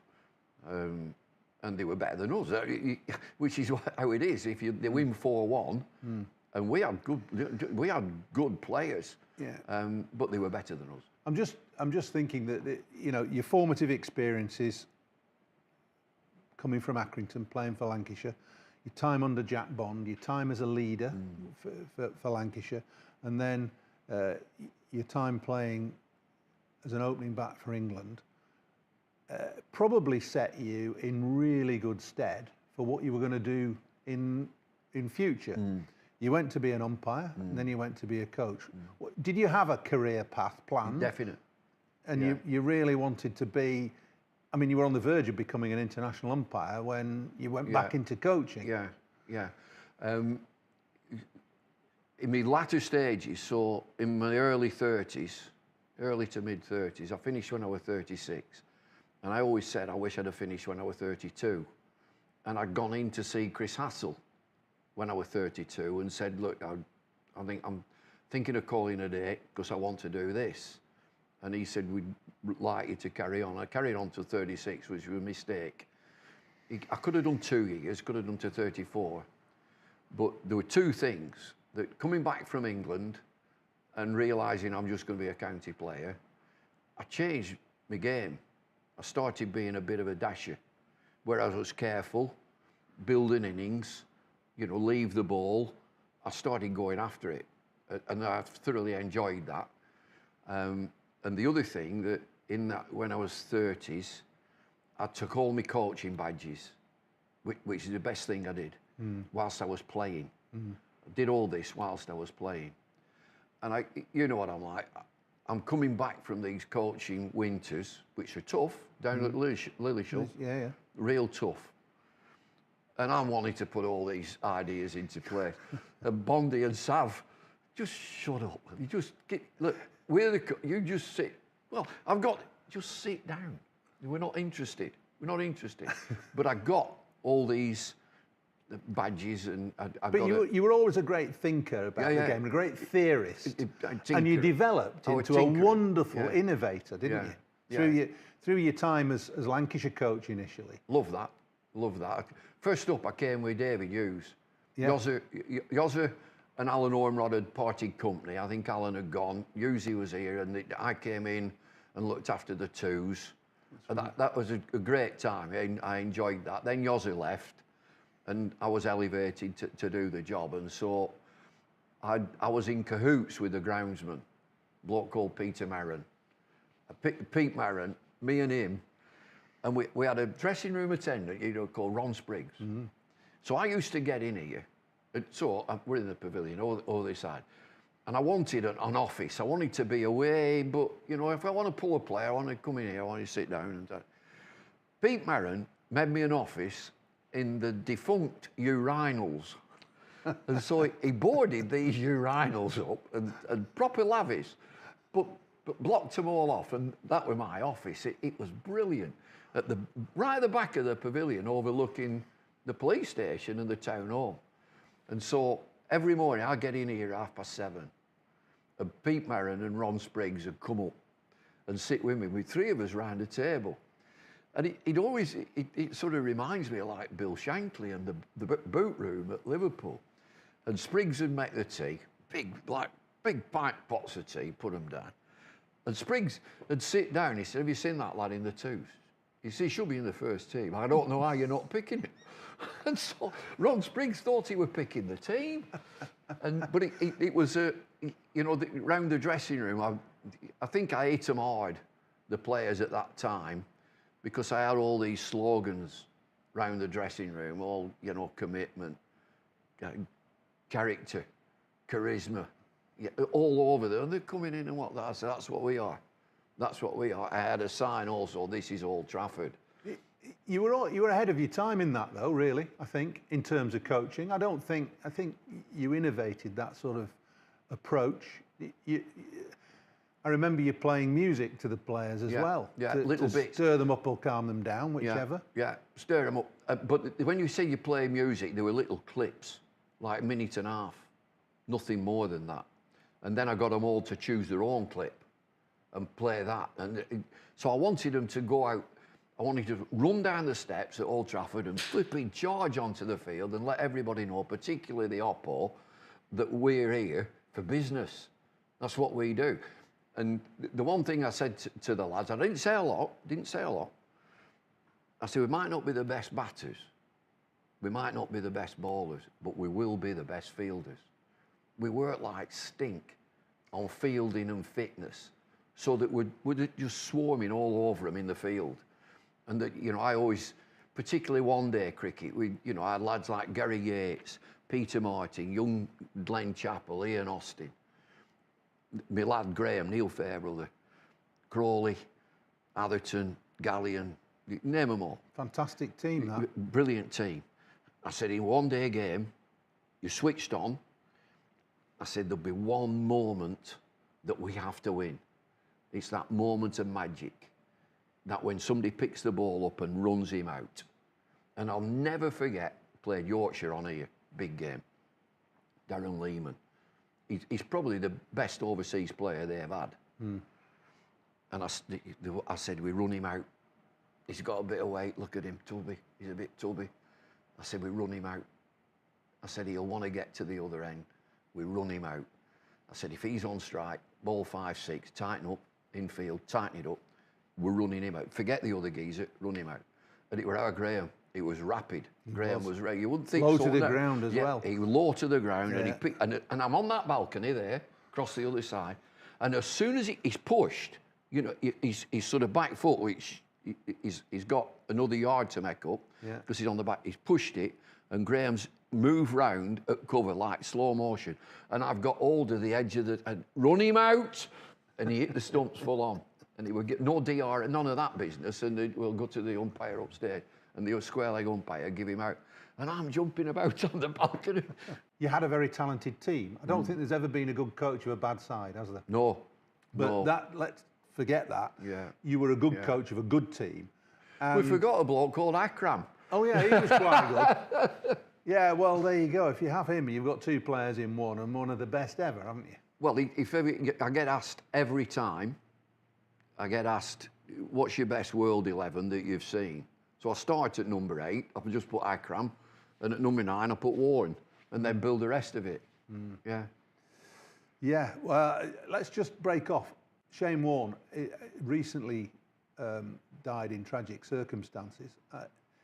For me, he was the best spin bowler I've ever seen, and one of the top 3 cricketers I've ever seen. And a great bloke. Top bloke. Fantastic bloke. Kind. Yeah, very, very generous. Yeah. Great mate. I'll tell you how good a mate he is from the other end of the world. If you're in adversity, he'll ring you. He'll just give you a call. And so that was a tragedy, but he lived life to the full. Sleeping was a damn nuisance. And so the whole cricket world will miss him. And there's been some great players. There's been some of the greatest players haven't been the nicest people. This bloke was top drawer. And you were always a great admirer of spin bowling as well, and spin bowlers. Would he be the best you've seen? Yeah, he is. Murally. Yeah, well, he's right up there. Yeah. And when you talk about spin ball, he's talking spin. Rip it, make it go both ways, which both of them lads could do. And so he championed the game, did Shane Warne. Not just resting back and, you know, I'm a great bowler, look at me, I'm brilliant. He championed the game of cricket, he cared. He'd control the game as well, wouldn't he? Oh, aye. He would come under his spell, whether you were on his side or more importantly, if you were against him. He'd make damn sure that him at the other end is playing me, not the ball. He used to, I mean, when I was in England, when we play against him, I'd say, don't play him, play the ball. He'll be right into you, which he was. He loved that aspect of it. Just a stare and a chip and a bit of something.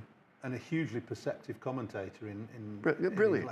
Later Absolutely brilliant. Well. Big regret that he didn't become Australia captain. He couldn't become Australia captain, but you know, he had a very colourful life, and he will be sorely missed. Okay, back to you. Back to your coaching, which you did with considerable success for Lancashire. It wasn't long before you were recognised by the England hierarchy and appointed England coach. That must have been a fantastic time of your life. It was, with Atherton as captain. You know, that was a good combo. And Raymond Illingworth was doing the whole job, if you remember. He was Supremo. But Illy was great. You know, when I came in and took over that side of things, of sort of preparing the team. So let's look at that time in the late 90s, the coach, you know, I would expect him to... Sorry to interrupt, but it's not a bad blueprint for where we are now with English cricket, the way it was then. Because we're basically rudderless at the moment, I think. Yeah. But anyway, go back to you. Yeah, so Illy was doing everything. I came in to prepare the team. That's how it was. I always looked at, if I have to tell this bloke who's opening the batting for England how to hold the bat, there's something wrong. But you prepare them to play, and you're giving them knowledge, strengths and weaknesses of the opposition. We had monitors and VHS videos, all that sort of thing of this is how he plays, these are his vulnerable points, this is you doing brilliantly, by the way. Put little clips on, and that worked, and that was different. Nobody else was doing it. Nobody was doing that sort of thing. But the main thing for me would be to prepare the team and then hand it over to Michael Atherton or Alex Stewart. The captain. Because he's running the show then. There's nothing you can do over 5 days. Were you not helped tremendously by the fact there was a influential, stable individual who was in charge of the ECB at the time, and that was Ian McLaurin? Yeah, McLaurin was good, and he came in, and you could tell from his big business and Tesco's and chairman that he was a bit taken aback, and he had to. What, by the? Was there an amateurish nature? Yeah. That's exactly. Without being unkind. Yeah, it needed to. But you tried to bring it into the professional area. You've already said we did video analysis. We prepared the play. We didn't coach them. We weren't technical with them. No, but we had technical people, like as they do now. We had a bowling coach, batting coach, wicket-keeping coach who would work with the players. So if I'm head coach, I'm sort of preparing everything and organising everything, and then it's over to the captain who's not had to do anything with that. That's your job now, the team. You work the team tactically. You cannot start, as I did with Winker, start shouting, move him round there. Atherton, Stewart, or whoever, captain's the side. No, if you don't like the captain, change him. But that's the way that it was. But weren't you, in conjunction with Ian McLaurin, instrumental in bringing in central contracts? No, I wanted... You wanted behind the scenes, it were always central contracts, but there was no money. They didn't have the money. And then there became a big sea change in the year 2000 when broadcast deals started up. And that's when England got on a level footing with the rest of the world with central contracts. Whereas players were... It's not just to play for England is an icing on the cake. Playing for England is your job. That's what you do for a living. And that's where you get your money. And now, fabulously, they're well paid. Cricketers are pretty well paid. Who do you have, Anderson or Statham? Oh, To Lancashire. jeez. Well, number one, I'd say I want both of them for a kick-off. Anderson or Statham. Uncovered pitches. Anderson or Statham. You can't pick, can you? You can't. Really, You between can't. them? I mean, Do you know? I know think Jimmy's career in numbers is far superior to Brian's. Yeah. But in Test match numbers. Yeah. Yeah. Yes, not in career numbers. Brian got 2,500 wickets. Yeah.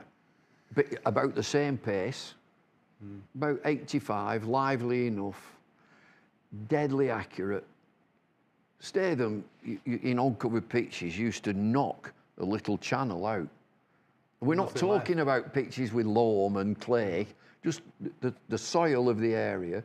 He'd knock a little strip out because of the accuracy. The size of a dinner mat, wouldn't it? Yeah. Basically. Yeah, and Jim's the same. Yeah, it's that God-given talent that they bowl that length that is so awkward for any batter. There's a magic length. It's a span of about that.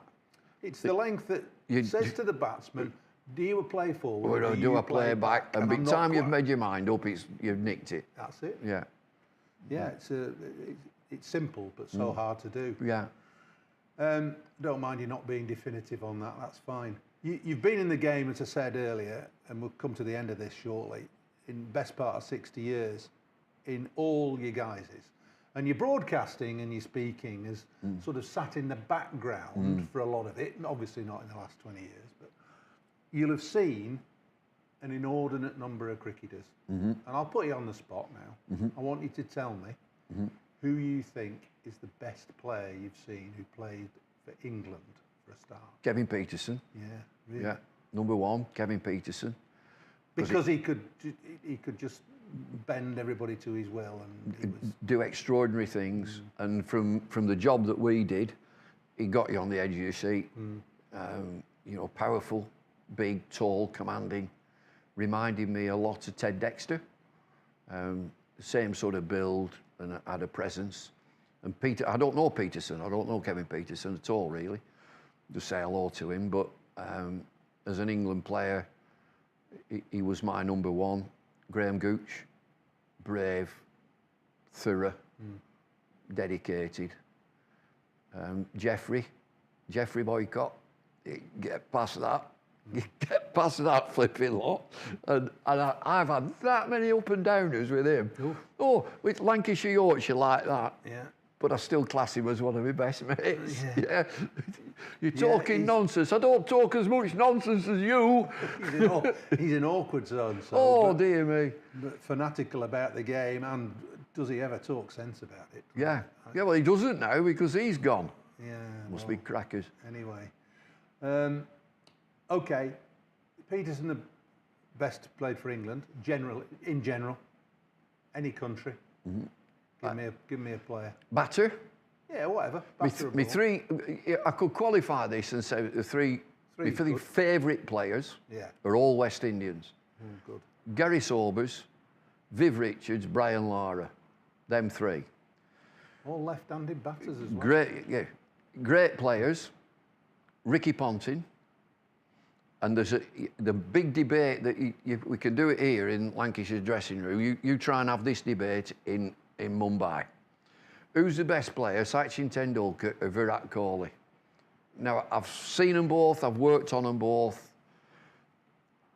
Both unbelievably talented, and I've only got one place in my team.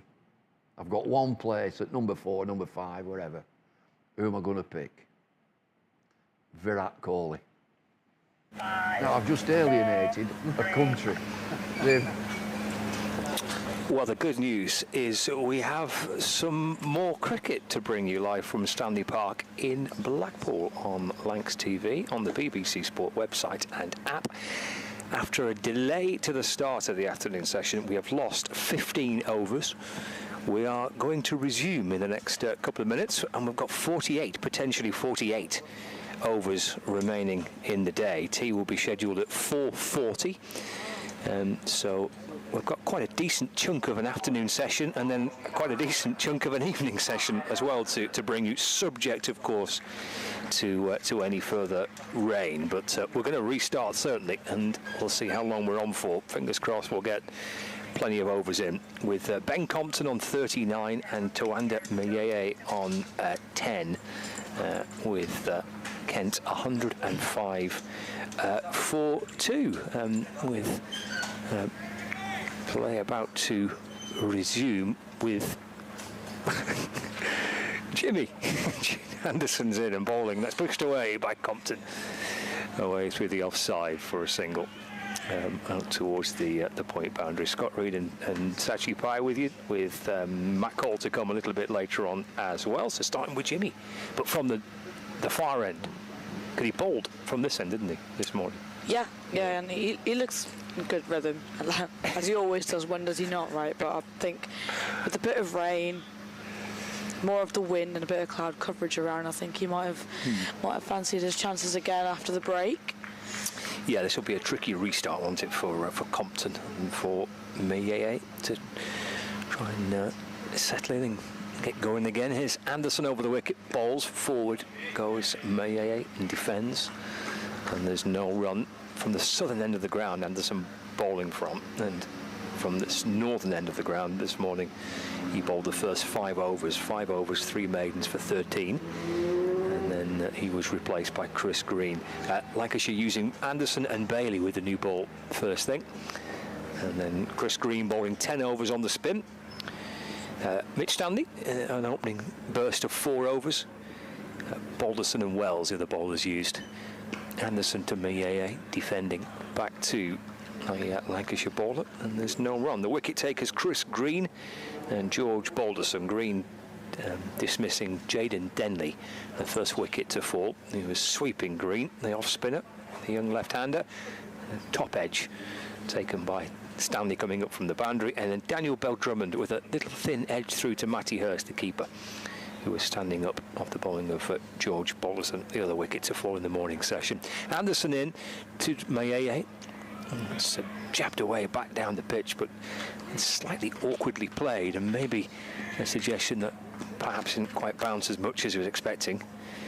Instantly comes down the pitch to inspect it. Likewise Compton at the non-strikers end as well. It's 106 for 2. Some seagulls swooping above us here at Stanley Park. And Anderson turns and comes in once more over the wicket to Mayeye.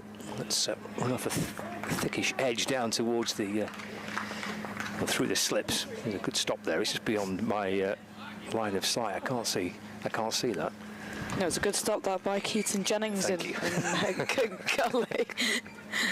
Honestly, we're getting all sorts of distractions. Bit of seagulls, coaching staff. Yep.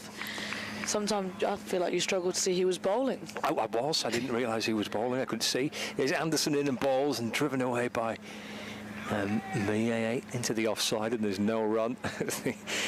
End of the first over after the rain break. Yeah, arguably probably the most recognisable cricketer in the world. I couldn't pick him out because I couldn't see him. I had the slip fielders right in front of me. Now we've got the coaching staff as well wandering across for a lap around the outfield. End of the first over after the rain break. 106 for 2, just a single coming off it. Yeah, good start there by Jimmy Anderson. I mean, he's never off the mark, but, you know, just a little bit of drizzle actually approaching back here again at Stanley Park as Balderson continues from the north end. Compton settled in at 40 of 90 deliveries. He's looked composed of the two batters. Most of the batters today really just play sensible cricket, as you say, proper first-class Test match cricket. I think very strong off the back foot, very honest to cookish as Balderson comes in. Bit full of a length, pushed straight to short extra cover. We've got two actually catching extras in here, Anderson and Bailey. Was tempting Compton to play that drive because we often saw, you know, he's played that shot, but it's been a bit aerial every now and then and just dropped short of Bohannon, who was more at conventional cover. So bringing in two short extras, Balderson comes in again. Again, well left by Compton, just floated it outside the off stump, about a fifth stump delivery, shaping away, and more seagulls arrive. Yes, they're on the prowl for some stray chips or something, aren't they? Someone's lunch that they've left over. 100%. I'll be flying over at that burger van. Yes, as soon as someone's chips comes out, straight on it. Balderson's been really good this morning as he continues full of a length and defended straight to Anderson by Compton. We've got the burgers and fries van, haven't we, at the far end of the ground, and we've got Betsy's Pizzas. Well, it doesn't say pizza at the minute because half the vans, the rear van's closed. When he says fully pizza when the rear van's open, it says something that sounds a bit rude at the minute. Yeah, I don't know if we can say that on radio. Balderson steams in, a bit back of the length and punched off the back foot straight to Bohannon for another dot ball. It's a nice looking shot that by Compton, right on top of the bounce, who finds the fielder. Yeah, he's very strong there, square of the wicket. I mean, that's really his go-to shot and probably how he scored most of his runs today. If you can even take a look at his wagon wheel ever so slightly, he's very much square off the wicket. That's a strong suit. Nice and full and defended nicely and strongly by Compton for another dot ball. You can see his wagon wheel, yeah. Almost all of his runs have been square, either leg side or offside. Yeah, and that's why Lancashire's got very packed offside field, almost a backward point, a point in front, two extra covers catching in, a slip and a gully. Balderson a bit short of a length, and that is pulled away nicely by Compton for 4 runs. And it's a no ball signalled as well by the umpire. Was it? Right. Yeah, really, really good on the short ball is Compton. Almost anything back of the length, and he pounces on that opportunity. Yeah, was a no ball, well spotted. Yeah, just overstepped. That was due to be the final ball of the over. Balderson looking to finish the over off. Again, short of the length, and again tucked away on the square leg. Look to come back for a second, and they make it back comfortably. Brings Compton's score to 46 and Kent's score to 114 for 2 after 35 overs. The radar is pretty clear that there is more rain possible. Whether that's going to actually materialise, I'm not sure, but the radar would suggest that there's another kind of band of rain sweeping in across the Irish Sea, and is due to hit us in the next kind of half an hour or so, or maybe even before that. But hopefully these things are not always absolutely accurate, are they? And there's quite a strong breeze, so we might get a bit lucky with it. Maybe it'll dodge us. Anderson's into Maid off the back foot and driven square of the wicket. Lovely shot. It's gone for 4 towards the point boundary to end at Maid. moves on to 14. Kent, come out after this bit of a rain break, bit of a lunch break as well, but more of that rain delay, and both batters have looked extremely confident and composed in their demeanour. I feel like really taking charge, especially. You wouldn't believe that, he's there, 24 years of age, facing one of the greatest bowlers in the world, and he's batting rather confidently. It's a good shot with a bit of width offered to him there. This comes off the inner half of the bat. It actually deflects away to the leg side. He's looking to get forward and work it through the off. Just ricochets away off the inner half of the bat, and it's a no ball as well. So Jim is just overstepped and take the single and the no ball. Yeah, a couple now in the first 2 overs, just trying to find that rhythm again. After a bit of a long break, they're almost ready to go after lunch, and then that's been put on pause again. So just searching for that nice rhythm. Compton on strike. Here is Anderson. Going to ball around the wicket to Ben Compton. It's in the air, nudged out towards the leg side. It was cries of catch, and I certainly could just about make out Bailey maybe as being a possibility of trying to take a catch. It went to him. He certainly went to his left and probably bounced in front. He was in the air for a minute though. Yeah, definitely in the air for a long time, and I just feel like it was just a bit too out of his reach to the left side. But yeah, it's definitely in the air, and definitely he was. They're both in the game. 2 short mid wickets, 3 catching extra covers, a slip and a gully. Here is Anderson around the wicket to Compton. It's driven away into the offside, 1 bounce and stopped at point. And there's no run. We're only 30 into the 36th over on the first day, and the field is something you'd perhaps more likely see on the back end of a 3rd or 4th day when the ball's 65 overs old and the pitch is worn out. But he got so many catches in front of the bat. Just the 1 slip and then the catching gully. But then 3 short covers, 2 short mid wickets. Anderson to Compton. Let's punch through mid-on. Runs here for the Kent left-hander. If he gets a couple, he'll bring him a half century. In fact, he might even get 4. He's just pushed that along the ground towards the long-on boundary. It is only 2, but it's 2 that brings up Compton's 50. It's really nicely battered, that. It's a super knock from Ben Compton, coming out with young Jaden Denley to open the batting this morning and facing Anderson and co. under cloudy conditions. He's put together a very impressive 50 off 100 deliveries for Kent to a 125 for 2. Yeah, really stylish knock that from Compton.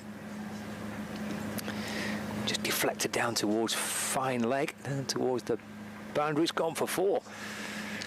So runs coming here for Kent after the restart.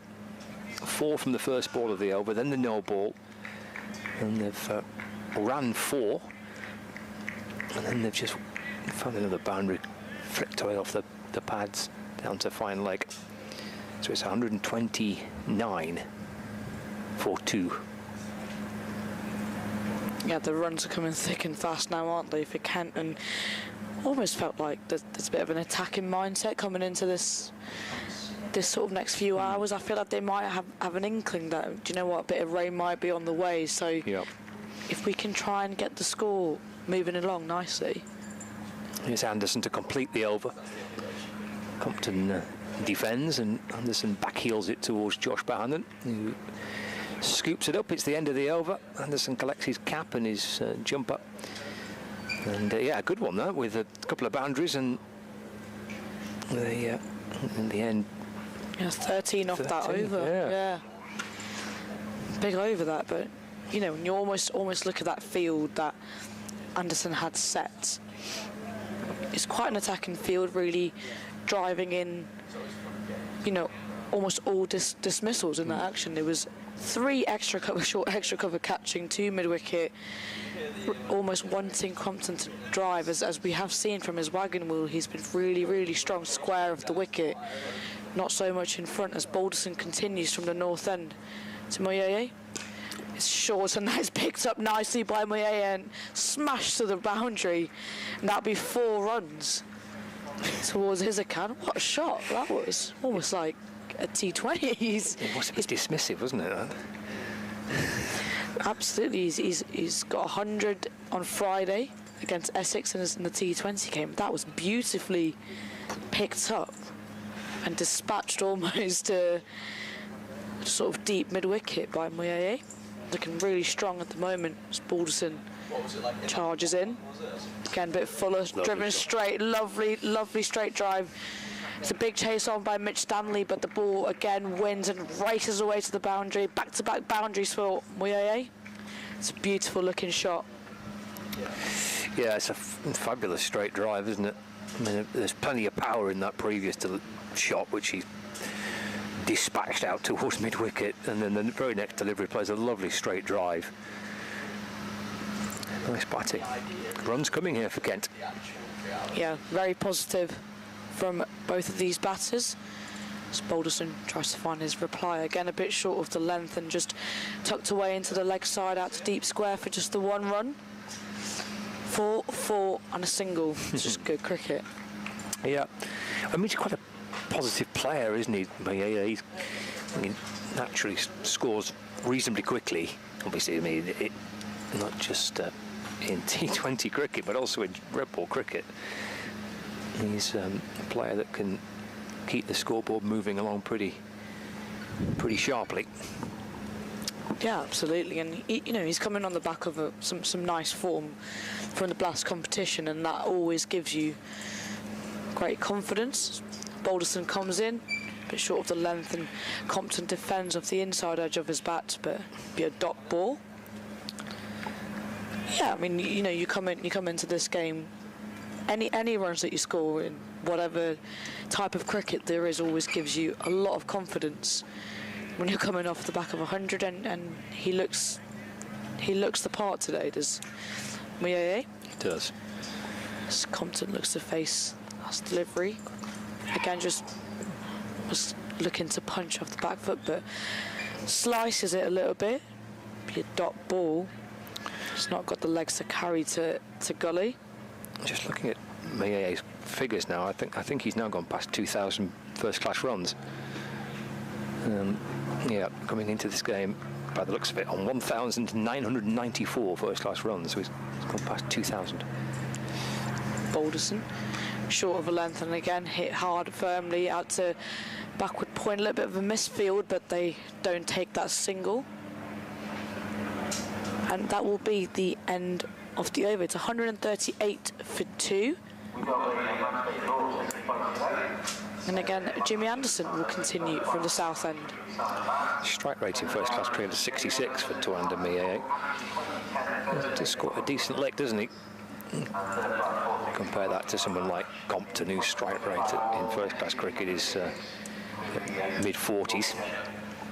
And he said that the season, Matt was saying that the season that's been one of his highest strike rates, and than compared to like previous seasons. But he knows his shots. He's got limited shots, but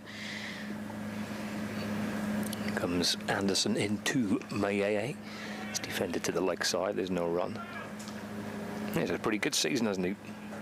Up towards 500 runs now in the Championship, averaging 35 coming into the game. Century and a couple of 50s to his name. Yeah, and he's played beautifully so far today as well. Really held the innings together, I felt, especially after the fiery start from Jaden Denley. There's James Anderson for Lancashire bowls to Maid, playing solidly off the front foot in defence. And there's no run. Also just gone past the 50 partnership, these two as well. They've now put on 56 together from just 62 deliveries. Yeah, they've almost gone for a bit more of a conventional field now as well, with a fine leg. No one really in catching close in front of the bat, but just got one slip in a gully. Anderson into Maid, off the hip, whipped away, leg side in the air, bouncing out towards the boundary. It's going to be 4 runs for Tuanda Maid. Flashed away off his hip, leg side, scooped up over the infield. And another boundary for Maid. Moves on to 28 not out. almost very similar to the one he played to Balderson here, just that pickup shot that, you know, a lot of players these days play really, really well, but he plays that with a lot of elegance and grace. 142 for 2. Anderson bowls and worked through the leg side. There's 2 chasing after it, Jones and Wells, out towards the deep mid-wicket boundary, and Wells just about gets there in the nick of time, flicks the ball back, and then Jones sends it in towards the keeper. Good work by Wells to catch up with that. They've run 2. Score moves on to 144 for 2. And 8 to 30 not out. Strengthen the leg side. They've got Keaton Jennings at short mid-wicket. So Jennings and Wells at mid-wicket. There's a mid-on. There's a backward square leg. Mid-off. 1 slip. Anderson to Maid. Let's run off a thickish edge down towards third man for a single. It takes him on to 31 not out. 145 for 2. He's striking that ball well. He's on 30 of just 34 deliveries. Strike rate of 88.23. He's shown absolutely no fear at all, has he? He has not, no. no worries about facing Jimmy Anderson. He's just going to play his own way. Yeah, he looked an excellent touch, and this is a very good partnership for Kent. Compton off the back foot defending, just shuffling back and then dropping it away into the offside. Bohannon's at cover to field, and there's no run. End of the over, and 7 coming off that with not too much drama. 145 for 2 at the end of the over. Compton 54 and Maid on 31 not out.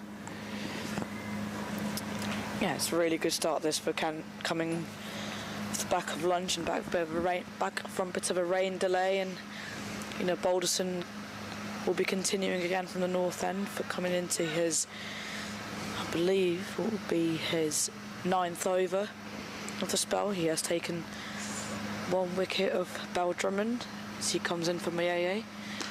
Bit back of the length and just hit firmly out to mid-on. Yeah, could be, you know, could be almost a time up. Do they change it up a little bit, bring on Mitch Stanley back on, and think, you know, for his 4 overs, I thought he bowled quite well, and he got into better rhythm as almost in the last 2 of that first short spell he has. Just a bit of a change in field now. It's just 4 overs, wasn't it, for Stanley, I think? Yeah. Jennings comes out of gully and almost straight short to mid-on. Balderson continues and is just getting battered into the leg side by Maid. I always find that position so interesting. I think I was watching the Test match day 1, and especially when Bashir was on to Shubman Gill, they had a very similar type of field, because they were just getting those easy ones out to long on and long off, just to create that doubt in batter's mind. As Balderson continues, getting a bit back of the length, but a lovely looking drive, just hit straight to cover. Yeah, because it's not a position where you see many catches taken there, is it really? But it's, as you say, maybe it's more of a run-saving position that Jennings is still in. Yeah, something for the batter just to think about. Yeah. Just making you think a bit differently, or like maybe you have to hit a bit square to get it away. Is Balderson. It's flicked away into the leg side out to deep square for 1 run by Maid. He's timing the ball beautifully today. Moving well, forward, back. It's very calm. And it really is putting all the Lancashire bowlers a little bit under pressure at the moment. Yeah, what was the score when we went off at lunch? It's 105 for 2. So put on 40 already. Again, defended strongly by Compton. It's Balderson for a dot ball. Yeah. 14, 15 minutes. Pretty positive start. Almost gone a little bit on a T20 mode, and even Compton, you know, he was a bit. I'd probably say he was always like he always does, taking his time, but I feel like Moyet has pushed him to score a bit quicker here as Balderson continues, and again a bit full of a length, and defenders straight back at him, and with that will be the end of the 37th over. Kent are 146 for 2, so 41 runs coming off. I believe it's not been, I think it was 33 overs gone when we left for lunch. So 6 overs for 41 runs. That's good going. Jimmy Anderson to continue from the south end. Yeah, it's really good going. When you sort of break it down and you try to look at it like that, you know, Lancashire will be looking to dry these runs up. Can they find a wicket? Here is Anderson looking to do just that. Maid keeps this delivery out. He's finished down on one knee. He just about keeps a delivery out that snuck in a little bit lower than he was expecting. We've seen a few of that, haven't we? A few that haven't really kind of got up or bounced a little unexpectedly towards the batter. Kept a little low, yeah. 146 for 2. And defended by Maid. Gets in behind it, full face of the bat. And there's no addition to the score. Yeah, it's been a bit funny with the bounce, I'd probably say. It's been very hit and miss, as we see Chris Green here warming his shoulders up, so he might be on, and that actually might be a better shout. To feel, you know, some are carrying, some really aren't. Got it 7.5 runs and over since the resumption, Kent. That's defended by Maid to the leg side, keeping Jennings in that short, straight, mid-on position field. There's no run. 146 for 2. So we're back underway. 15 overs lost, having gone off at 1 o'clock and didn't restart till 3:10. It does look actually a little brighter, which is quite encouraging.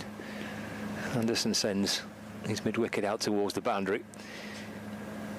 And Maid off the front foot pushing away into the offside, and there's no run. Yeah, I wouldn't go crazy and say blue sky and sunshine. It's not quite like that, but it just looks a little bit brighter than what it did an hour or so ago. Yeah, I feel like the grey clouds aren't as dark. Yes, If I have to give a very accurate weather prediction, or weather sort of description, sorry, Yes, even. yeah. That's how I would give it. Lighter colour, Yeah. lighter shade of grey. Anderson to Maid, nudges the ball away off his hip. Through the leg side, and there's no addition to the score again. 146 for 2. So Balderson and Anderson used in this opening spell after the resumption. Yeah, 64 runs partnership between these two, and the highest of the ones they've had. They've had 55 runs between Compton and Denley, 27 between Compton and Bell-Drummond, and 64 between Compton and Moyet.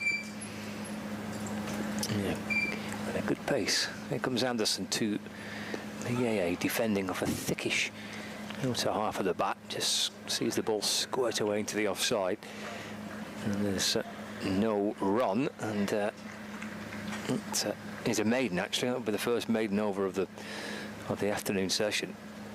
146 for 2, 40 overs gone. And yeah, it will be, as you spotted, Chris Green to come into the attack. So Balderson's spell of 3 overs for 18, and he's been replaced by Chris Green, who bowled from this end through the course of this northern end through the course of the morning. Bowled 10 overs and picked up 1 for 28, and bowled very nicely.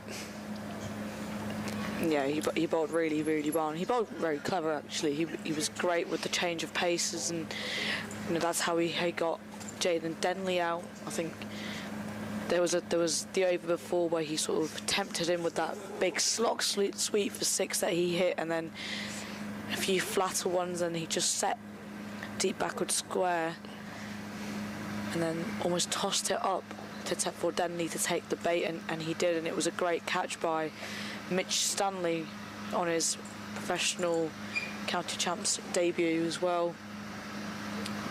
Yeah, it was, wasn't it? A good running catch. He came in a long way from the boundary, diving forward. It was a good catch. He wants an extra man around the bat here. That's Michael Jones with a helmet. And it's short leg.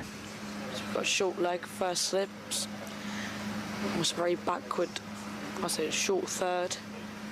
Bit of a deep point. Green comes in and is just guided away for a dot ball by Compton. Always looking to work that a little bit finer, trying to dissect the two fielders. So it's Green comes in. And he just tosses this one up, attempting to play it. It's a bit of a play and a miss by Compton. We sensed a little bit of turn this morning from Green, but I think this is where it'd be interesting to see how Compton plays him. It's a packed offside field. As Green comes in and again flights it up, and thought he was carried to him, but was that a drop catch from that reaction by all the fielders in Green? It's tricky to tell, isn't it, from here, whether it just turned a fraction and slid on past the edge of the bat, and he was pleased with that. Let's have a look at the replay. Green comes in again, is tossed up and just defended into the leg side, and it may have been, yeah, it may have been. Just take a look at that again. Yeah, he hasn't it? It looked like it. I think it may have deflected off the keeper. Yeah. I think it came off Hurst, and then that's dragged short, and that's punched straight off the back foot, but Bohannon gets a hand to it.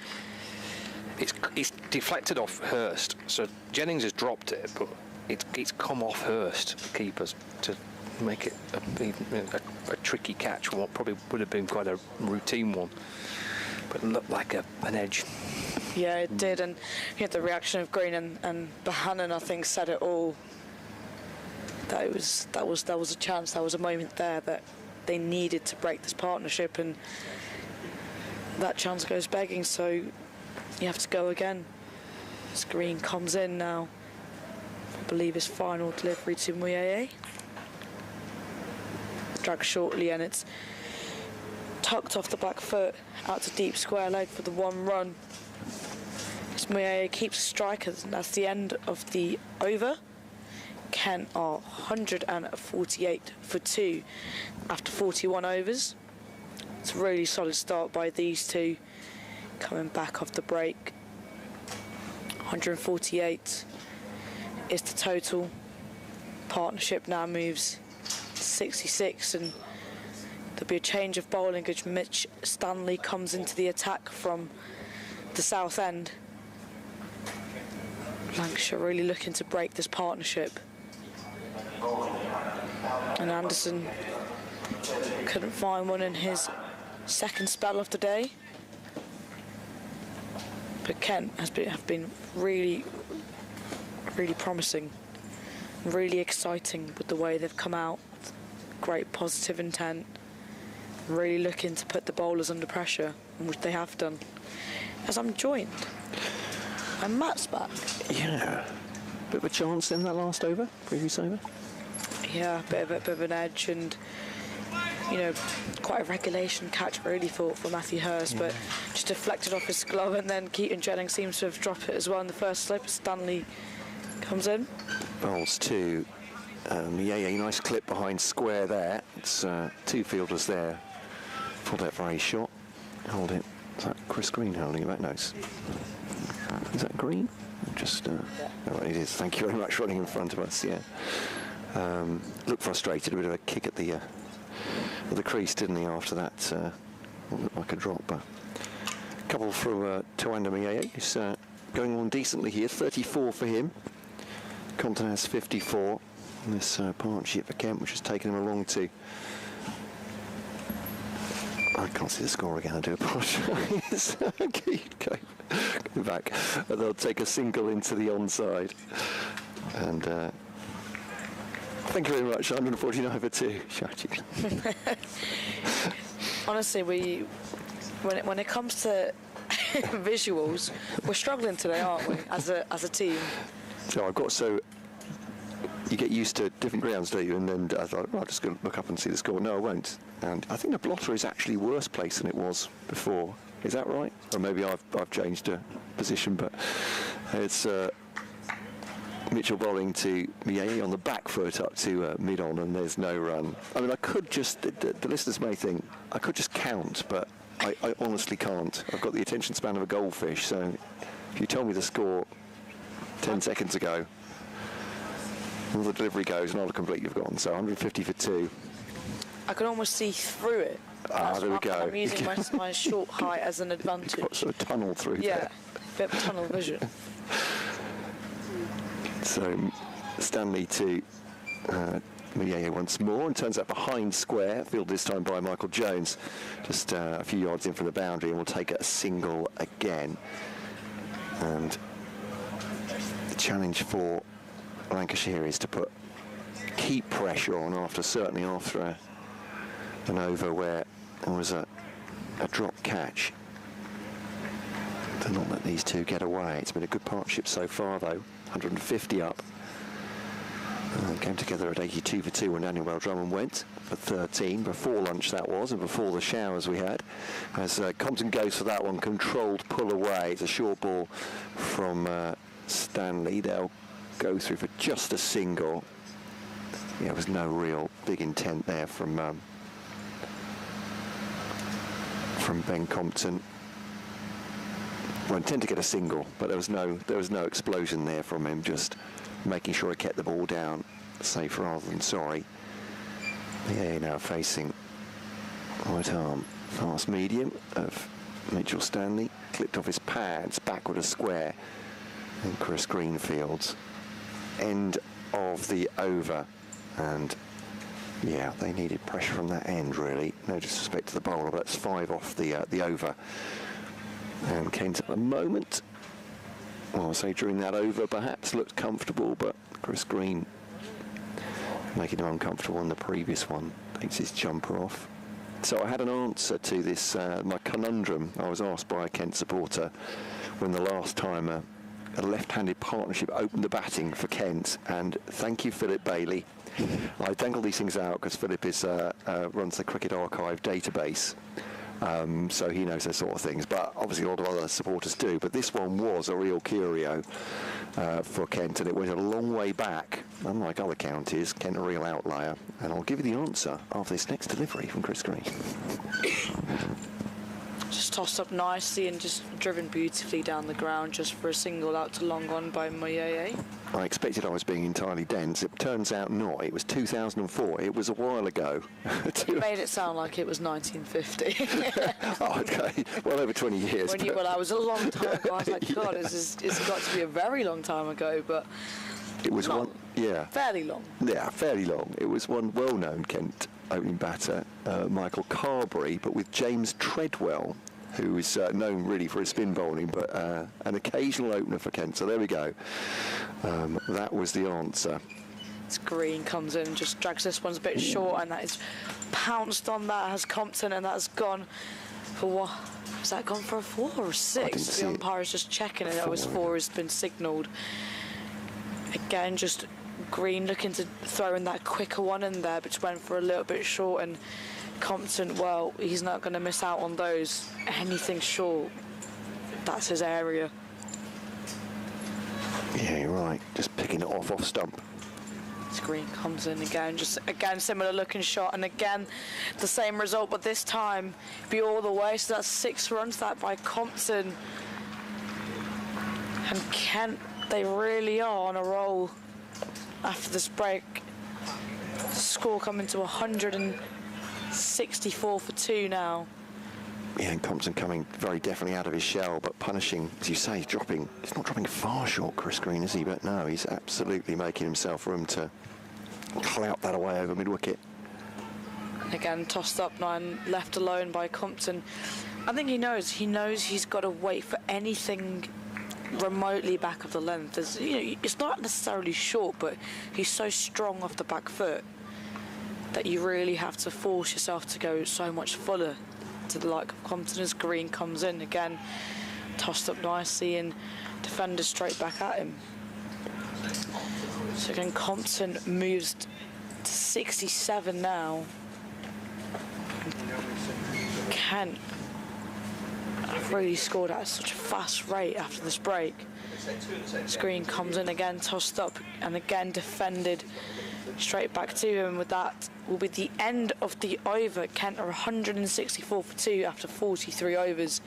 Compton on 67 and Moyeye on 37, and this is a solid partnership here for Kent of 82 runs.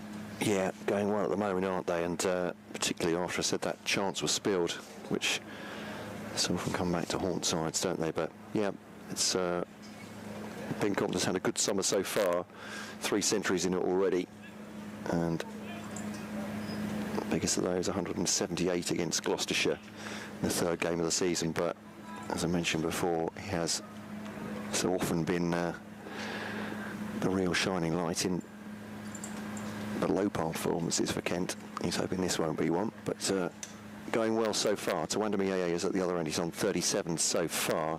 Faces now. Straight back at Mitchell Stanley. Decent length ball, that one, in the block hole. And defended back up.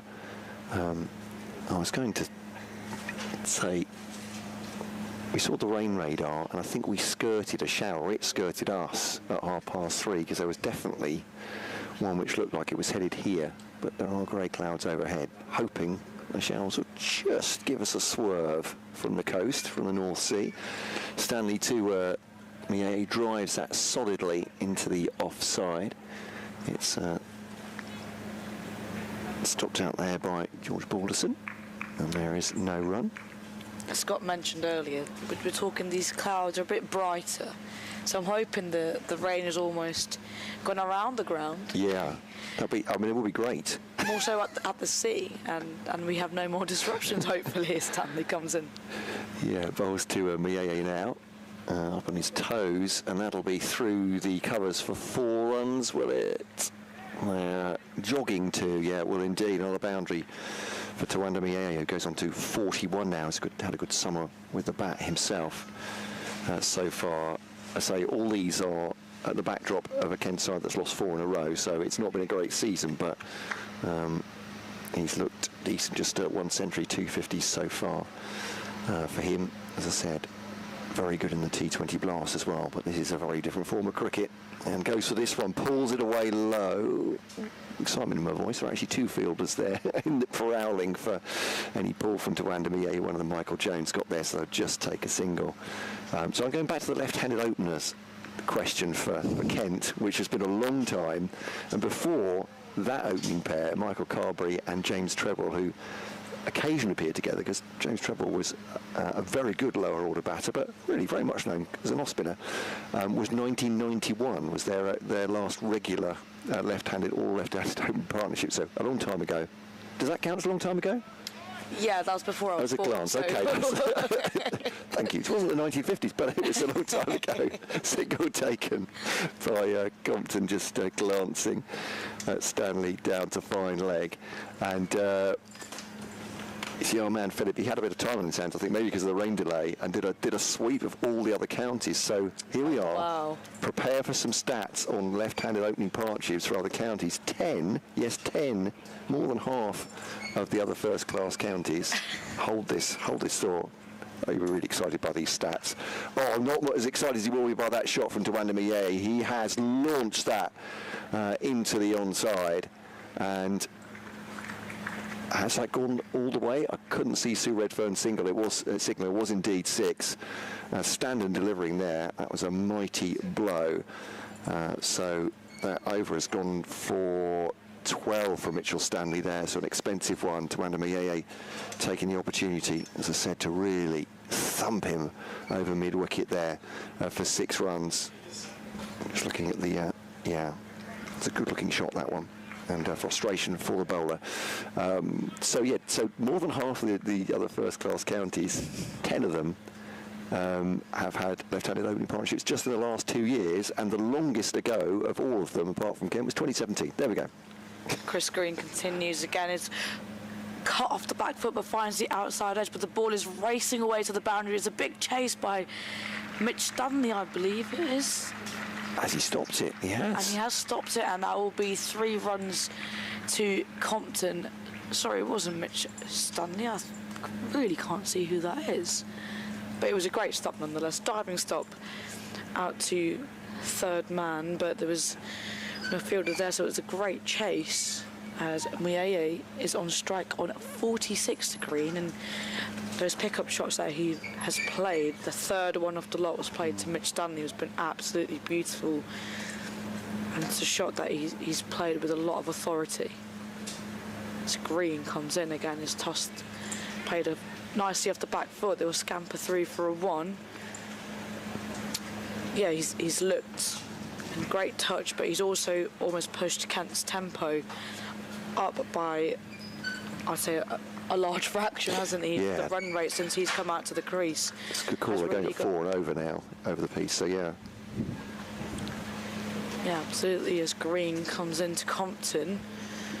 And again, he's just defended, almost squares him up a little bit, but just prodded into the offside.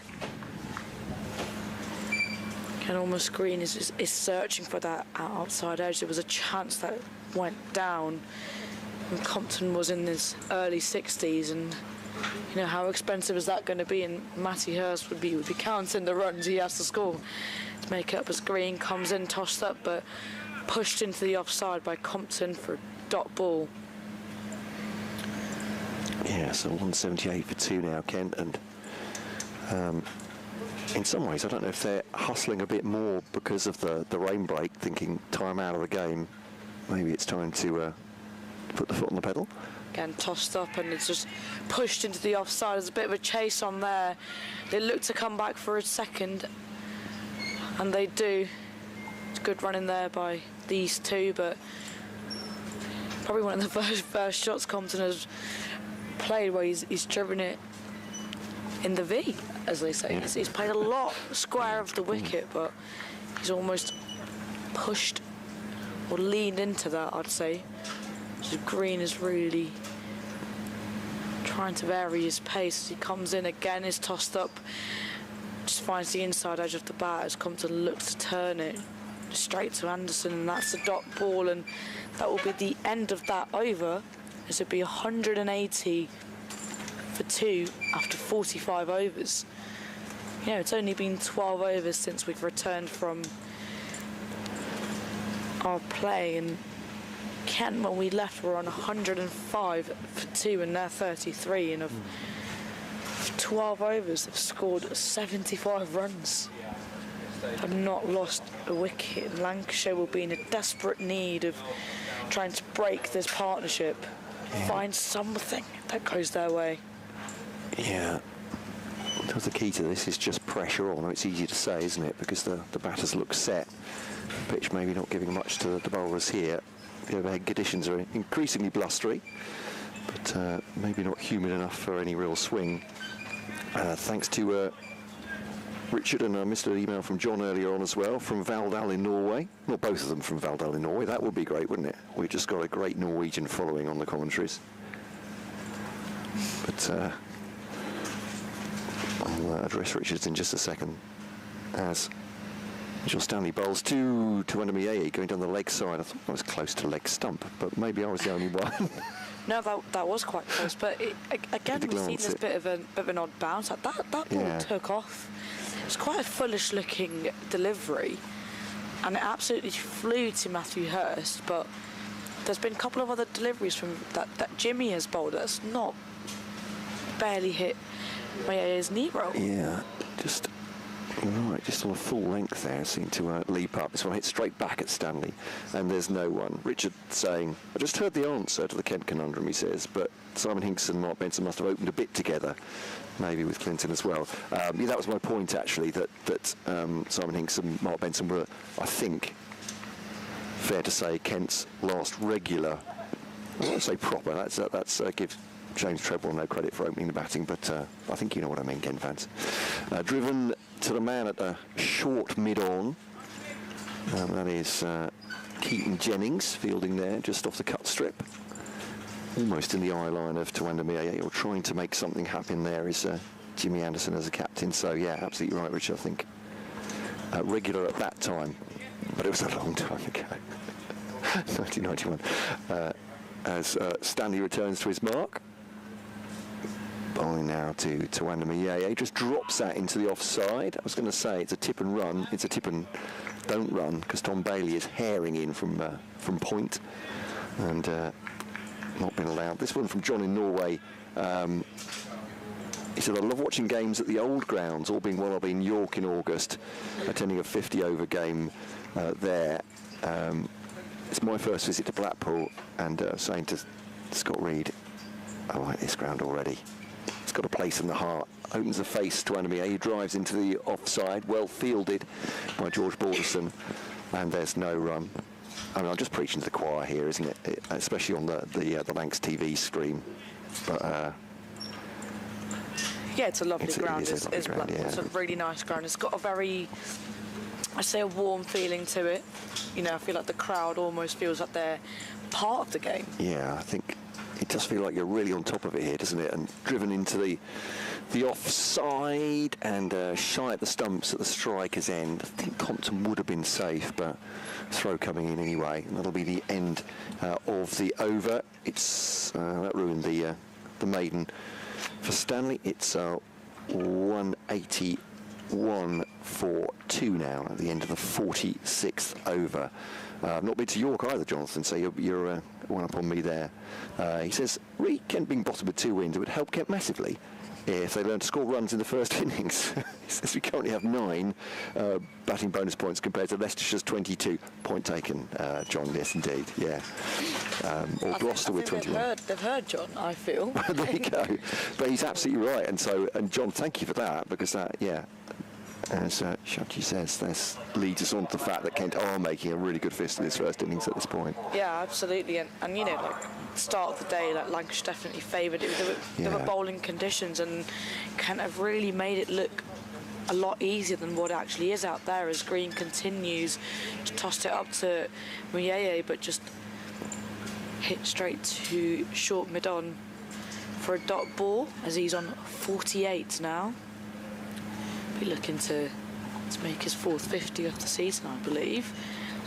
Screen comes in again, full ball, inviting the drive, but just prodded into the offside by Mieye. I think he's got the tendency that when there's dots to bowl really quickly through the overs and almost give the batter no time to think, and he's planning on doing that for Mieye. Again, is tucked away, but just behind square. They were looking to come back for a second, and he's running in sharply, and he makes it back quite comfortably in the end, and that will be 50 up for Tawanda Mieye. And what a brilliant knock this has been so far, and a very entertaining one. It's also been filled with boundaries, and the partnership now over 100 as well between these two. And Kent in really commanding position. Green comes in again, it's tossed up, but just defended straight back by Mieye. Yeah, it was almost like worked into the leg side. I thought it was leg by, but no, came off the bat. It's batted beautifully so far. Can he double it, as they say? Green tosses it up, and again it's tucked into the leg side and behind square. Just for 1 run as Bohannon picks it up and throws it back in. Yeah, it's a 66 ball 50, which in the context of this, obviously, 4-day cricket is a quick one. 7 fours within that time as well. I'm really enjoying watching Chris Green bowl, I have to say. He's very expressive, isn't he? I think he's got that Shane Warne thing. Every ball is a possible wicket. He really believes it every time he goes in. He's got a reaction after every ball. Yes, You'd almost feel like, you know, the batter's not batting as well as they are. Right, yeah. They're just getting away with all sorts. Exactly, from them. Yeah. exactly. But no, he's a very skillful bowler, and you know, he's been a great signing for Lancashire for the last couple of seasons now, and he's really looking to make his mark in the red ball, the county champ sector of the game, as he comes in to finish this over off to Compton, and it's just prodded into the offside of Compton looking for the single, but sent back by Maid, and rightly so, as that is the end of the 47th over, and Kent are 184 for 2. As Green finishes his 14th over of the day. He's gone for 50 runs and taken 1 wicket. The other wicket taken by George Balderson.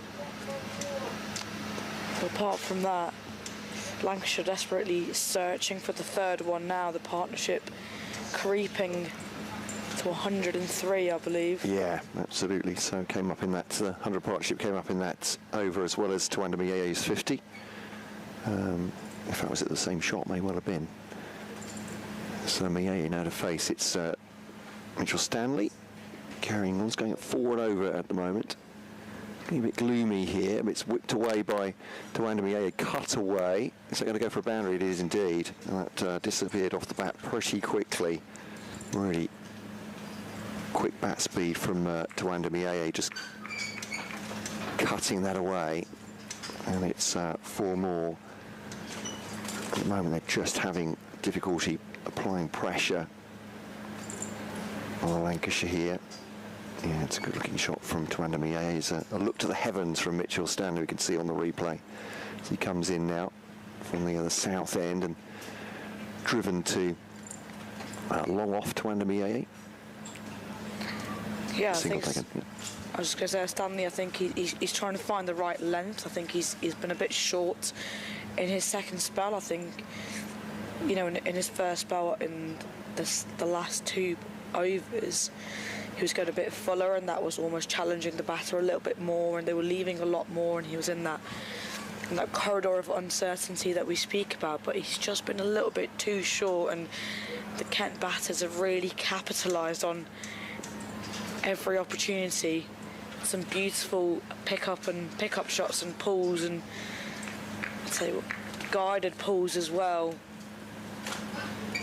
Compton comes to face him. Yeah, just taking a look around Compton. A good look at the field. Low pull away from him as well, actually just helping it round the corner. And that'll be a single for Compton, down to fine leg. Again, he sets a mark of Ben Compton's style. Is he sees a short ball that he likes. He's very, very conservative, though. Quite often will just help that down, make absolutely sure it's along the ground. Low risk, you might say, low reward, but he's done that for 128 balls now, and he has 74. So Stanley back in. Bowling to Miyehi, bouncer. Haven't seen many of those today. Miyehi stays crouched on the ground. He definitely got underneath it. Stanley gave him a bit of a stare as well, you know, almost trying to... Do you want to play a pick-up to that? I think that's what have been said to him. But no, you're right. Yeah, held the stare a little bit. He's got a fine moustache going on there, as Mitchell Stanley just noticed from the replay. Bowls to Miyehi. That's in the block hole. It's actually a good delivery, but it's been clipped away through mid-wicket. Will that go for 4? It's a good stop on the boundary by Josh Bohannon. Gets it back in. I thought that ball was favourite there, but Bohannon quick across the ground and a throw back in as well. But they have taken 2, and Miyehi moves on to 58.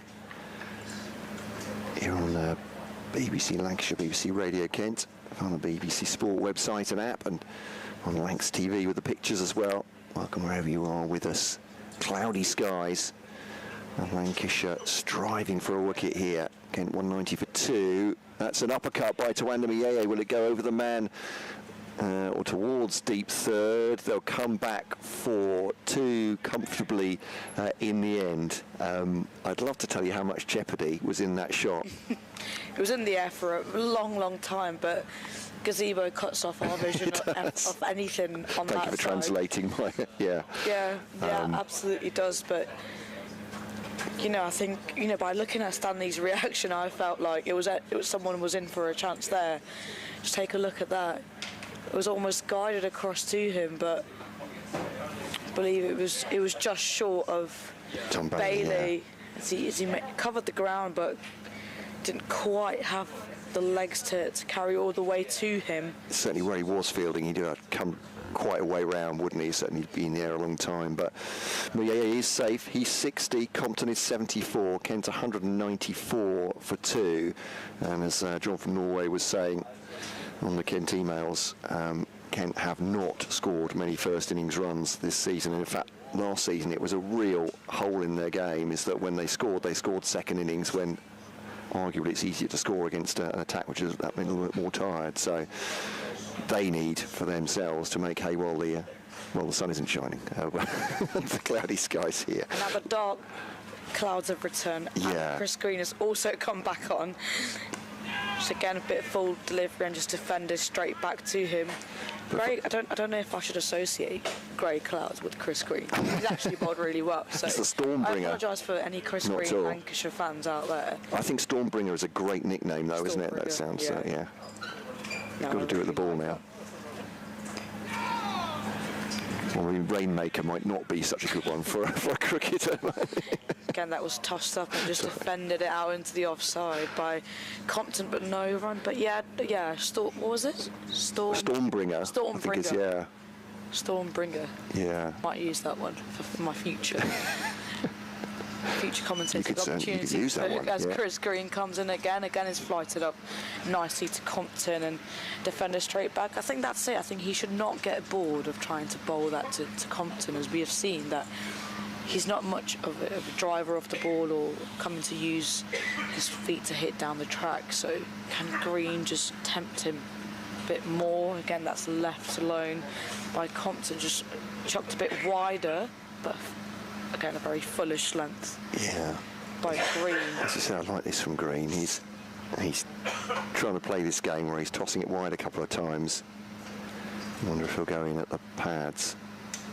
And again is tossed up, and again is defended straight back at him. I think, it's that bit of a cat and mouse game that's happening right now, and he's Compton's probably thinking he's gonna fire one in eventually, and I will pounce on that. And Green's got to keep doing what he's doing, trying to look for that wicket. Again, is tossed up nicely, and again finds a little bit of the outside edge of the bat, but into the offside for a dot ball, and that will be the end of the over. I think, was it a maiden? Yeah, it was a maiden. Maiden over. Much needed maiden for Lancashire. It would be 194 for 2 or Kent. So a tight over from Mitchell Stanley here as well is just what they need, isn't it? Well, a wicket is ideally what Lancashire need, obviously, but if he can keep the runs down as well. His previous one didn't go for many, did it? I don't think, Mitchell Stanley. So chance to build pressure, perhaps. Just looking at the ball by ball. As I said, I can't remember 5 minutes ago, and that shows actually no, it wasn't a tight over, was it? It was the one before I was thinking about for Mitchell Stanley. Sorry, yeah, the last one, Twanamiea finished that with a bit of a flourish and started it too. So, yeah, there we go. There's only 2 ways that was going. I was going to be right or wrong, and wrong was the bookie's favourite, I'm afraid. Stanley from the south end, is that right? At the far end? Oh. Yeah. So just clipped off the hip by Twanamiea, goes fine, and it'll be fielded by Chris Green. Obviously throwing it back to Matty Hurst, and they'll take a single.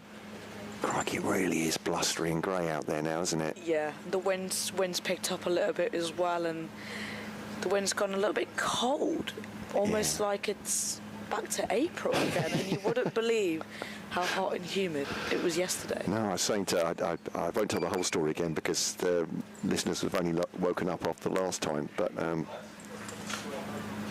as Stanley bowls. It's a bouncer.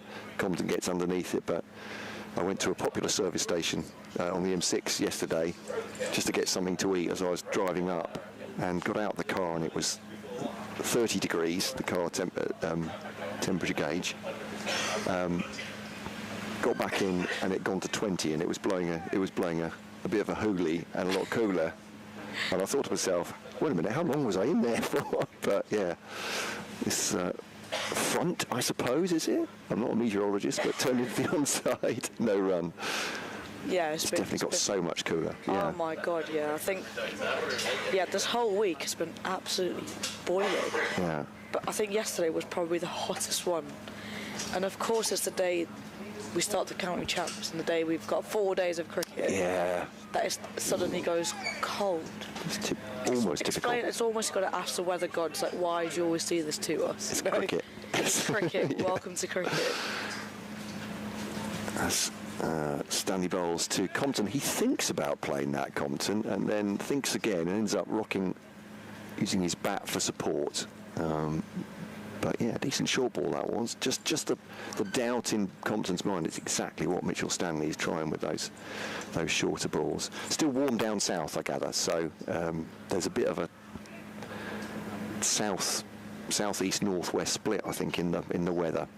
Again, you'll understand I'm not a weather scientist. It may surprise a lot of people to learn. And that's a bouncer again, but Compton it's almost like a limbo competition. He's getting lower and lower because Mitchell Stanley is not digging in that hard, but Compton is refusing to take the short ball on. This is fascinating. And that one was a little bit of a... Did he almost wear that one? Yeah. Because he got so... I don't think it bounced as much as he thought. No. Previous of Stanley's bounces has, and I think it almost missed the stumps. So when you go full here, good length delivery, bit of spite in that one. Good bowling from Stanley and turned into the onside by Ben Compton, and that was more of the over that I was talking about. Yeah, crikey, we're just watching a bouncer of that previous delivery again.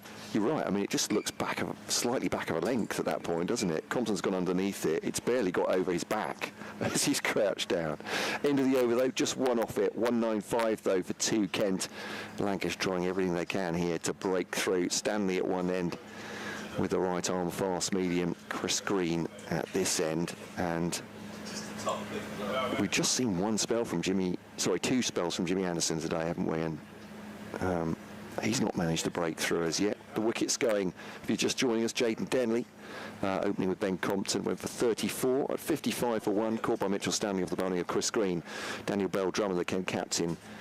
Although it's been announced on the scorecards that Ben Compton is the Kent captain, unless there's been some sort of controversy in the boardroom, I don't think they've taken the captaincy off Daniel Bell-Drummond overnight.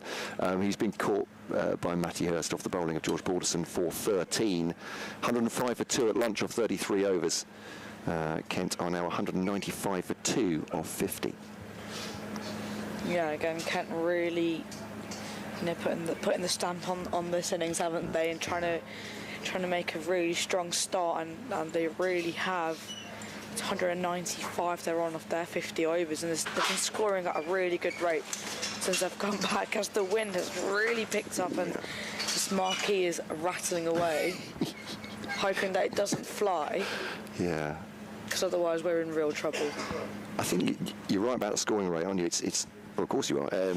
It's 90 off 17 now, so they're going up 5+ and over here after lunch, or after the rain delay as well. But Green comes round the wicket. He's just defended straight, so he's coming round the wicket. We've got a leg slip and a forward short leg in place, and a first slip as well. So really tempting Muyeye to hit it through that onside and hopefully get some sort of a deflection off his legs as he comes again, and he's just clipped behind square. Almost felt like leg slip was really in action, but it's hit all on the ground just for a single. And looking to create something, aren't they? Looking to make something happen. Yeah. And again, it's good tactics to have, and I think it's always good to try different things and not almost settle too long on one plan if it's not going to work. So they're really looking to break this partnership. Green comes in and just flights it up to Compton, who just defends it out into the offside for a dot ball. Yeah, you've got to try something at this point. It does look like these two are set at this point, so I guess anything you can do just to change the mindset, to put something different in the mind. Yeah, it's Green just again flights it up and tempts Compton, that's left alone by him. So there's some chuntering from the cheap seats back there. I'm not quite sure what's going on. That's Scott Reed causing trouble. There we go. Oh, he wants back in. That's what it is. Making a big noise. And it is again tossed up, big full toss, hit firmly but straight back at Green, and feels like he missed out on that one there, did Compton. Yeah, he wants his chair back. That's what he's here for. And we could just ask politely, is what I would say. You tell him when he comes on. I'm going to. Green it's rude. Continues. Penultimate ball, and Compton punches it off the back foot.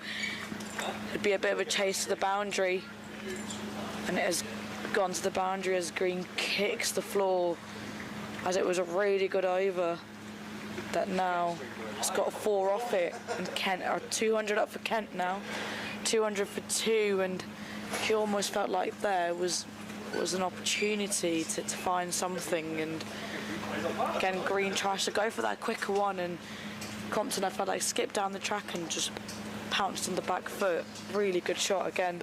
Yeah, trying to express their dominance there, Kent. And Shachi Chang, thank you very much for the meantime.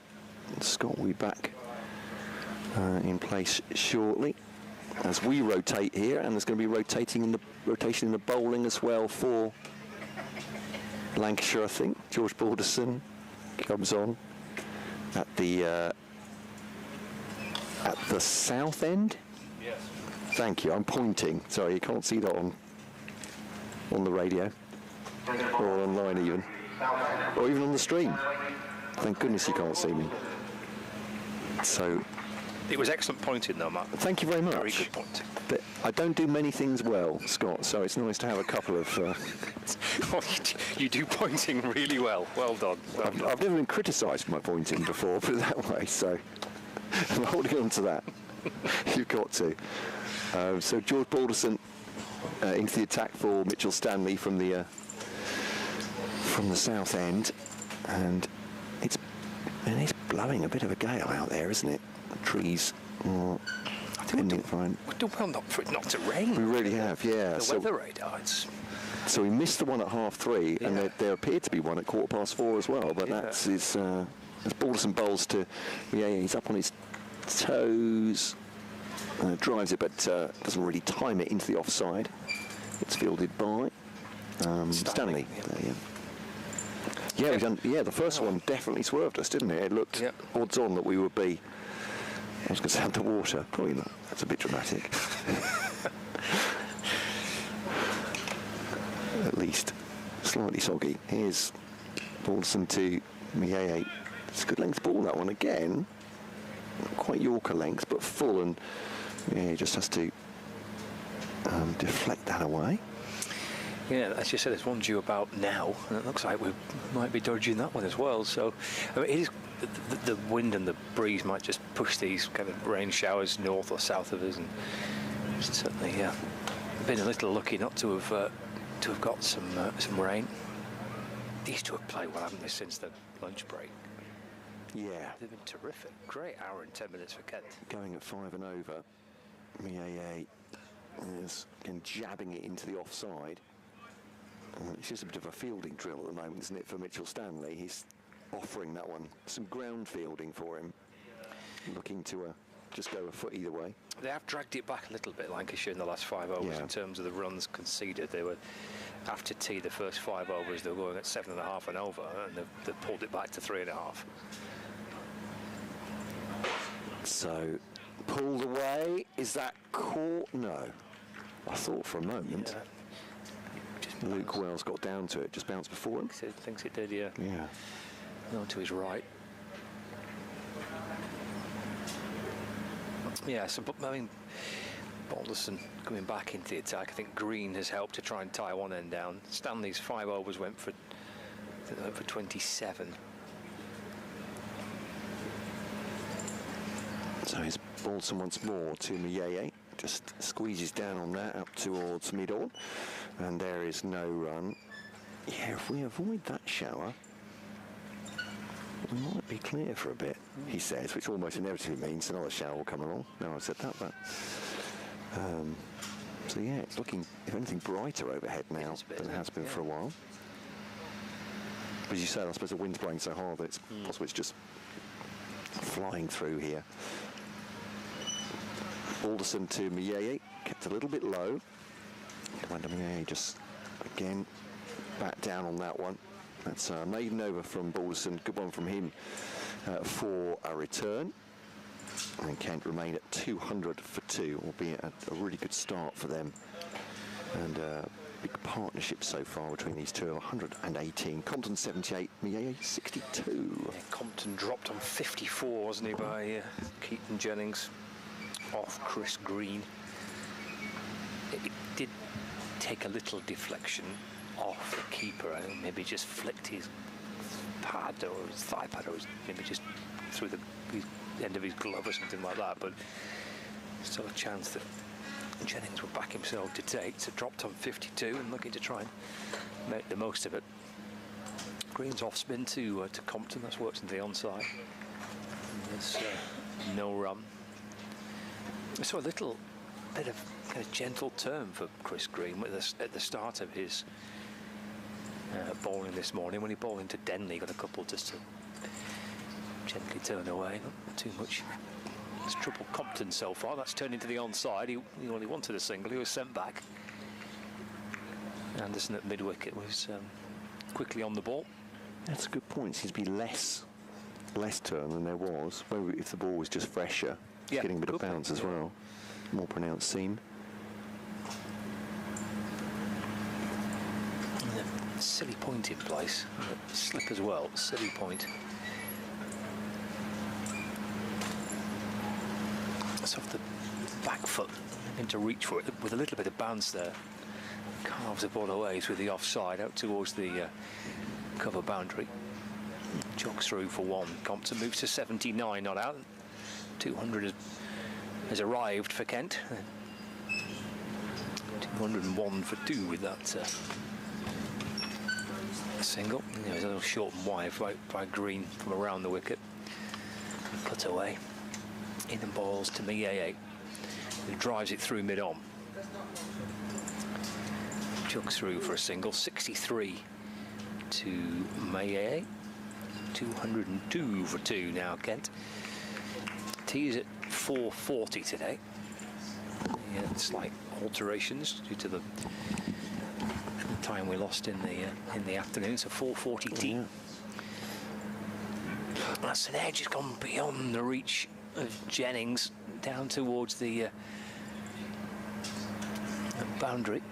And they come back for 2. Jennings was that near to it in the end. He went leaping away to his left-hand side. Let's have a look back.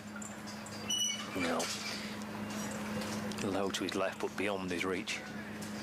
A couple for Compton takes him into the 80s as well. That's pushed back to Green by Compton, and there is no run. End of the over. I think it's 204 for 2. It is indeed, and Lancashire trying to build pressure for this wicket. Kent doing very well at the moment in their first innings. And this Blackpool battle. A little bit behind for Lancashire at the moment. George Balderson returned for a spell from the south end with a maiden so far. To Tawanda Maid, and who no foot movement whatsoever, turns it into the offside and no run as it's fielded at cover. And some applause around the ground. It's a good crowd. So a few of them have taken cover in various places because it's been a bit inclement, certainly after lunch when we lost an hour and a half. Straight back at the bowl, this one from Tawanda Mieye, who's on 63. And some problems with the audio we gather on the stream, is that right? The experts and Scott Reed are working on it right now. It's Balderson once more to Mieye, who's not taking any chances whatsoever. Just pushing forward to that one, and there's no run.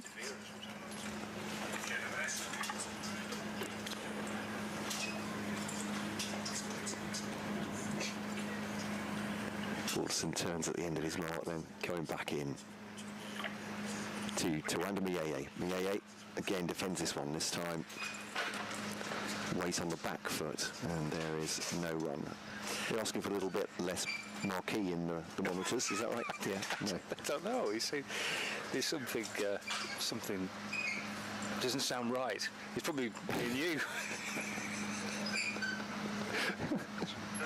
I think we know what the new variable is here on the Lanc stream. I can only apologise. Balderson bowls to Mieye, who drives it up to mid-off, and there's no run. Meanwhile, at the cricket, Tawanda Mieye has been very studious here. There's a maiden from Balderson as he returned to bowl from the south end, and he's played out 5 balls of this one for dots as well. So this is good news for Lancashire. Just Balderson putting a lid on it at the moment. And Tawanda Mieye defends that one as well. You were talking about them dragging it back after a really fertile spell just after lunch. And that's the end of the over. Another maiden. So Balderson returns with 2 maidens. He has 11 overs, 1 for 37 so far. Yeah, they've gone at 2 and over in the last 5 overs now, Kent. So they have tried to get some control, but they're after such a good start after the lunch break, that quick start from Mieye and from Compton, going at about 8 and over for the 3 or 4 overs.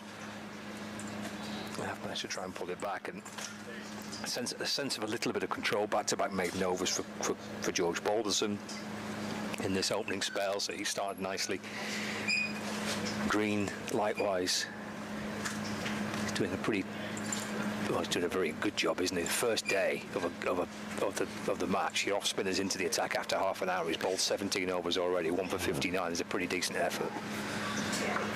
Yeah, he's bowled with good control so far, I think. Cameron Green, Chris Green. I knew I was going to do that at some point. It's inevitable, isn't it? It is. Too many greens. My apologies. Yeah. Here comes Green, in and balls forward goes Compton in defence. There's no run. Too many greens. Who had 4.28 in the sweep, I wonder. There we go. two slips in place. Apologies. There's Green is in and bowling, driven down the ground beyond the reach of the bowler, and that's going to be 4 for Compton. Nice shot, driven firmly just to the on side of straight, and 4 more for Compton. He has played in a kind of very characteristic way, hasn't he, Ben Compton? I suppose he always does, doesn't he? I don't think it particularly changes his approach, no matter the opposition or the ground, the surface, the venue. He just plays his own way. Heading forward and working it back towards Chris Green, and there's no run. That 4 down the ground, moving him on to 85. Not out. And there's Green in. That's thrown wide of off stump. It turned and it bounced, but from a long way wide. He's got the 2 slips in place. Left-hander on strike. The ball turning away from Ben Compton, but nothing that's troubled him so far. To the front foot this time, getting a decent way forward, pushing into the offside. No addition to the score. 208 for 2. Compton 85.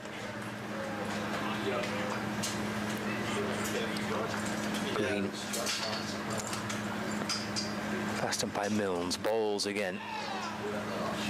Again defending. Here's Compton, just jabs the ball away to the offside, and there's no run. It's the end of the over. It's 208 for 2. We are 10 minutes away from tea, and over 100 runs in the session so far without the loss of any wicket. So really impressive from Compton and from Maid. If they can get to Kent, if they get Kent to tea, just 2 down. Yeah, be a good afternoon. Yeah, these sessions have been a real rarity for Kent over the summer so far. So yeah, they'll be wanting to make sure they capitalise on them. But for Lancashire, a bit more pressure than there was. They might be able to put more pressure in, as perhaps Kent looked to lock things up just before the interval. They can come on the attack with Balderson now bowling to Maid. Yeah, he's just defending that one from Balderson.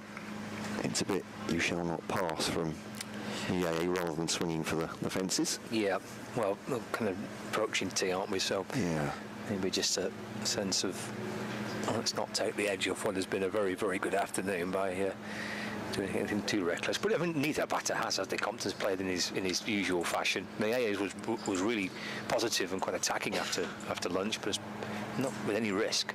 And faces this one from Balderson, a little bit on the walk, certainly on the front foot, straight back at the bowl, and there's no run. It's just been a really impressive performance by these two. They've played the shots, they've put bad balls away, they've defended and left nicely. Looks like a good pitch to bat on, and them making the most of it. Yeah, I think George Balderson, of all the bowlers, he's been really on the money, hasn't he? Has kept it really tight. I think Maid's just decided we're not taking any risks here, and just deflects that into the offside. Yeah, since he's gone back into the attack, Balderson, he's not considered a run yet. No. It's into his third over of this spell. 2 maidens prior to that. But you don't get any sense that Maid is at all antsy, as in he's not trying to force him away, which might work to Balderson's advantage. Obviously he's not scoring, but he's just looking to... Of course. He's looking to dance down the pitch and smash that one over the top. He did a little dance, but he did not do the smashing. It was just a block in the end. Just for a moment there, I think Tawanda Maid saw a length and a line that he liked, and then something kicked in the back of the head, didn't it? It's like, no, actually, no, remember, you can block this, you don't have to score off this ball. Balderson bowls to Maid. Inside part of the bat, a bit toe-endy as well, into the onside, but safe enough along the ground. Well, he's kind of natural shape. Balderson is to get the ball to come back in to the right-handers. That's the one that did Danny Bell-Drummond, wasn't it? Cut in sharply and caught behind by Matty Hurst. At 82 for 2, though. And count at the moment, 208 for 2. Balderson tries, it's gone up in the air, has tried to smash this one into the offside, and fielder underneath it, and it's gone. Well, I thought he didn't look anti to Tawanda Maid, but he's tried to take that one on from George Balderson, giving him no width whatsoever. It's come out off the outside part of the bat, spooned up into the air. Mitchell Stanley at deep extra cover has taken that one, and Lancashire, well, 5 minutes before tea on day one have Tawanda Maid, and I won't say he's fallen for the bait, but he did such a good job in blocking George Balderson out before tea, took him on there and has perished as well. Great bowling from Balderson, who still hasn't conceded a run since he came back on a couple of overs ago, but has also now taken the wicket at Tawanda Maid and broken a stand which stood at, where are we? 126. 120, thank you very much. I was trying to do maths on the radio, which always fails. 126 between these two. Maid goes. Breakthrough for Lancashire. Well, as you say, Matt, it's a reward for Balderson's spell here, isn't it?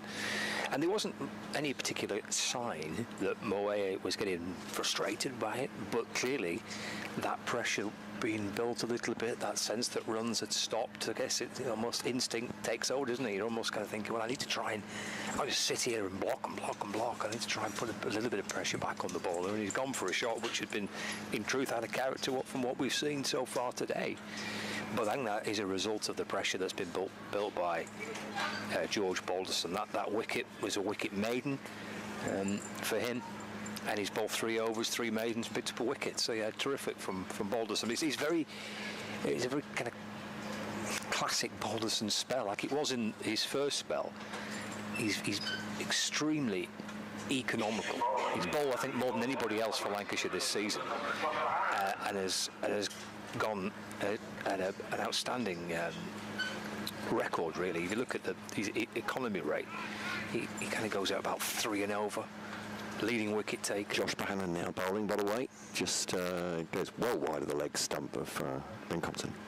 So yeah, he's done a pretty decent job again, George Balderson. That's a big breakthrough, isn't it? Good. They needed a bit of something like issue before tea.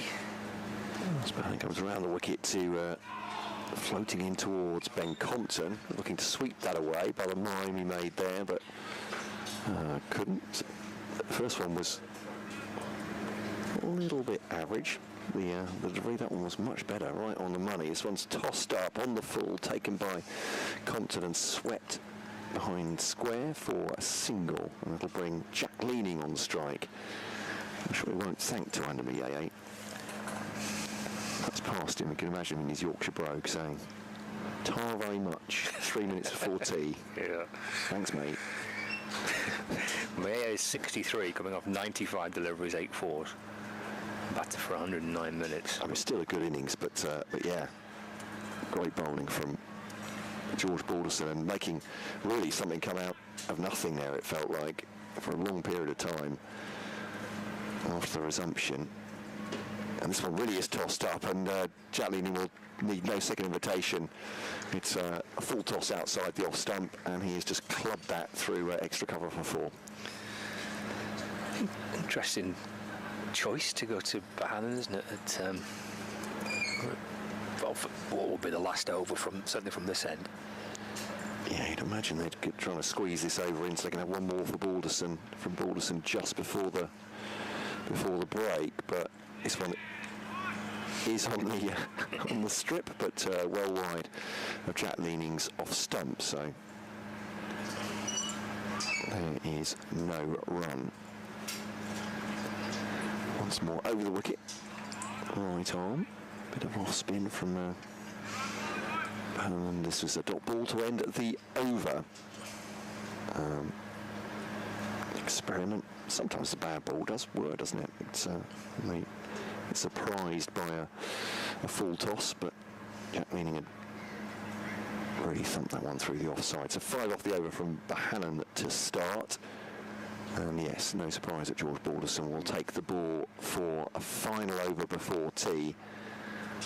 And was that 3 overs for none returning? That's right. At the south end. Yep. And the wicket of Tuandamiye breaking 126 run stand. Yeah, 3 overs, 3 maidens. And the wicket for Balderson. So this is going to be the final over of the afternoon session. 2.5 hour afternoon session, of which we've actually got the whole lot in. I'm amazed, really. Yeah. Goes to show, doesn't he? Look at these radars, and you look at what look at the rain at this time, and it's absolutely fine. Then comes Balderson to Compton. That's left outside his off stump, and through to Hurst, and there's no run. 213 for 3, Kent.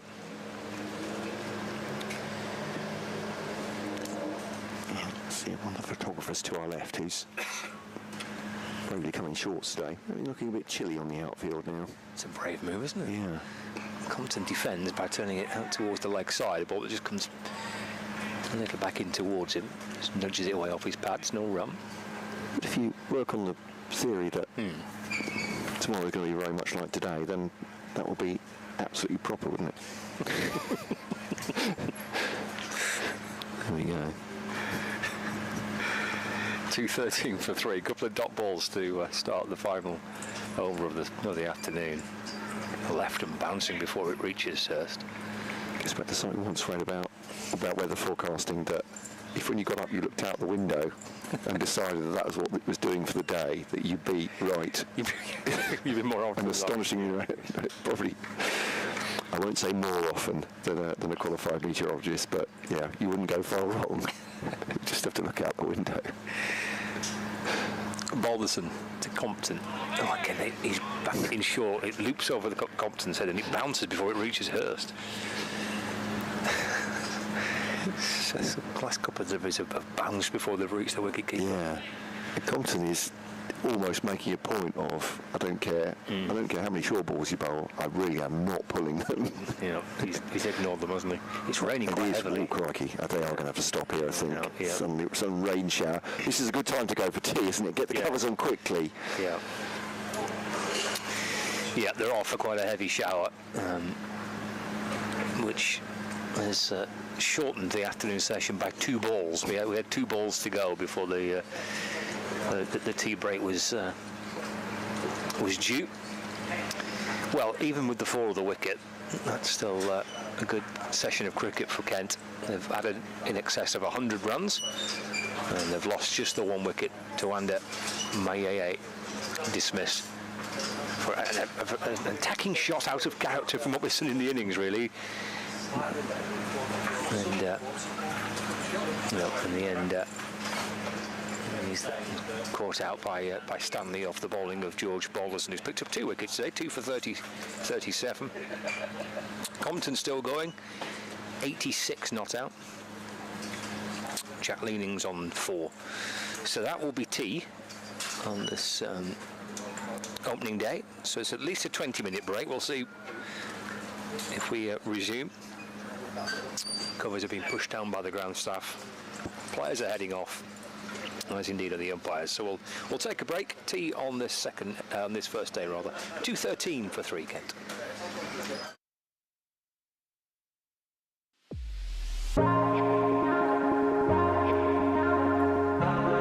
Two names rich in history.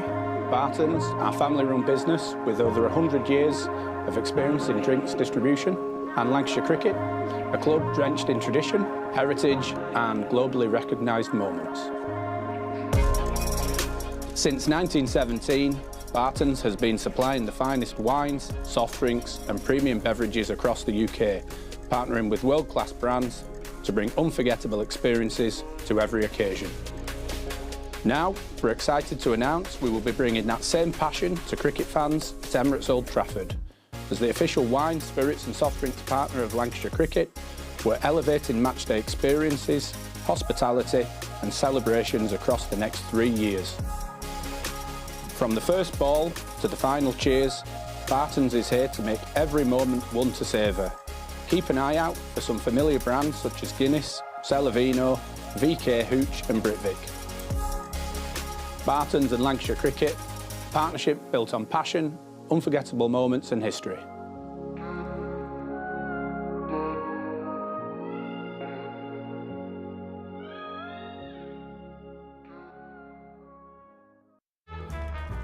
L is for the way you look at me.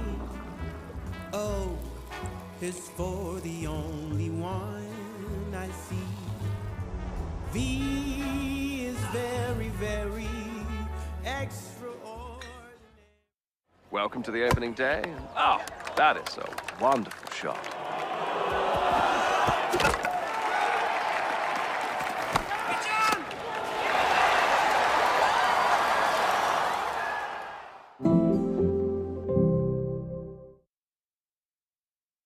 This is a call for hungry dreamers and hard-working self-believers. Success is down to more than just luck and talent. It's striving to be the best, breaking the boundaries and never giving up.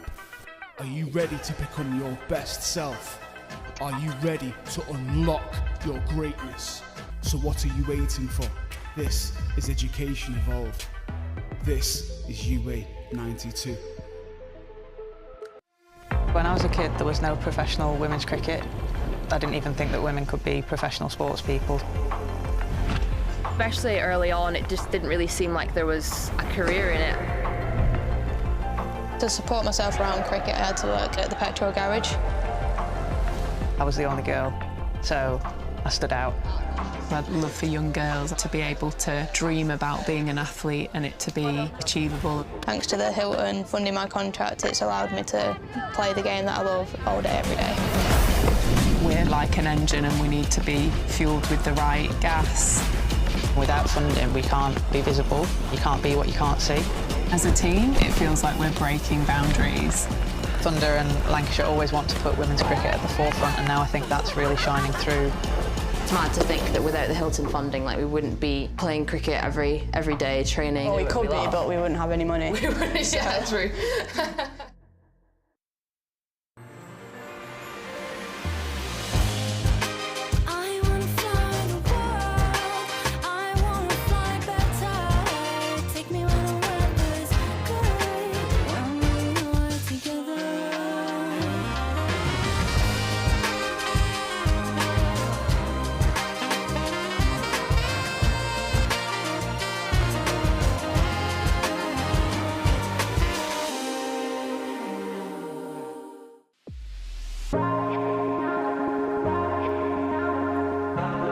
Two names rich in history: Barton's, our family-run business with over 100 years of experience in drinks distribution, and Lancashire Cricket, a club drenched in tradition, heritage and globally recognised moments. Since 1917, Barton's has been supplying the finest wines, soft drinks and premium beverages across the UK, partnering with world-class brands to bring unforgettable experiences to every occasion.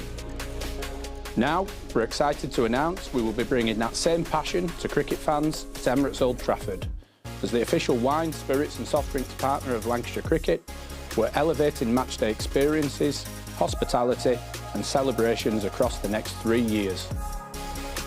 From the first ball to the final cheers, Barton's is here to make every moment one to savour. Keep an eye out for some familiar brands such as Guinness, Celavino, VK Hooch and Britvic. Barton's and Lancashire Cricket, partnership built on passion, unforgettable moments and history.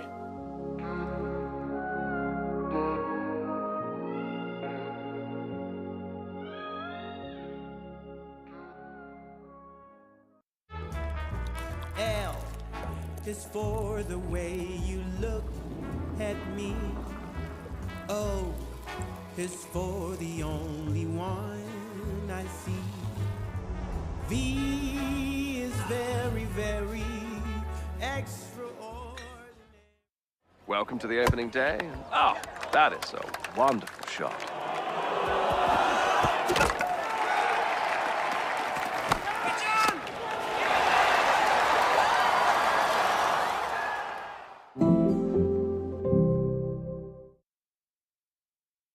This is a call for hungry dreamers and hard-working self-believers. Success is down to more than just luck and talent. It's striving to be the best, breaking the boundaries and never giving up. Are you ready to become your best self? Are you ready to unlock your greatness? So what are you waiting for? This is Education Evolved. This is UA 92. When I was a kid, there was no professional women's cricket. I didn't even think that women could be professional sports people. Especially early on, it just didn't really seem like there was a career in it. To support myself around cricket, I had to work at the petrol garage. I was the only girl, so I stood out. I'd love for young girls to be able to dream about being an athlete and it to be achievable. Thanks to the Hilton funding my contract, it's allowed me to play the game that I love all day, every day. We're like an engine and we need to be fueled with the right gas. Without funding, we can't be visible. You can't be what you can't see. As a team, it feels like we're breaking boundaries. Thunder and Lancashire always want to put women's cricket at the forefront, and now I think that's really shining through. It's mad to think that without the Hilton funding, like, we wouldn't be playing cricket every day, training. Well, we could be, but we wouldn't have any money. We wouldn't, yeah, true.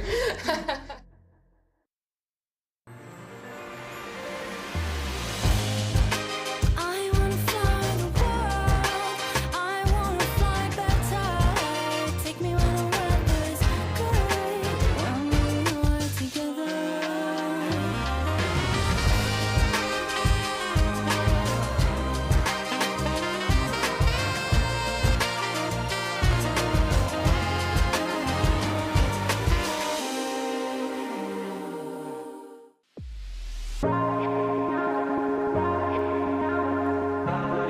Two names rich in history. Barton's, our family-run business with over 100 years of experience in drinks distribution, and Lancashire Cricket, a club drenched in tradition, heritage and globally recognised moments.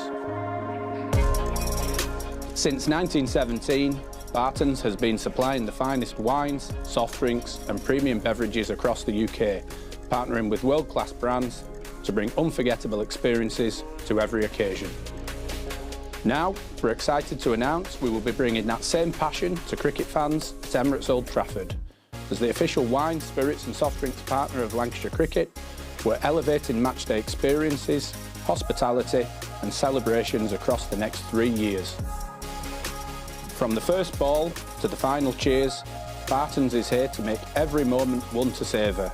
Keep an eye out for some familiar brands such as Guinness, Celavino, VK Hooch and Britvic. Barton's and Lancashire Cricket, partnership built on passion, unforgettable moments and history.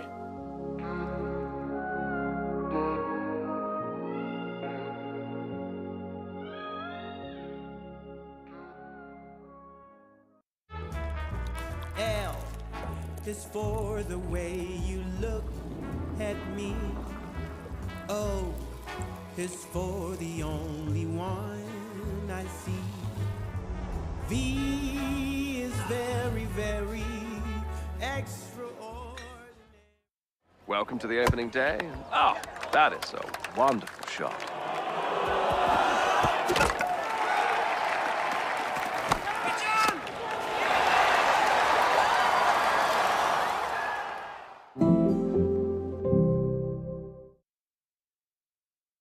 This is a call for hungry dreamers and hard-working self-believers. Success is down to more than just luck and talent. It's striving to be the best, breaking the boundaries and never giving up. Are you ready to become your best self? Are you ready to unlock your greatness? So what are you waiting for? This is Education Evolved. This is UA 92. When I was a kid, there was no professional women's cricket. I didn't even think that women could be professional sports people. Especially early on, it just didn't really seem like there was a career in it.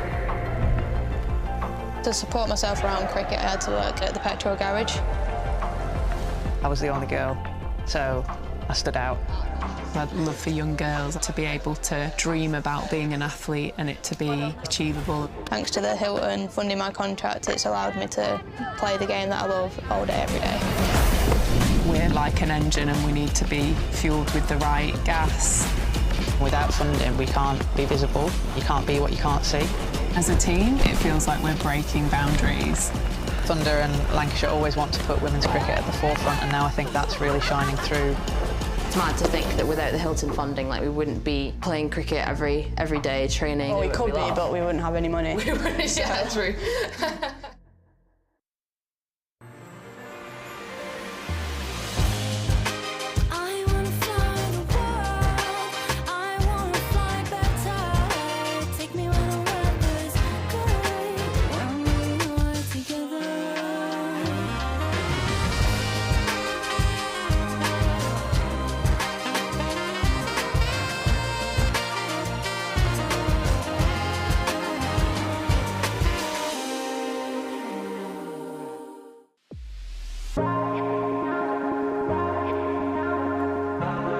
Two names rich in history.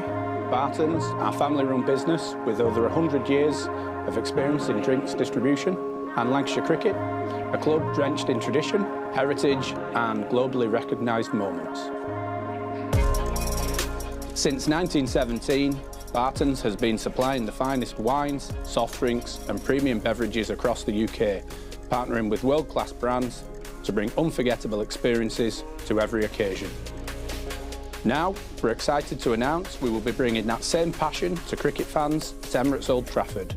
As the official wine, spirits and soft drinks partner of Lancashire Cricket, we're elevating matchday experiences, hospitality and celebrations across the next 3 years. From the first ball to the final cheers, Barton's is here to make every moment one to savour. Keep an eye out for some familiar brands such as Guinness, Celavino, VK Hooch and Britvic.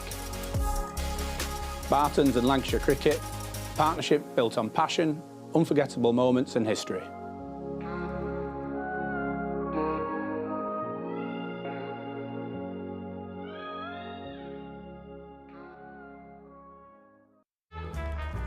L is for the way you look at me. O is for the only one I see. V is very, very extraordinary. Welcome to the opening day. Oh, that is a wonderful shot.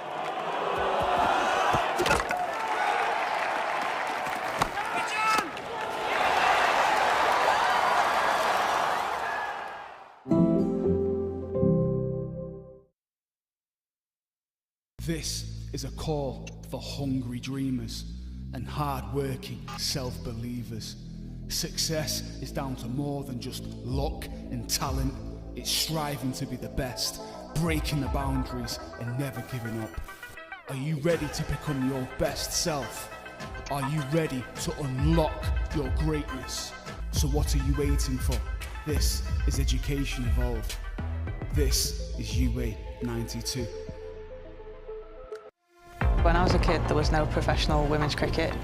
I didn't even think that women could be professional sports people. Especially early on, it just didn't really seem like there was a career in it. To support myself around cricket, I had to work at the petrol garage. I was the only girl, so I stood out. I'd love for young girls to be able to dream about being an athlete and it to be achievable. Thanks to the Hilton funding my contract, it's allowed me to play the game that I love all day, every day. We're like an engine and we need to be fueled with the right gas. Without funding, we can't be visible. You can't be what you can't see. As a team, it feels like we're breaking boundaries. Thunder and Lancashire always want to put women's cricket at the forefront, and now I think that's really shining through. It's mad to think that without the Hilton funding, like, we wouldn't be playing cricket every day, training. Well, we could be, but we wouldn't have any money. We wouldn't, yeah, true.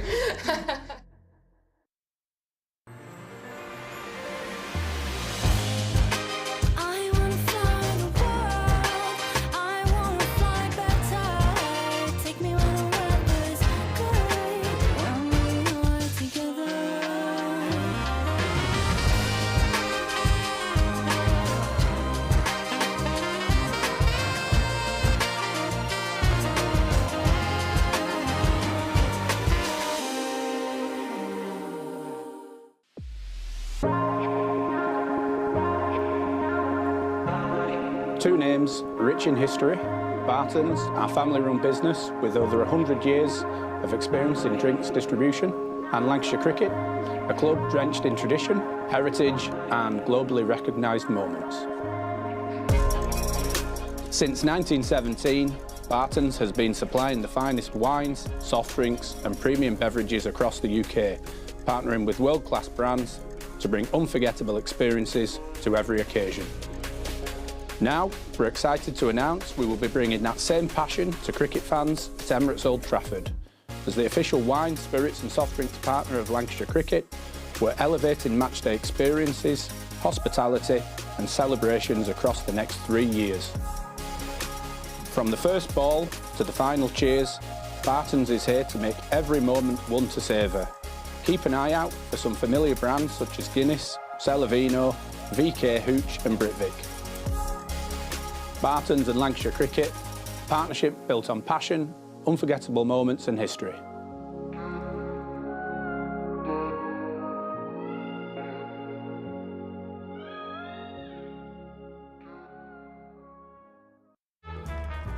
L is for the way you look at me.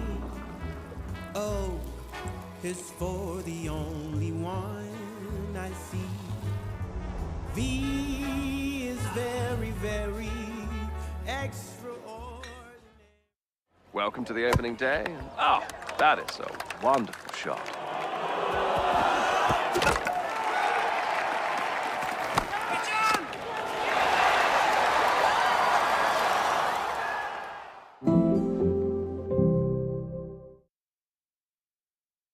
This is a call for hungry dreamers and hard-working self-believers. Success is down to more than just luck and talent. It's striving to be the best, breaking the boundaries and never giving up. Are you ready to become your best self? Are you ready to unlock your greatness? So what are you waiting for? This is Education Evolved. This is UA 92. When I was a kid, there was no professional women's cricket. I didn't even think that women could be professional sports people. Especially early on, it just didn't really seem like there was a career in it. To support myself around cricket, I had to work at the petrol garage. I was the only girl, so I stood out. I'd love for young girls to be able to dream about being an athlete and it to be achievable. Thanks to the Hilton funding my contract, it's allowed me to play the game that I love all day, every day. We're like an engine and we need to be fueled with the right gas. Without funding, we can't be visible. You can't be what you can't see. As a team, it feels like we're breaking boundaries. Thunder and Lancashire always want to put women's cricket at the forefront, and now I think that's really shining through. It's mad to think that without the Hilton funding, like, we wouldn't be playing cricket every day, training. Well, we could be, but we wouldn't have any money. We wouldn't, yeah, true.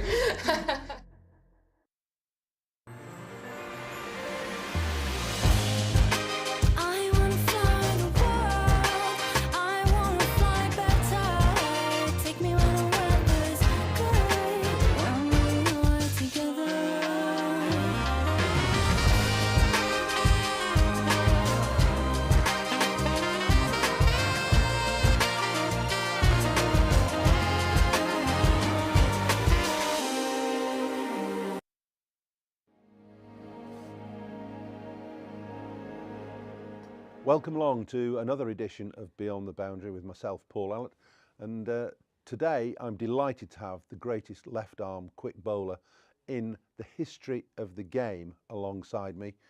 Played for Lancashire for 10 years, has become an adopted Lancastrian and had a wonderful international career with Pakistan. Wasim Akram, welcome along. Thank you, Alt. Welcome back to Emirates Old Trafford.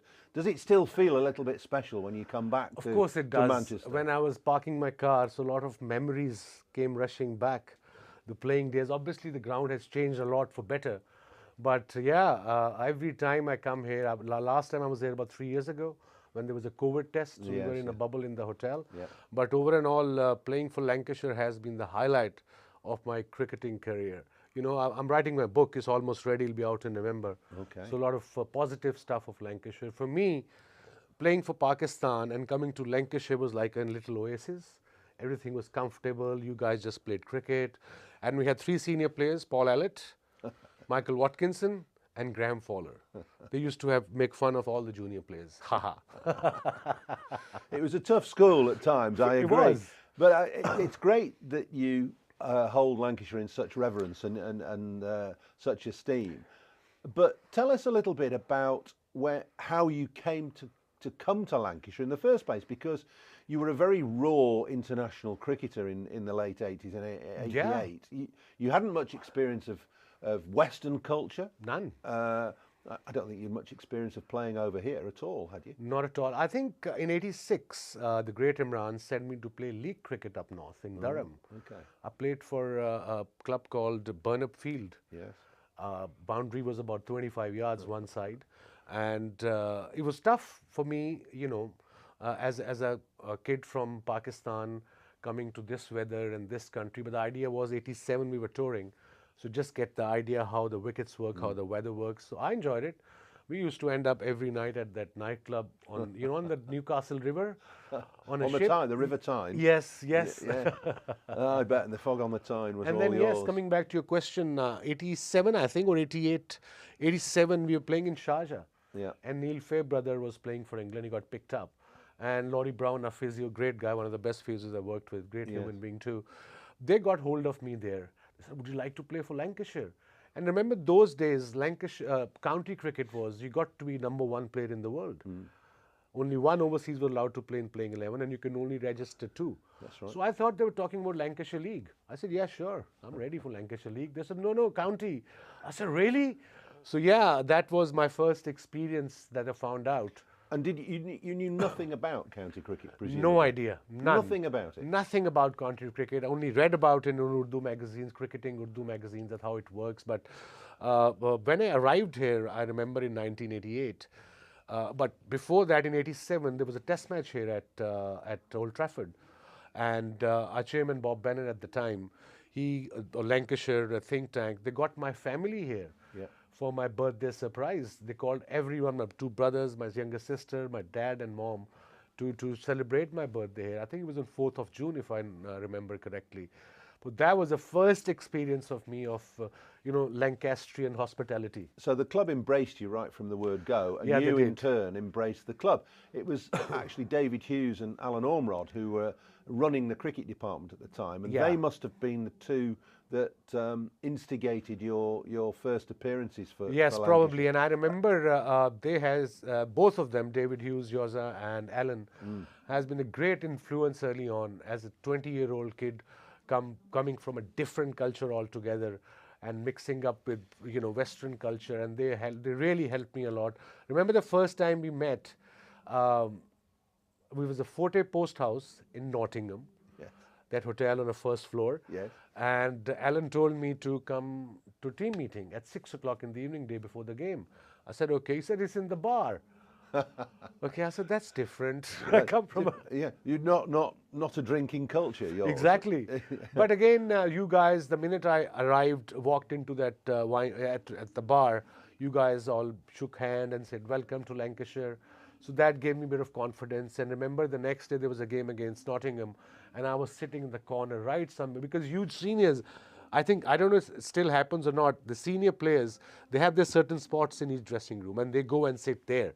So you as a junior, you have to wait that everybody is comfortable, then you pick up your spot, if you get a spot. I remember wandering into a dressing room, and somebody, it probably wasn't you, was sitting in where I normally change. I said, listen, Yeah. I've been changing I think for it was 15 me. years. I think it was Yeah, me. well, I would let you off. But that's a good culture, though. Yeah, I suppose it is in a way, although it might be a bit outmoded now. Yeah, no, probably. Now then, your rise and appearance in cricket was quite extraordinary, because you played very little first-class cricket, if any, in Pakistan. None. And you turned up and bowled at the nets. It was a camp of a Pakistan camp. It was a camp for 100 kids, young kids, and I did, well for my club, Ludhiana Gymkhana in Pakistan. So they, said this guy is good. So my name was in that in particular camp, and I remember first 4 days there were 100 kids, and including Ramesh Raja, who played a test cricket by then, one test, and Mohsin Kamal, another test cricketer, and top first-class performers were there as well. So nobody gave me the cricket ball to bowl, so I got a bit down, depressed. So I went back to my captain in the club, Sadiq Khan. I said, look, there's no point in me going. I've been standing there for 4 days. He said, no, you go tomorrow. I'll have a word with the camp commander, and he'll give you the ball. So the next day, 3-4 batters to go, he gave me the old ball. I impressed him for some odd reason. Agha Saadat Ali, another late test cricketer. And then the next day, he gave me the new cherry. And you see, I used to bowl big in-swingers then. And I troubled almost everyone. In-swingers to the right-hander? To the right-hander. Good ball from a left arm quick. Good ball. Yeah, so, I impressed everyone there. And then Javed Miandad was the captain of Pakistan squad. So he came to practice. So Gaddafi Stadium is a huge ground. So one side was our camp, and his net was the other side. So he wanted some bowlers. So the camp commander said, you want to bowl at Javed Miandad? I said, what?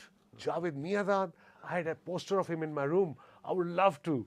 Well, one of the best Pakistan batsmen ever. Ever. And one of the best in the world. In the world. So I went to bowl at him for a couple of days, and he got impressed by me. And then New Zealand was touring Pakistan. And suddenly my name came in to play against New Zealand team, first 3-day game, President 11 versus the New Zealand side in Rawalpindi. I was over the moon, so was my family. Javed Miandad, Sarfaraz Nawaz, Tahir Nakash, all these tests, Ramesh Raja, Salim Malik, all these guys were in the squad. And Javed dropped, I think, Tahir Nakash or Sarfaraz to have me in playing 11. That was my first-class game. How on earth did you feel playing international cricket from straight out of club cricket? How on earth? Because that would that would well, it would cause issues for an awful lot of guys when you were 17, 18? I was 17. 17. Yeah. 18. So how did you feel? I think probably too young to I even was bother too about young it. to even bother about. Absolutely spot on. It was blessing in disguise. I didn't know probably half the team of New Zealand. I knew Martin Crowe, Jeff Crowe, Jeff Harwood, John Reid, Jeremy Coney, the big names there, cricketing. And they were a good team. Great team at the time. Yeah. So I got 7 for 50 in first innings. I don't know how. And second inning, 2 for 50. I was just running in and ball, and I didn't know at the reverse swing at the time, but it was just happening. I know how. How? Because you're a good bowler. But I mean, were you quick, and presumably you were raw then, as you say. Raw. You say I don't know how, but you did swing the ball. You swung the new ball, and you had this. You had this very quick that arm. Pindi wicket was like a road. You know how Pakistani flat, no bounce. flat, no grass, no bounce. But I've got I think before lunch I got John Wright caught in second slip, and then from there onwards just everybody walked in. I would just start bowling full, and everybody was getting leg before bowled. So yeah, I think I was too young and naive. It was blessing in disguise that I didn't know who the players were. And you didn't have time to worry about it, No. presumably. So what about your development then? Because you're set into the world stage straight away. Yeah. And you've got this natural raw talent. Were you allowed just to carry on doing that, or was there some pressure on you to change what you were doing? Oh, there was no pressure. I had very good mentors in Javed Miandad, and then Mudassar Nazar, who still lives in Manchester. He does, yeah. Well-travelled person in India. Yeah, well-travelled, who also helped me off the field. And then that was on New Zealand tour. And then Imran was joining us. He was playing for New South Wales. So he was joining us. We were meant to tour to go to tour to Australia for mini World Cup in 1985, where India, I think, won eventually. India, Pakistan went in the finals. So I played, I think my first game was against Windies or against Australia. And I got 5 for 21, first top 5 wickets. Again, just bowling full, no control of the swing. That I learned eventually.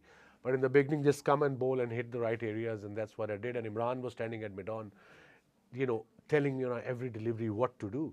So that, as a young kid, was a huge confidence. My hero was telling me what to do, and I listened to everything he wanted me to do. And I think that's how I sort of got into the groove of Test cricket. Was Imran a good teacher, a good mentor? Did he allow you to develop naturally, Yes. or was he dictatorial? No, he was very easy, whatever I'm comfortable with. But he always wanted me to work hard when I was 17, 18.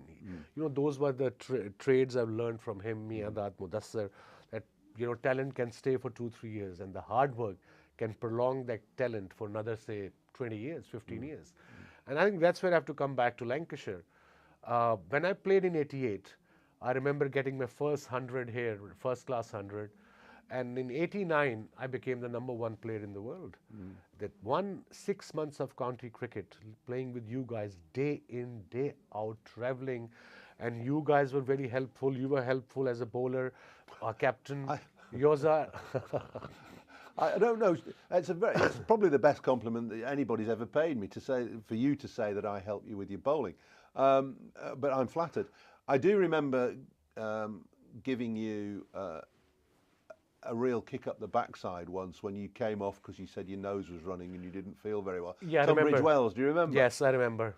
I remember that game as well, Tunbridge Wales. Don't want to play there anymore. No. I never liked it there. So I said, come on, this is hard work. Bowling is hard work. Yeah, I remember. So you have to bowl even though you might not be feeling great, you might not be bowling great. So that might have been a lesson. Probably. I think tough love sometimes works. Yeah. And I'm glad you did that. It helped me. And you see, the whole team was behind me, the captain, the club. Yeah. I remember they would put me in this hotel. It's still there or not? Trafford Hotel?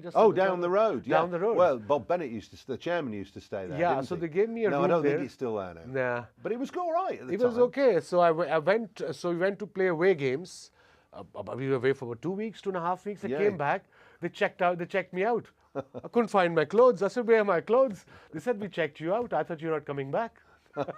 So we had some great stories. But again, when I bought my place here at the time, I remember I must give compliment to this Pakistani Sufi Sadiq. He's still around. Accountant, he says, I'll help you with your accounts and all. I said, ask Lancashire. He said, you buy a house. I said, buy a house? I'm 20 years old. I have no money. What do you mean buy a house? He said, get a mortgage. I said, what's mortgage? Then he explained, you have 6-year contract. So Lancashire gave me a 6-year contract. First time any overseas player got such a long contract. So that shows the shrewdness of the skipper, Yoza, and of course Alan, that they realized this guy can actually... Well, those were the golden days of county cricket being able to sign overseas players long term, because now, of course, there's so much cricket. You can't can sign somebody for 2 weeks. But you were available for us virtually all the time, except when Pakistan were touring England. Yeah, and because there was no, cricket was not all year round. It was only Pakistan season from September, October onwards till March. That's right. And then county started from April onwards till August, September. Okay, so county cricket was essential in your formative years. Yes. Because you're such a pioneer, and because you are one of the best bowlers there's ever been, with the record, you've got over 900 international wickets across one-day internationals and test matches, over 400 in test matches, over 500 in one-day internationals. It wasn't all about just running in and bowling fast. You pioneered the ability to reverse swing the ball, which is now. And if you remember, I wouldn't say it's commonplace, but it's a fundamental part of the modern game. Yeah, it really is. Now it's called reverse swing. It used to be ball tampering then, if you remember. Well, so they said. But you used to throw me the ball when you were bowling at the other end. I couldn't swing it. Yeah. You used to bowl this outswing, and suddenly the ball is going towards leg side. A little bit. And then eventually you got the hang of it. You said, okay, if it's going in, I'm going to just pitch outside off stump. And I remember the first year when there used to be rain, I used to take Gehan Mendes at nets. And you got me, Paul got me on the side, said, Vaz, listen, I know you're young. There's 6 months to go. So just take it easy. Because you used to roar in, didn't you? In the nets. Nobody wanted to face you in the nets because you were unplayable. But I think nowadays, obviously, mindset has changed. The more you bowl, a lot of youngsters ask me, how should I increase my pace? What to do? It's a very simple answer.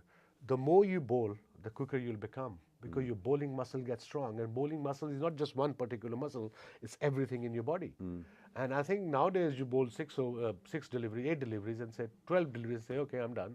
Okay, thank you very much. So probably cricket is too much, but mindset has changed over the years, sure. But reverse swing didn't just happen.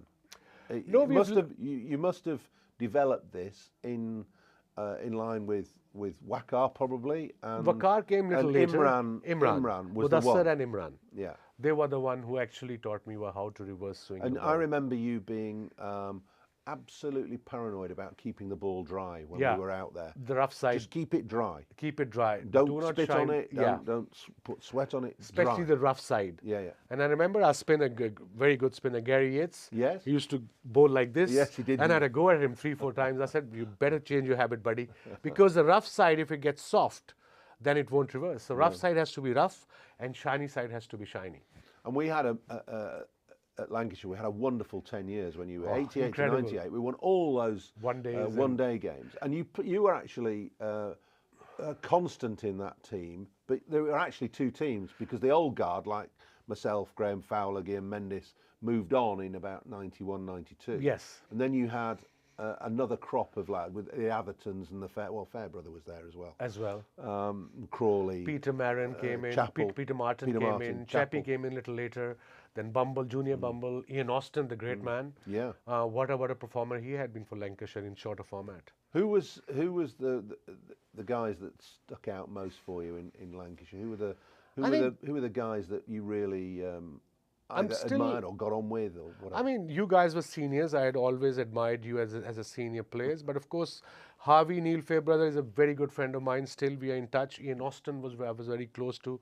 Yeah. I believe he's got a bar now in wherever he's living. Beautiful wine bar. I think he has. Yeah, and he's a granddad. He is, and he sells beer as well. Oh, on top brilliant. Of which he was always destined to do. Destined to do, absolutely. No, but everyone, I mean, it's difficult to name any, but everyone was so helpful. Yeah. And it was fun for me to coming to Lancashire. It was like coming back home, no political thing, no politics in cricket. You come, you play, you go home, you have a good laugh, and the next day you start again. You said earlier on, right at the start of this was your happiest time. Yeah. When you were here, when you were playing here, you probably felt the pressure was off a little bit and you enjoyed playing in county cricket. But surely winning the World Cup in '92 must have been the pinnacle. Oh yeah, absolutely. I think for every sportsman is basically ideas to represent your country's team in a World Cup and then winning it. And then, of course, being man of the match, and that too against the mighty England side at the time. They were the most experienced team in the world as far as one-day cricket concerned.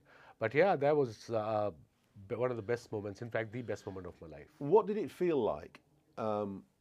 Because there was this aura about you. I remember standing next to Warren Hegg at slip. Warren was I forgot Chucky's name. Yeah, Warren keeping wicket to you, and he must have been one of the best keepers you ever bowled. Absolutely. I can't remember him dropping a catch off you. No, and very rare. You bowled 90 miles an hour and swung it and hooped it round. He was corners. one of the best keepers, I think, who kept on my bowling. He was phenomenal and a great guy as well off the field. Yeah, Still, he's very helpful, very easygoing, hard worker. But getting back to you, you had this aura about you, and I know, standing at slip 20 yards back, watching you run in, there was a fear and a trepidation in the batsman facing you because they didn't know whether you were going to hit them on the toe or on the nose. On the nose. I think that's what I've learned in county cricket. That's why the experience matters. Playing under different condition matters, and every ground is different in England. Weather is always nice. It's not, I mean, if it's 26 degrees in England, you say it's a heat wave. No, it's not. Heat wave is in Pakistan. Right now it's 41 degrees. Yeah. So that also helped. And remember, we used to have a playing deck as well. And the next deck, next pitch, each side used to be dry as well without the grass. That boys can throw one bounce as well because the reverse swing. So that helped a lot as well. I think even in a book is coming out in November, the Lancashire stories are quite funny and memorable and happy times. Brian Lara, Ricky Ponting and Viv Richards have all gone on record to say that you were the best bowler they ever faced. Wow. That's pretty serious. That's huge, coming from the greats of the game. Yeah. And I think it was because of my quick arm action maybe. And you were very difficult to pick up. Yeah. You had this scampering run. And I learned quick run. And I learned things as well. I was the only left-hander who went around the wicket, if you remember. Well, you started this. Yeah, I started this trend. You did. And I used to run. from behind the umpire. I said, why not? And then leap out. Yeah, nowadays I see bowlers, even T20 format, they're getting hammered every ball. They don't change anything. No. So as a bowler, what's my job is to create a doubt in batsman's mind. If things are not going well, just have your run up diagonal. Well, the news here, I'm afraid, from Sandy Park in Blackpool is that play has been abandoned for the day. The rain coming in, and unfortunately no more play possible on the opening day. So tomorrow morning, Kent will resume their first innings on 213 for 3. Ben Compton's on 86. Jack Leaning is on 4. That's the close of play on day 1 here at Sandy Park. Catch you tomorrow morning.